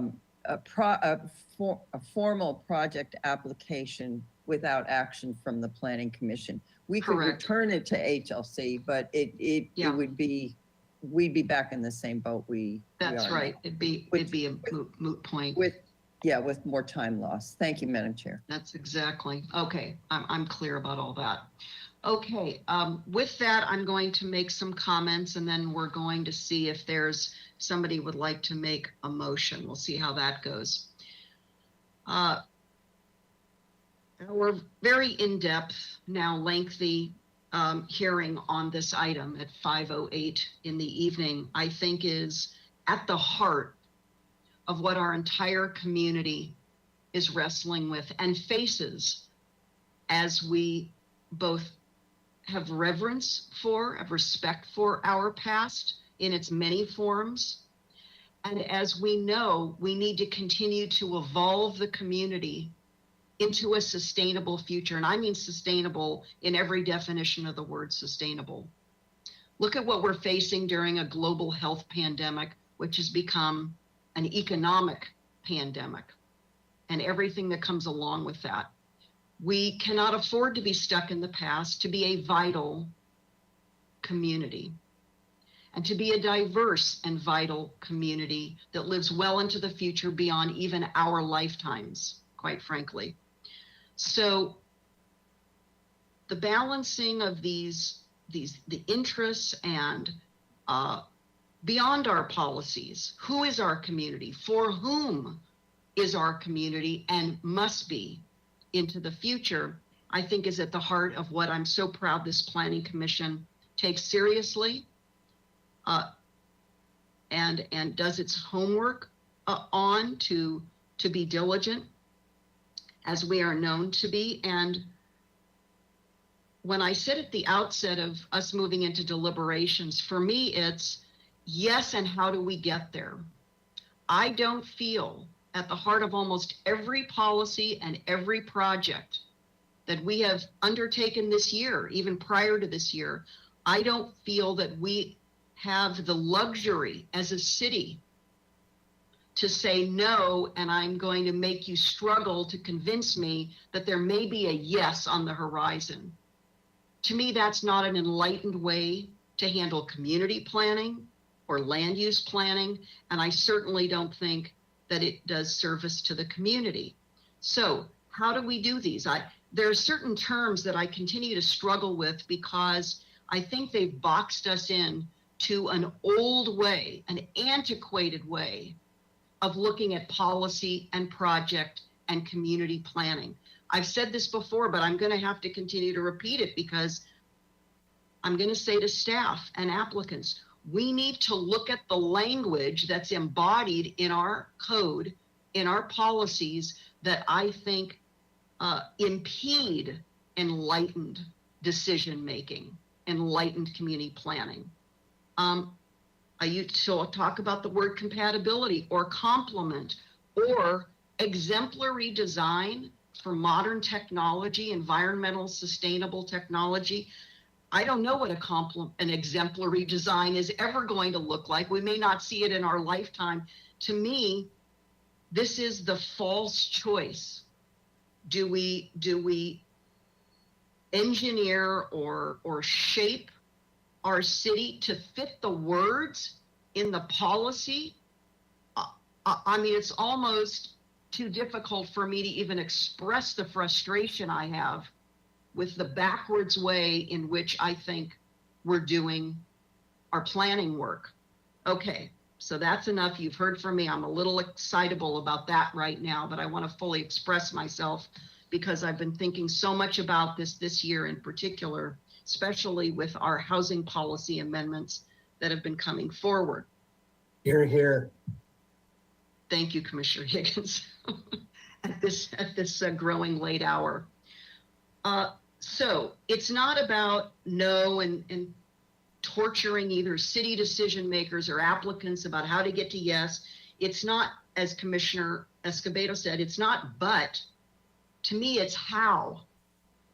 And this is the change, not only, it's like a paradigm shift that I feel we have to force upon ourselves to push ourselves into this balance that is very difficult. It is true. It's very difficult qualitatively and then from a policy perspective. So having said that, I want this project in some form to continue on. And what I'm hearing is the only way to do that is to make certain findings today so that an application can live on. And yes, it will go back to historic landmarks. There will be more compromise back and forth between historic landmarks and the applicant and with staff's involvement, Ms. Plummer and others. And however that is shaped, the shaping, I'm confident, will continue. I will just say, as I've been listening to all my colleagues and the answers to all of our questions, and I want to say this out loud, and if HLC is listening, I'd like to express this to HLC. I do not want some version of this project to end up in an appeal to council. It's not good governance, it's not good community planning, and it's not fair to the council. I'm saying this because I'm asking all parties involved to please roll up our sleeves, work together. We've got some great architects involved. We have outstanding city staff, Ms. Plummer, Ms. DeBusk, and others. We have excellent applicant team with Ms. Parento. Yes, from a city department. We can do this. And I do not want to see it in appeal. I'm going to be very disappointed. I'm saying this to HLC right now, please, and the applicant, work this out so that we can show what our community can do in living up to our potential to both revere our historic resources and all that comes with that, and also continue to move our city into the future. There's no way back. I just want to say to Commissioner Lodge, you'll appreciate this, Commissioner Lodge. I was reading some editorials going back to a time when we still had horses only in the city of Santa Barbara as the means of transportation. And the stables that existed towards the bottom of State Street all the way down to Cabrillo, what is now Cabrillo. And as the invention of the automobile came to be, there were complaints about the incompatibility of the automobiles with the horses. So you know what? This is not a new tension, a new struggle for our city. It will continue to be. Some of it, I think we have to face reality of evolving society with evolving technologies, and to say, if any city can do this, it's Santa Barbara. I'm so proud of who we all are and how we can do the best of what we can do. So with that, thank you very much for allowing me to fully express myself today. And I'm really inspired by all of my colleagues and the answers to all these important questions and to listen to the comments. So with that, I am going to say yes to demonstrated need and yes to architecture and design with all the commentary I've just made, and yes to sensitivity to context, again with my comments, in order, first and foremost, for this project to have life and continue on, and then ultimately go back to HLC. I'm not going to be an impediment to that process. So I'm going to be a yes. So I've been doing some vote counting here on my paperwork, and I'm wondering if any of my colleagues would like to make a motion. We need 4 votes to make the findings. Commissioner Wiscombe, please. Oh, are you? I'm sorry. I'm actually pointing at Commissioner Escobedo to make the motion. Oh, you're pointing over there. Okay. Okay. Commissioner Escobedo. Commissioner To me, you're pointing Escobedo. at me. I don't know. I know. I thought he was pointing at Commissioner Higgins, and I was thinking, do they know something I don't know? Commissioner Escobedo, I guess you're being tapped if you are so inclined to make a motion, and we'll see how this goes. Thank you, Madam Chair. Thank you, Vice Chair Wiscombe.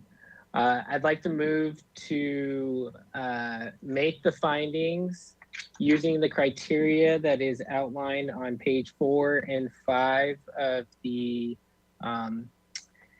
staff report, meeting the demonstrated need, architecture and design, livability does not apply, but sensitivity to context. Okay, we have a motion, and it looks like Commissioner Bonderson, you have your hand up. Is that to second the motion? I would love to second that. Okay, Commissioner Bonderson seconds that motion. Does Commissioner Wiscombe, before we have discussion on the motion? Yes, I just have a question on the motion to the motion maker and the seconder. In terms of the height, are in motion, 47 feet 3 inches is the concept that we saw today, and you know, it's 60 feet. So I think that merits some clarification. Do we want to make it 50 feet, or, I mean, I think some latitude's in order, but I think that does need some clarification. Thank you. Thank you, Commissioner Wiscombe. And before we come back to the maker of the motion and the seconder, Ms. DeBusk, you've come online. Did you want to help guide us here? Yes, thank you. Commissioner Escobedo, you mentioned making the findings per the staff report. However, the staff report did not have discrete findings in support of the architecture and design or the sensitivity to context. It did leave it open. So if you could make more specific findings on those items, it would be appreciated. Yes, thank you, Ms. DeBusk. I meant more just to say that they're outlined, the criteria is outlined, so I apologize. Demonstrated need, this is a demonstrated need for our community. So in the motion, it meets that requirement. Architecture and design, in my opinion, the work that the applicant has done with HLC to this point has, with the help of Mr. Lenny, the original architect of the building, it has been exemplary in its design to this point. And sensitivity to context, I believe with HLC's help, to this point in the concept phase, it has been sensitive to the context. And I'm making the motion with the concept that we saw today that was 47 feet 3 inches, and I'd say a 50-foot maximum to allow for flexibility in design as this moves through the HLC process. I'm sorry, Commissioner Escobedo, I'm sorry, I had to step away for a moment mentally. Did you mention the landscaping detail in the motion? I did not, but I would like to add that to number 2 and 4 that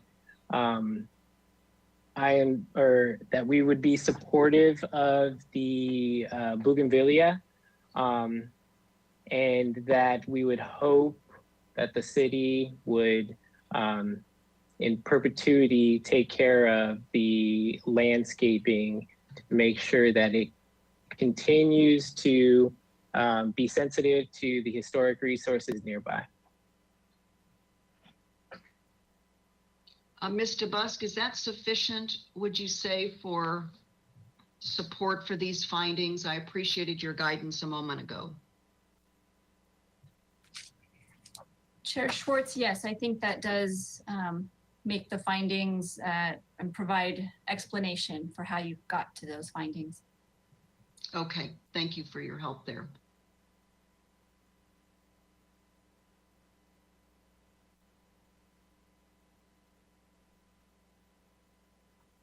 I had my mic off.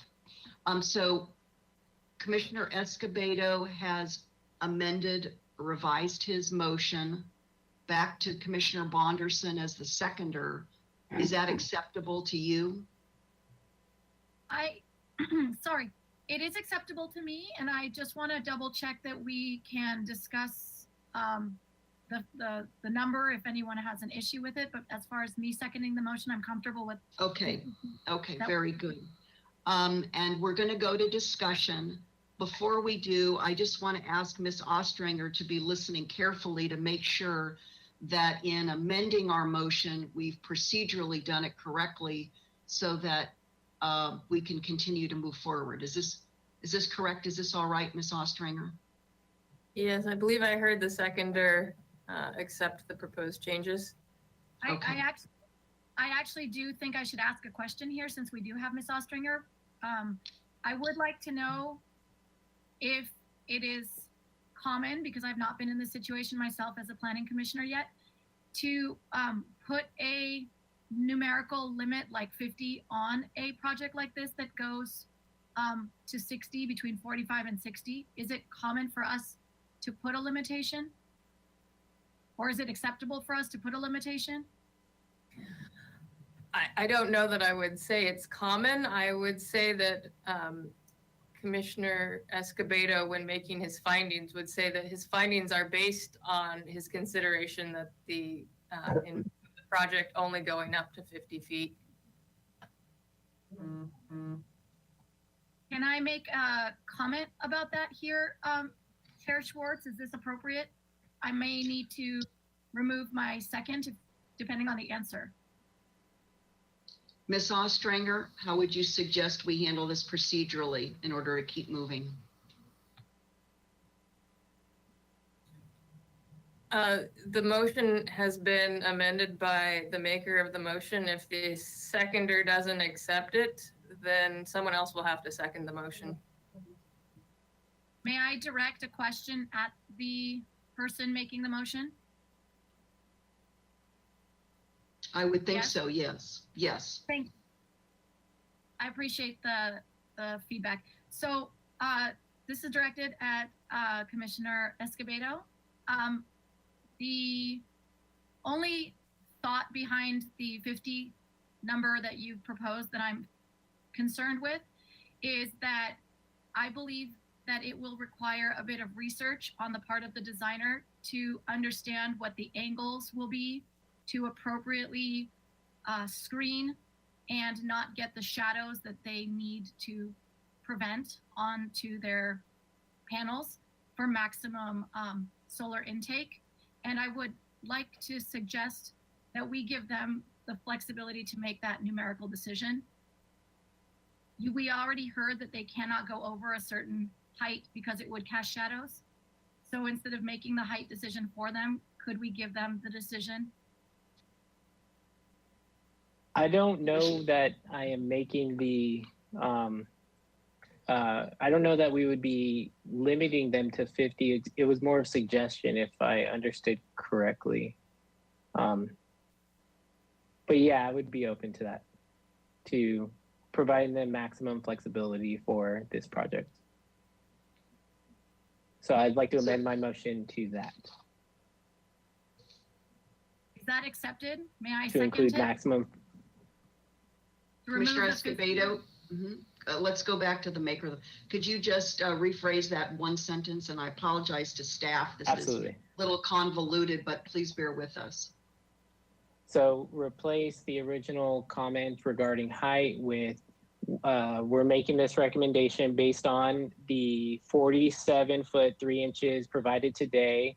And we would like to provide the applicant with as much flexibility as possible moving forward to HLC.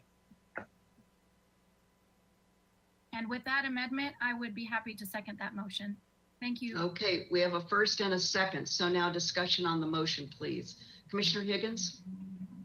Okay, channeling Commissioner Jordan again. It sounds like you guys have your votes in a particular majority, and the project will move on, which is good. I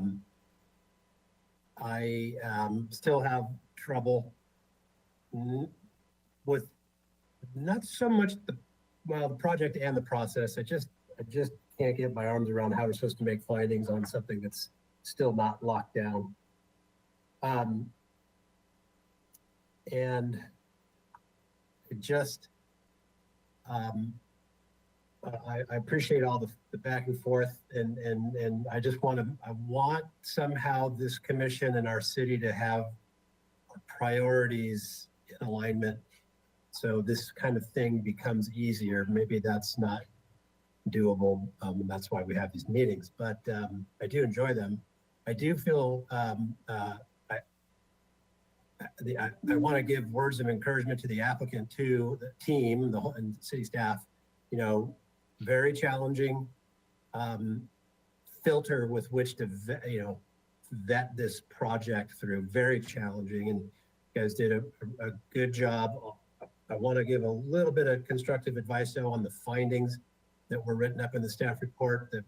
The last finding wasn't really about the actual findings as much as it sounded like to me it was more about the regulations. So anyway, I wish you luck on your way through the rest of the process, and I'll look forward to more colorful conversations with Commissioner Escobedo about why we should be doing more for our hazard mitigation program. So thank you, Madam Chair. Additional, please, Commissioner Reed, please, discussion. Yeah, could maybe it's Ms. DeBusk or Chair Schwartz, whoever, can you summarize the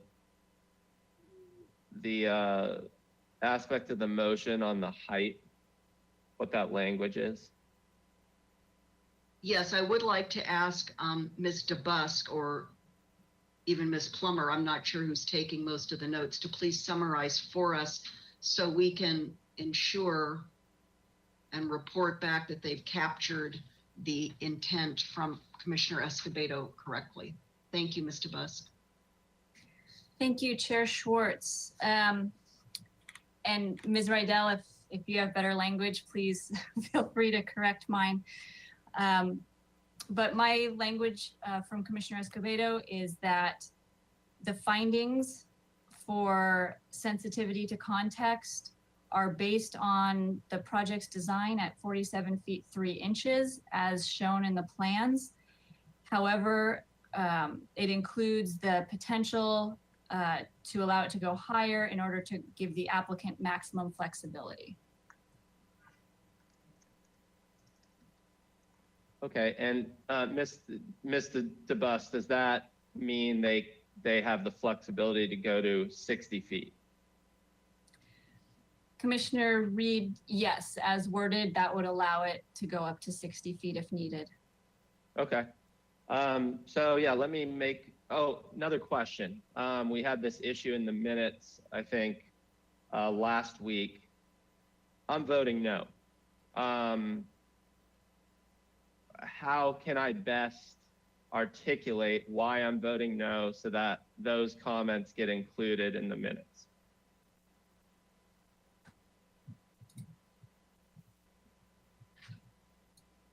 Chair Was Schwartz.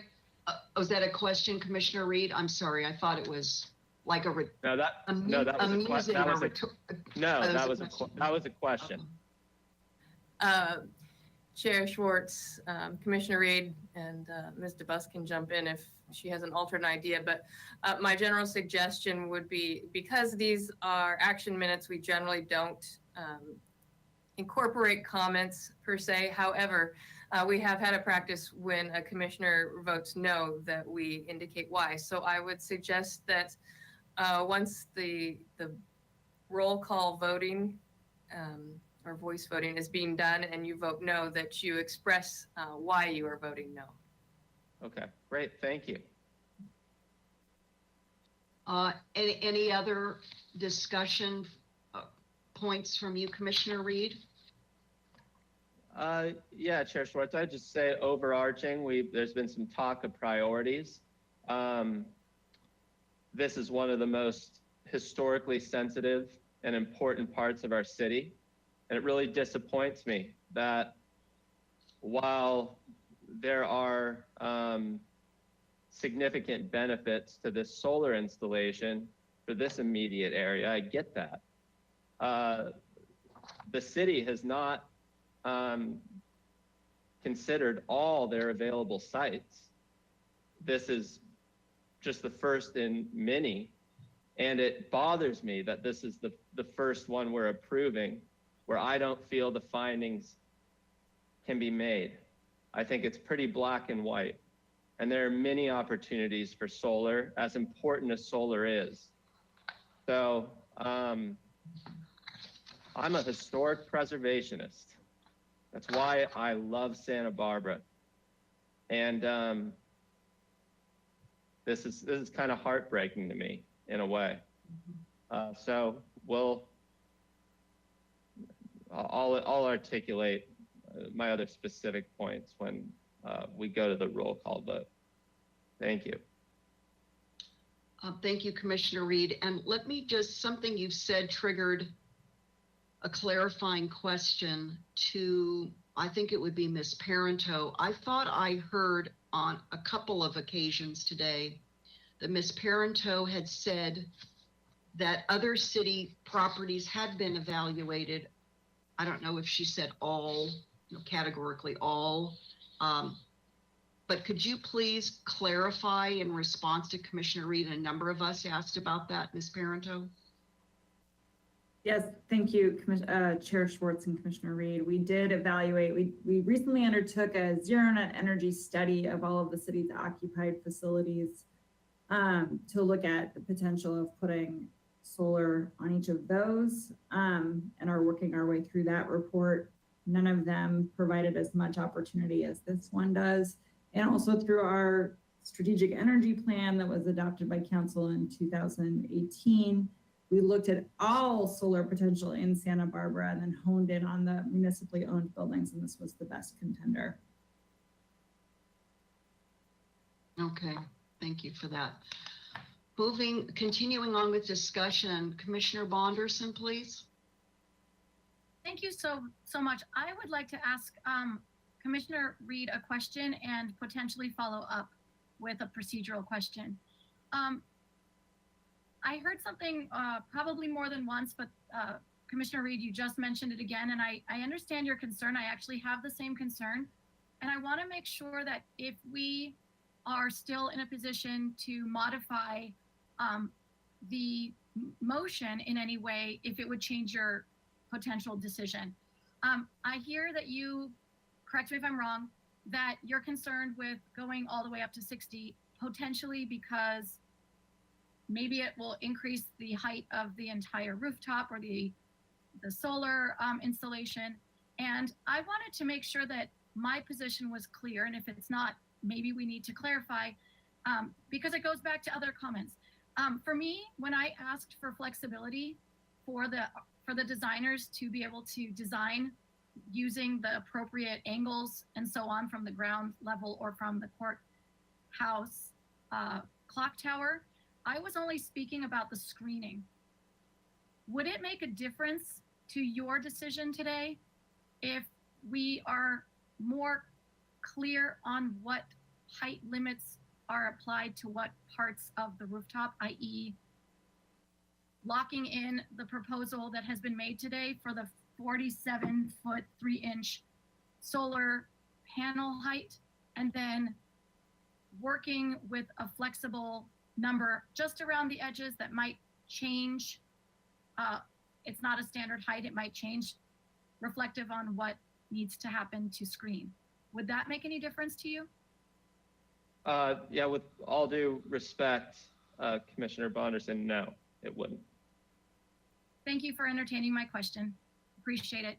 Okay. Commissioner Wiscombe, did you want to participate in any part of the discussion? I don't recall if we came back to you now that we've had a motion and a second and discussion. No. Thank you, Madam Chair. No, I have nothing to add. I'm fully in support of the motion. Thank you. Okay. Let's see here.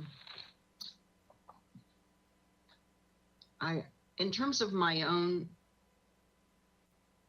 contribution to discussion, and I hope I was making myself clear during deliberations. In many ways, this is not an easy decision. Many of our decisions this year and probably into next year are not going to be easy decisions because in fact, we're at a crossroads in every single way in our community. Our past, our present, and our future are all colliding at an accelerating pace. That's how I have felt this year. Yes, I think a global pandemic has accelerated and brought it front and center in many ways, but I believe we were already on this course. So what I want to say before we go to a vote is that I wish to a comment that Commissioner Lodge had made, which has been on my mind in preparing for today. I wish that there had been some, and maybe there still will be, some negotiation flexibility around the rooftop, use of the rooftop. I wish that we could find a way to relocate these 30 EV stations and go back to the City Employees Union to do what, from the language in our packet, seems to me, at least in theory and on the surface, to be what should be a pretty straightforward reopening of a negotiation, but that's not for us to do today. But here's what I'm hoping, however this vote goes. I'm hoping that for those watching our hearing, follow on, maybe they hear secondhand about our hearing today. We have to use every tool in the toolkit. That expression of leaving nothing off the table in terms of our planning and negotiations, compromise, balance between applicants. It may or may not be city, it could be external applicants and city decision makers. It's all on the table now for the city of Santa Barbara to figure out how we're going to blend and harmonize and balance and yes, compromise sometimes. So today, this project and what we're doing today is a watershed moment for me and a watershed project for our city in terms of how we're going to make these very important decisions as a part of a much larger set of city decisions. So with that, thank you for allowing my commentary or my discussion item to be included. And let's go to Ms. Rydell for a voice vote, please. Thank you, Madam Chair. This is Heidi Rydell. I'll begin the roll call vote. Start with Commissioner Bonderson. Yes. Commissioner Escobedo. Yes. Commissioner Lodge,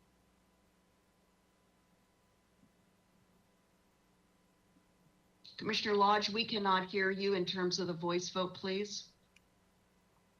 Sorry, I'm voting no.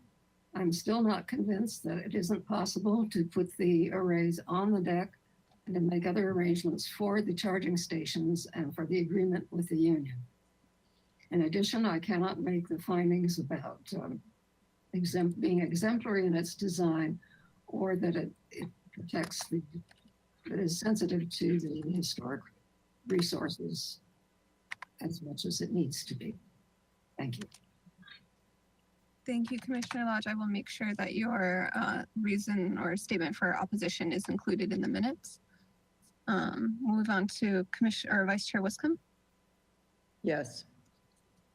Commissioner Higgins, No, and it's because as succinctly as possible, there's too much remaining flexibility in the design and the process. thank you, Commissioner Higgins, and then Commissioner Reed. No, and based on the findings, I can't make the architecture and design findings. The project as proposed, specifically the supporting steel superstructure, is not exemplary in its design, and it's not compatible with the architectural character of the city and the neighborhood. And then I also can't make the finding for the sensitivity to context. The project design as presented does not complement the setting and the character of the neighboring properties, the sensitivity to any adjacent city landmarks or any nearby designated historic resources. And then per the city's solar energy system design guidelines, the solar structure is visible from the public right-of-way, where it specifically states that it shouldn't be. And in terms of height, I also strongly oppose giving the applicant the potential to go up to the maximum height of 60 feet, considering they're only requesting 47 feet, 3 inches. Thank you, Commissioner Reed, and Chair Schwartz. Yes. Thank you so much. The motion passes with 4 yeses and 3 nos. Thank you, Ms. Rydell. Okay, that concludes this item unless I see any of the staff members come on regarding this. And I don't see them. So that concludes this item. Now, let me, Chair yes, Schwartz, Mr. Busk? Yes, excuse me, please. if you could just mention the appeal process. Thank you. Thank you. There's a 10-day appeal process for the Planning Commission's decision today. Okay, so with that, I want to now come back to, and I have some new information for the commission at 5:43 this evening. Again, having been in communication with staff about our next item. What I'm going to do is open the item, Objective Design Standards. You see it in front of you, and per staff's request and the time of the evening we find ourselves, I'm going to open the item, and then I'm going to ask one of my colleagues to please make a motion to continue. We're going to continue this item in its entirety per staff request to January 7th, a firm date. There's been consideration between myself and staff of whether or not we should take part of it at this hour, but we really don't want to separate or bifurcate commencement of this very important item and then have a lag time between today and January 7th. I don't think we don't think we'd be productive for anybody. So my apologies to members of the public if you have been waiting to speak to us. Really do apologize for any inconvenience there, but I think this is the best way all around, and staff is firmly in agreement. So would someone like to make a motion to continue this item in its entirety to January 7th? Commissioner Wiscombe? Yeah, Madam Chair, so moved. Thank you. A second, Commissioner Lodge? Chair Oh, Schwartz. I'm sorry, Ms. Ostringer? Pardon the interruption. We need to open the item, read the title in full, and then make the motion, please. Thank you, Ms. Ostringer. Yes, this item is Objective Design Standards and its proposed amendments to the Santa Barbara Municipal Code, Title 30, Inland Zoning Ordinance, Chapter 30.145, and associated objective design standards for affordable, streamlined housing projects. So I've read that into the record. Now we're going to come back, if that's sufficient, Ms. Ostringer. Now we're going to come back to Commissioner Wiscombe. Thank you, Madam Chair. I move that the item be continued in its entirety due to the late hour of our meeting today to January 7th, 2021. Thank you. Second. Commissioner Lodge seconds the motion. Any discussion on the motion? Seeing none. Oh, Commissioner Higgins, discussion on the motion, please. I'm not gonna, I'll support the motion, obviously. I want to put it out there. We find ourselves in this situation quite a bit, so I don't know how to make the hearings go faster. There's so much good dialogue and question and answer, and it's a public vetting, but it does seem like we're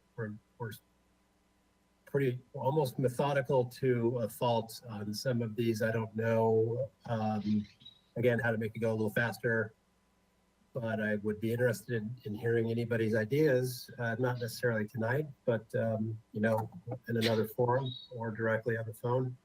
I think we set these things up, especially for the public, and it's probably disappointing for them to have to stick around so long. So anyway, just a thought. Thank you, Madam Chair. I appreciate your comments, Commissioner Higgins, and it's been weighing on me this year as chair and being so closely involved with staff about how to sequence our really heavy items, both project and policy. And I was looking back, by the way, Commissioner Higgins, at some of the more recent years and our agenda. I went back through all my binders. This has been one of the most momentous, that is substantive, kind of heavy lift years. And we're doing it in a time of a global pandemic where we can't meet together, both for the lunch meetings, and you and I have talked about that, Commissioner Higgins, where we could peel off some of the less time intensive administrative items and really just working together more closely, informally at our lunch meetings, which we did for so many years. We've been precluded from doing that, plus using this virtual platform of GoToWebinar, which we just have to do. There's no way around that. So if anybody has any ideas, I'm receptive to them. Staff is receptive. I can express to my fellow commissioners and to the members of the public, and staff will corroborate this. I have pushed back on staff in our agenda management, in trying to spread out some of the real heavy lifting work that we've been tasked with doing this year. And I just want to say, full disclosure, some of you know this, I've been frustrated with the hearing cancellations that have been out of my control. So I want to share that with you as the chair this year. I was hoping that we would have few, if any, cancellations so that we could, in fact, move a lot of these items through the first 3 Thursdays of every month and not have to continue or not overload any one hearing. But here we are, December 10th, with only one more hearing to go. And that's been our challenge this year. What I would like to ask the commission to think about as we head into the new year, we are going to be in this mode, by the way, for some months ahead, if anybody's wondering. We have no timeline for returning to in-person meetings, in-person congregating. So it would be my suggestion to whoever is going to be incoming chair and vice chair to possibly have a session with staff, figure out how we're going to simulate lunch meetings again. We need informal, more casual interaction together, and also how we're going to sequence another year of very substantive work, policy and projects next year, and how we're going to do that, to Commissioner Higgins' point, minimizing continuances. Some, I think, couldn't have been helped. Let me just give you my own thoughts, Commissioner Higgins. I don't know that truncating Paseo Nuevo would have been a service to this entire community. Maybe you're seeing that as an extraordinary example, and it probably was an extraordinary example, but for example, items like today. So I'll stop there. We have a motion and a second. Is there any other discussion on this motion or commentary on this motion and what Commissioner Higgins has said and what I've said? Please don't hold back. We really want to hear from each other. Commissioner Wiscombe? Yes, thank you, Madam Chair. I appreciate what Commissioner Higgins just said and your follow-up to his comments. I find it incredibly, from a personal standpoint, inefficient to have part of a presentation, as we did with Historic Resources Ordinance, and then continue it for 2 more weeks. And we've done that several times.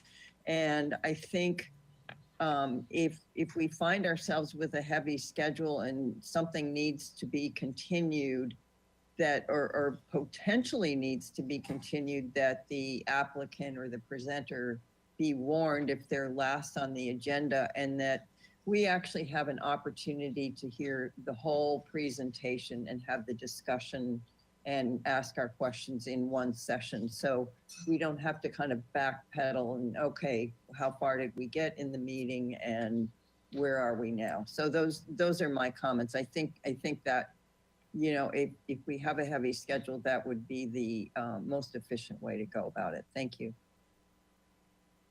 Any other thoughts? Please don't hold back. This is an important topic and an important time to be heard before we go to Ms. Rydell on a voice vote. Commissioner Higgins, did you want to follow up? Did you have more thoughts?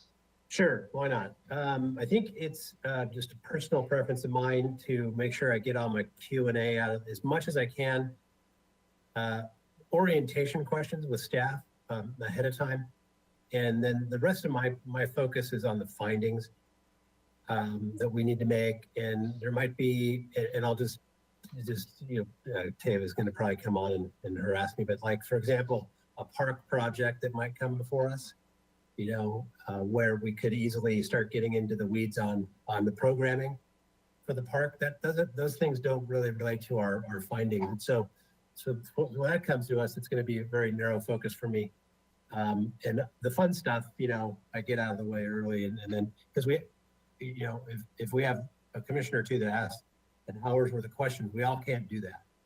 It just doesn't work. So that would be sort of how I organize myself for these things, and you know, you get a little bit better at it, and I'm not good at it at all, but I learned quite a bit from the brevity of my my colleagues past, in particular, Commissioner Thompson.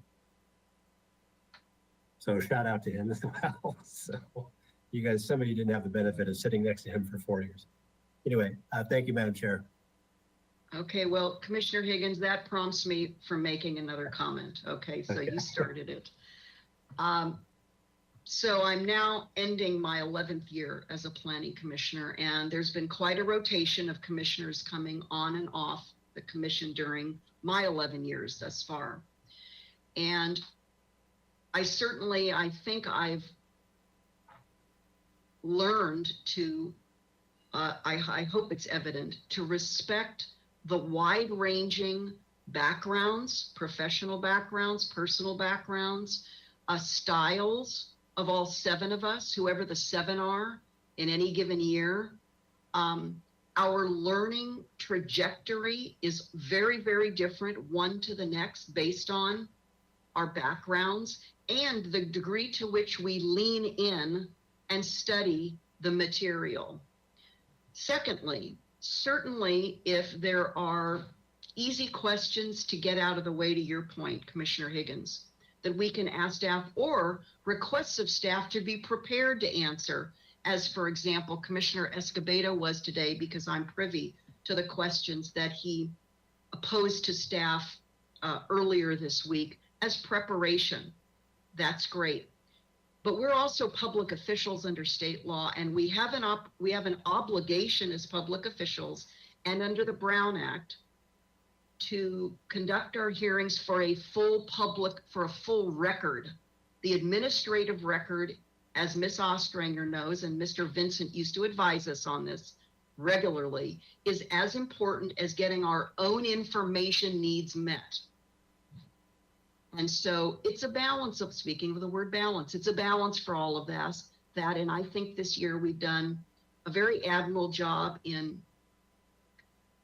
on balance, in respecting one another's very diverse backgrounds, abilities, our relationships to the job we have here. And I hope we can continue that, and to allow each one of us, one to the other, the flexibility to work in whatever way is most natural and is most effective for each one of us.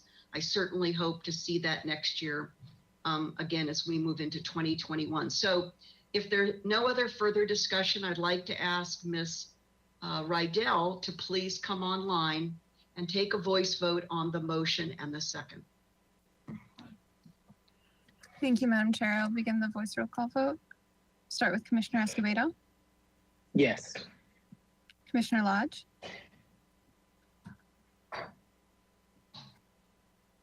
Sorry. Yes. Vice Chair Wiscombe. Yes. Commissioner Higgins. Yes.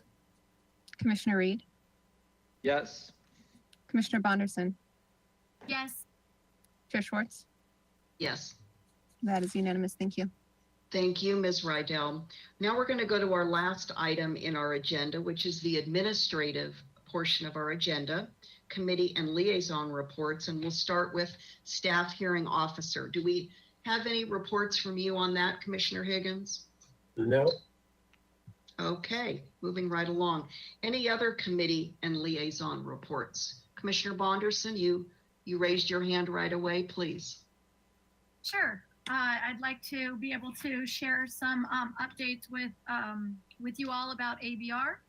And I have 6 items to share, although 3 are just very simple reminders of projects that have come across our desks here at PC, and the other 3 are AUD projects. I guess it just happens to be the season for some AUDs. So I'll begin by sharing a project that actually goes back a little ways. I have to mention that since I was unable to present last week, and we didn't do liaison presentations at the end of every week, they've sort of added up. But I'll go quickly here. November 2nd, I wanted to bring to your attention that we had a project you're all familiar with, at 121 East Mason Street, that came to us a few months ago, and that's the project from Suzanne Elledge and the Cornell Collective. No final appealable decision was made at that hearing, and the project requires, as you all know, Planning Commission oversight and review, and so it was simply continued indefinitely back to the full board at a later time with comments. So I didn't want to go into much detail. I just wanted to let you know that it has been reviewed and it has been continued. The next one is at 116 East Coda Street. This is one of the AUD projects, and it required a revised project description with some updates at ABR. So this project in particular is interesting because it includes 28 studio units and 1 on-site manager's unit with 1 bedroom. And the project is requesting an 84% density bonus in exchange for providing 100% of the units with exception of that manager's unit for lower income households. That was something unique about that project, and it received approval of review after final as submitted. The next project is also an AUD. It's at 1717 Thomas Avenue. It is a unit mix which includes 1 2-bedroom unit and 3 1-bedroom units. And the proposed density is 27 units, dwelling units per acre, with the general plan land use designation of medium high density. So it is at the maximum density for that property. This project received design approval with comments. Moving on, the next project is something you'll all recognize. It was viewed by Planning Commission. The address is 2814 Serena Road, and you may recall that it was the parking lot project that we saw here. And this project was received project design approval, and final approval with comments was received I'll tell you the date, on November 9th. That project is moving forward. Almost done here. Thank you for your patience. On November 16th, we have the final 2. One is 119 East Coda Street, and this is the police station that all of you are familiar with. This was a proposal for the new police station, which is a 3-story proposal, and it will be it is being proposed in the commuter lot there on the corner of Coda and Santa Barbara Streets. You should all be following along because Planning Commission will be conducting their review, and we will need to consider the required findings for the community benefit project because this project is being requested to exceed 45 feet in height. So stay tuned, that will be coming to us. And at this time— Another community benefit project, here we go. So today was an interesting trial run again for what's going to be forthcoming. That's right. What good timing to bring it up. And just so you all know, that project was continued indefinitely with comments. This was just with conceptual review. So I recommend that we all pay attention to that and review the ABR design comments when they're available. And last but not least, we have one more proposal for a 3-story, 4-unit apartment building using the average sized unit density. This is located at 515 West Los Olivos. Oh my gosh, Olivos. Oh my goodness, Olivos. I need to put on my good accent and then it comes out. Los Olivos Street. And this project is 17 units per acre on a site located in a medium high density area, and that allows between 15 and 27 dwelling units per acre. This one has 17. This project was also for conceptual review, and it has been continued indefinitely with comments. That concludes my report. Thank you for your patience. It was very, very many items, but lots of good things coming through ABR. Thank you. I think you skipped a couple of report meetings, so you had a lot to report. Commissioner, was it Commissioner Wiscombe or Commissioner Lodge? You had your hand up next. One quick addition to the report on 116 East Coda. That was a project that was approved as a market rate proposal some time ago. And the Housing Authority bought the project, complete with its approvals. And so that is for sure going to be a low-income housing project. Okay. Thank you for adding that little bit of background on it. It makes it even more exciting.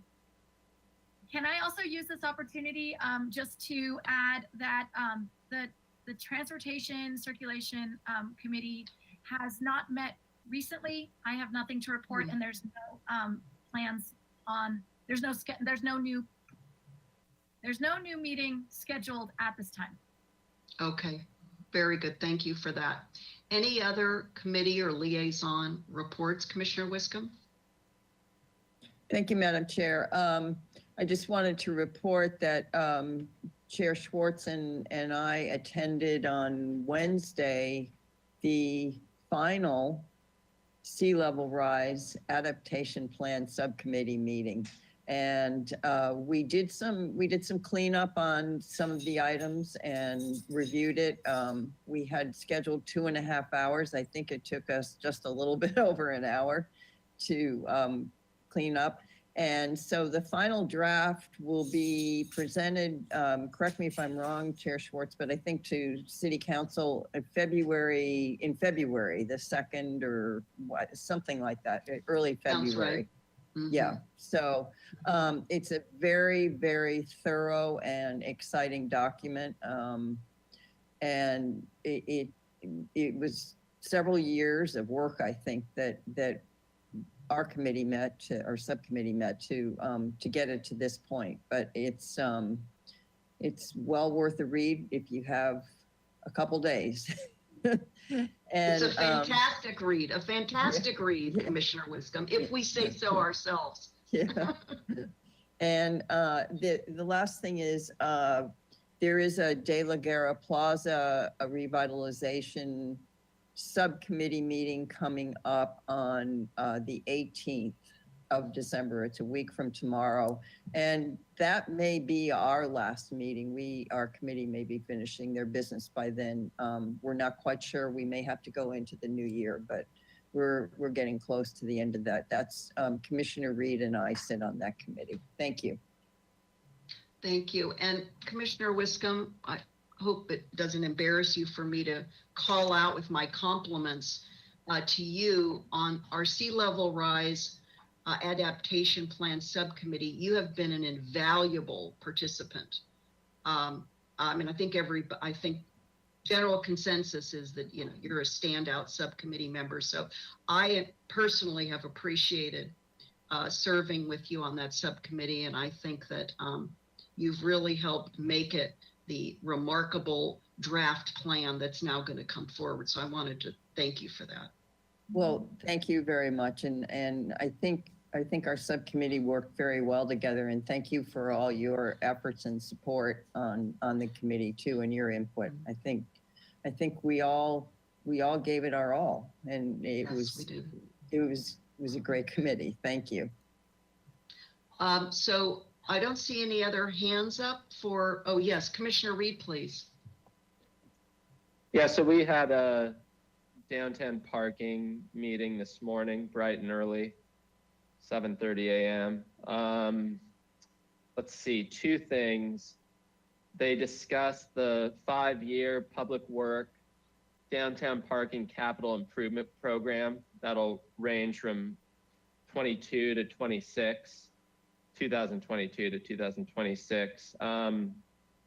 What's different from previous years is downtown parking has a pretty healthy budget.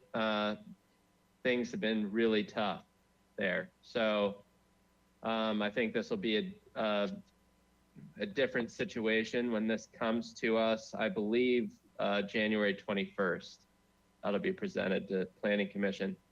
They also had a agenda item on downtown plaza updates. Just some highlights. I thought it's very interesting that they're putting a strong emphasis, or at least some of the committee members, on the 0 blocks, that the revitalization plan, the update to State Street should include those in a critical way. So that'll be an interesting conversation. Maybe because of that, they're projecting this project to range from $80 to $100 million. It could be well north of that. I don't think they've gotten into any stormwater considerations, so this is going to be a big price tag. And downtown parking today nominated a liaison of sorts to the State Street Subcommittee. And that was per the initiative of downtown parking. So I wanted to just throw it out there for this group if there was an opportunity to do the same for Planning Commission, I think that would be an asset to that committee. I think they could use all the help they can get. That's it. Commissioner Reed, Yes. who is the liaison to the State Street Subcommittee? It was quite a battle, Vice Chair Wiscombe. So the chair is Trey Penner. Matt Labrie has been a long time chair of that committee. And so Matt volunteered himself, and then Chair Penner volunteered himself in the form of just appointing the chair, not certain of what his position would be come January, February. So committee member Labrie deferred to Chair Penner, and it's going to go to whoever is the sitting chair during the State Street Committee. Those meetings aren't all that entertaining. That was kind of a fun moment. Yeah. That's interesting, Commissioner Reed, because I thought that, and staff can correct me if I'm wrong on process, but for example, that committee is comprised of 3 council members, and I thought that they would have to bring this forward to open it up to liaisons to that subcommittee from certainly more than one other committee, this downtown parking committee. How did that, I don't know if staff can comment procedurally, how did that come about that a separate committee, just non-council members, decided they wanted to vote to offer, to send, to utilize a liaison to a council specific subcommittee? They touched on it a bit. It was, I think it was preempted by the downtown parking committee. It was per their suggestion. I think it was potentially the suggestion of Chair Penner. But Mr. Dayton explained that it's a powerless position. So they don't hold a vote. It's not like Vice Chair Wiscombe and I on the De La Guerra Plaza Committee where we can give input and decisions can be made based on that. I think this is just kind of an oversight advisory position, but still relevant. Well, that's interesting. We don't have to continue this too much, but I find that intriguing because, and full disclosure, Commissioner Bonderson some weeks ago inquired about whether or not there could be a planning commission, a liaison to the State Street Subcommittee. There was a informal communication that I was a part of with Commissioner Bonderson and staff. And basically we were denied that because it didn't come from the subcommittee. That's why I'm inquiring about process. Commissioner Wiscombe, you wanted to comment on this? Well, as a regular attendee of in the audience of those State Street Subcommittee meetings, Mr. Dayton plays a big role. And I also think that, you know, with the discussion about closing State Street or to vehicular traffic or not, and you know, how that's all handled and even how the side streets are handled, I think it's probably it's probably a good nexus with downtown parking. Yeah, well, it wouldn't surprise me if it, you know, came through Mr. Dayton. I'm just saying. Anyway, Commissioner Reed, I didn't want to cut you off. Would you like to continue with your report? No, I'll just leave it at, yeah, it never feels good to be left out of the party. That's certain. Okay, well, I'm going to put on staff's radar. If you think there are other opportunities for the Planning Commission, not that I'm giving anybody or suggesting that we take on any more work than we already have, but if it's appropriate or if there's an interest, please consider the Planning Commission. I'll just express my own commentary to what Commissioner Reed just said. The evolution of the future of a promenade I'm not going to use the word street anymore. I think Commissioner Lodge had a good new word for, what is it, El Estado? What were you calling it, Commissioner Lodge? El Estado, what was it? Paseo Estado. Paseo Estado. Yeah, I'm going to start to use that Commissioner Lodge phrase, Paseo Estado. The future of Paseo Estado is about so much more than parking. Let me just say that, you know, obsession with parking over and over again. So it's about much more than that. So that's it on that note. Ms. Ostringer? That was it. I was just gonna try and wrap it up that we're at report outs and can't comment on the reports. Yes, okay, well, there we go. Thank you, Ms. Ostringer, for helping us wrap it up. So I don't see any other hands up for any other reports. Thank you all again for very important hearing. We have one more hearing this year. Stay tuned next Thursday, the 17th. You can visit the city website for all of those exciting details. And unless I see any hands up or staff coming on, I was going to adjourn. Commissioner Higgins. I just want to encourage Commissioner Reed to step up his game with the mustache that both Commissioner Escobedo and I have embraced. We'll give you some extra time. It looks like you need it.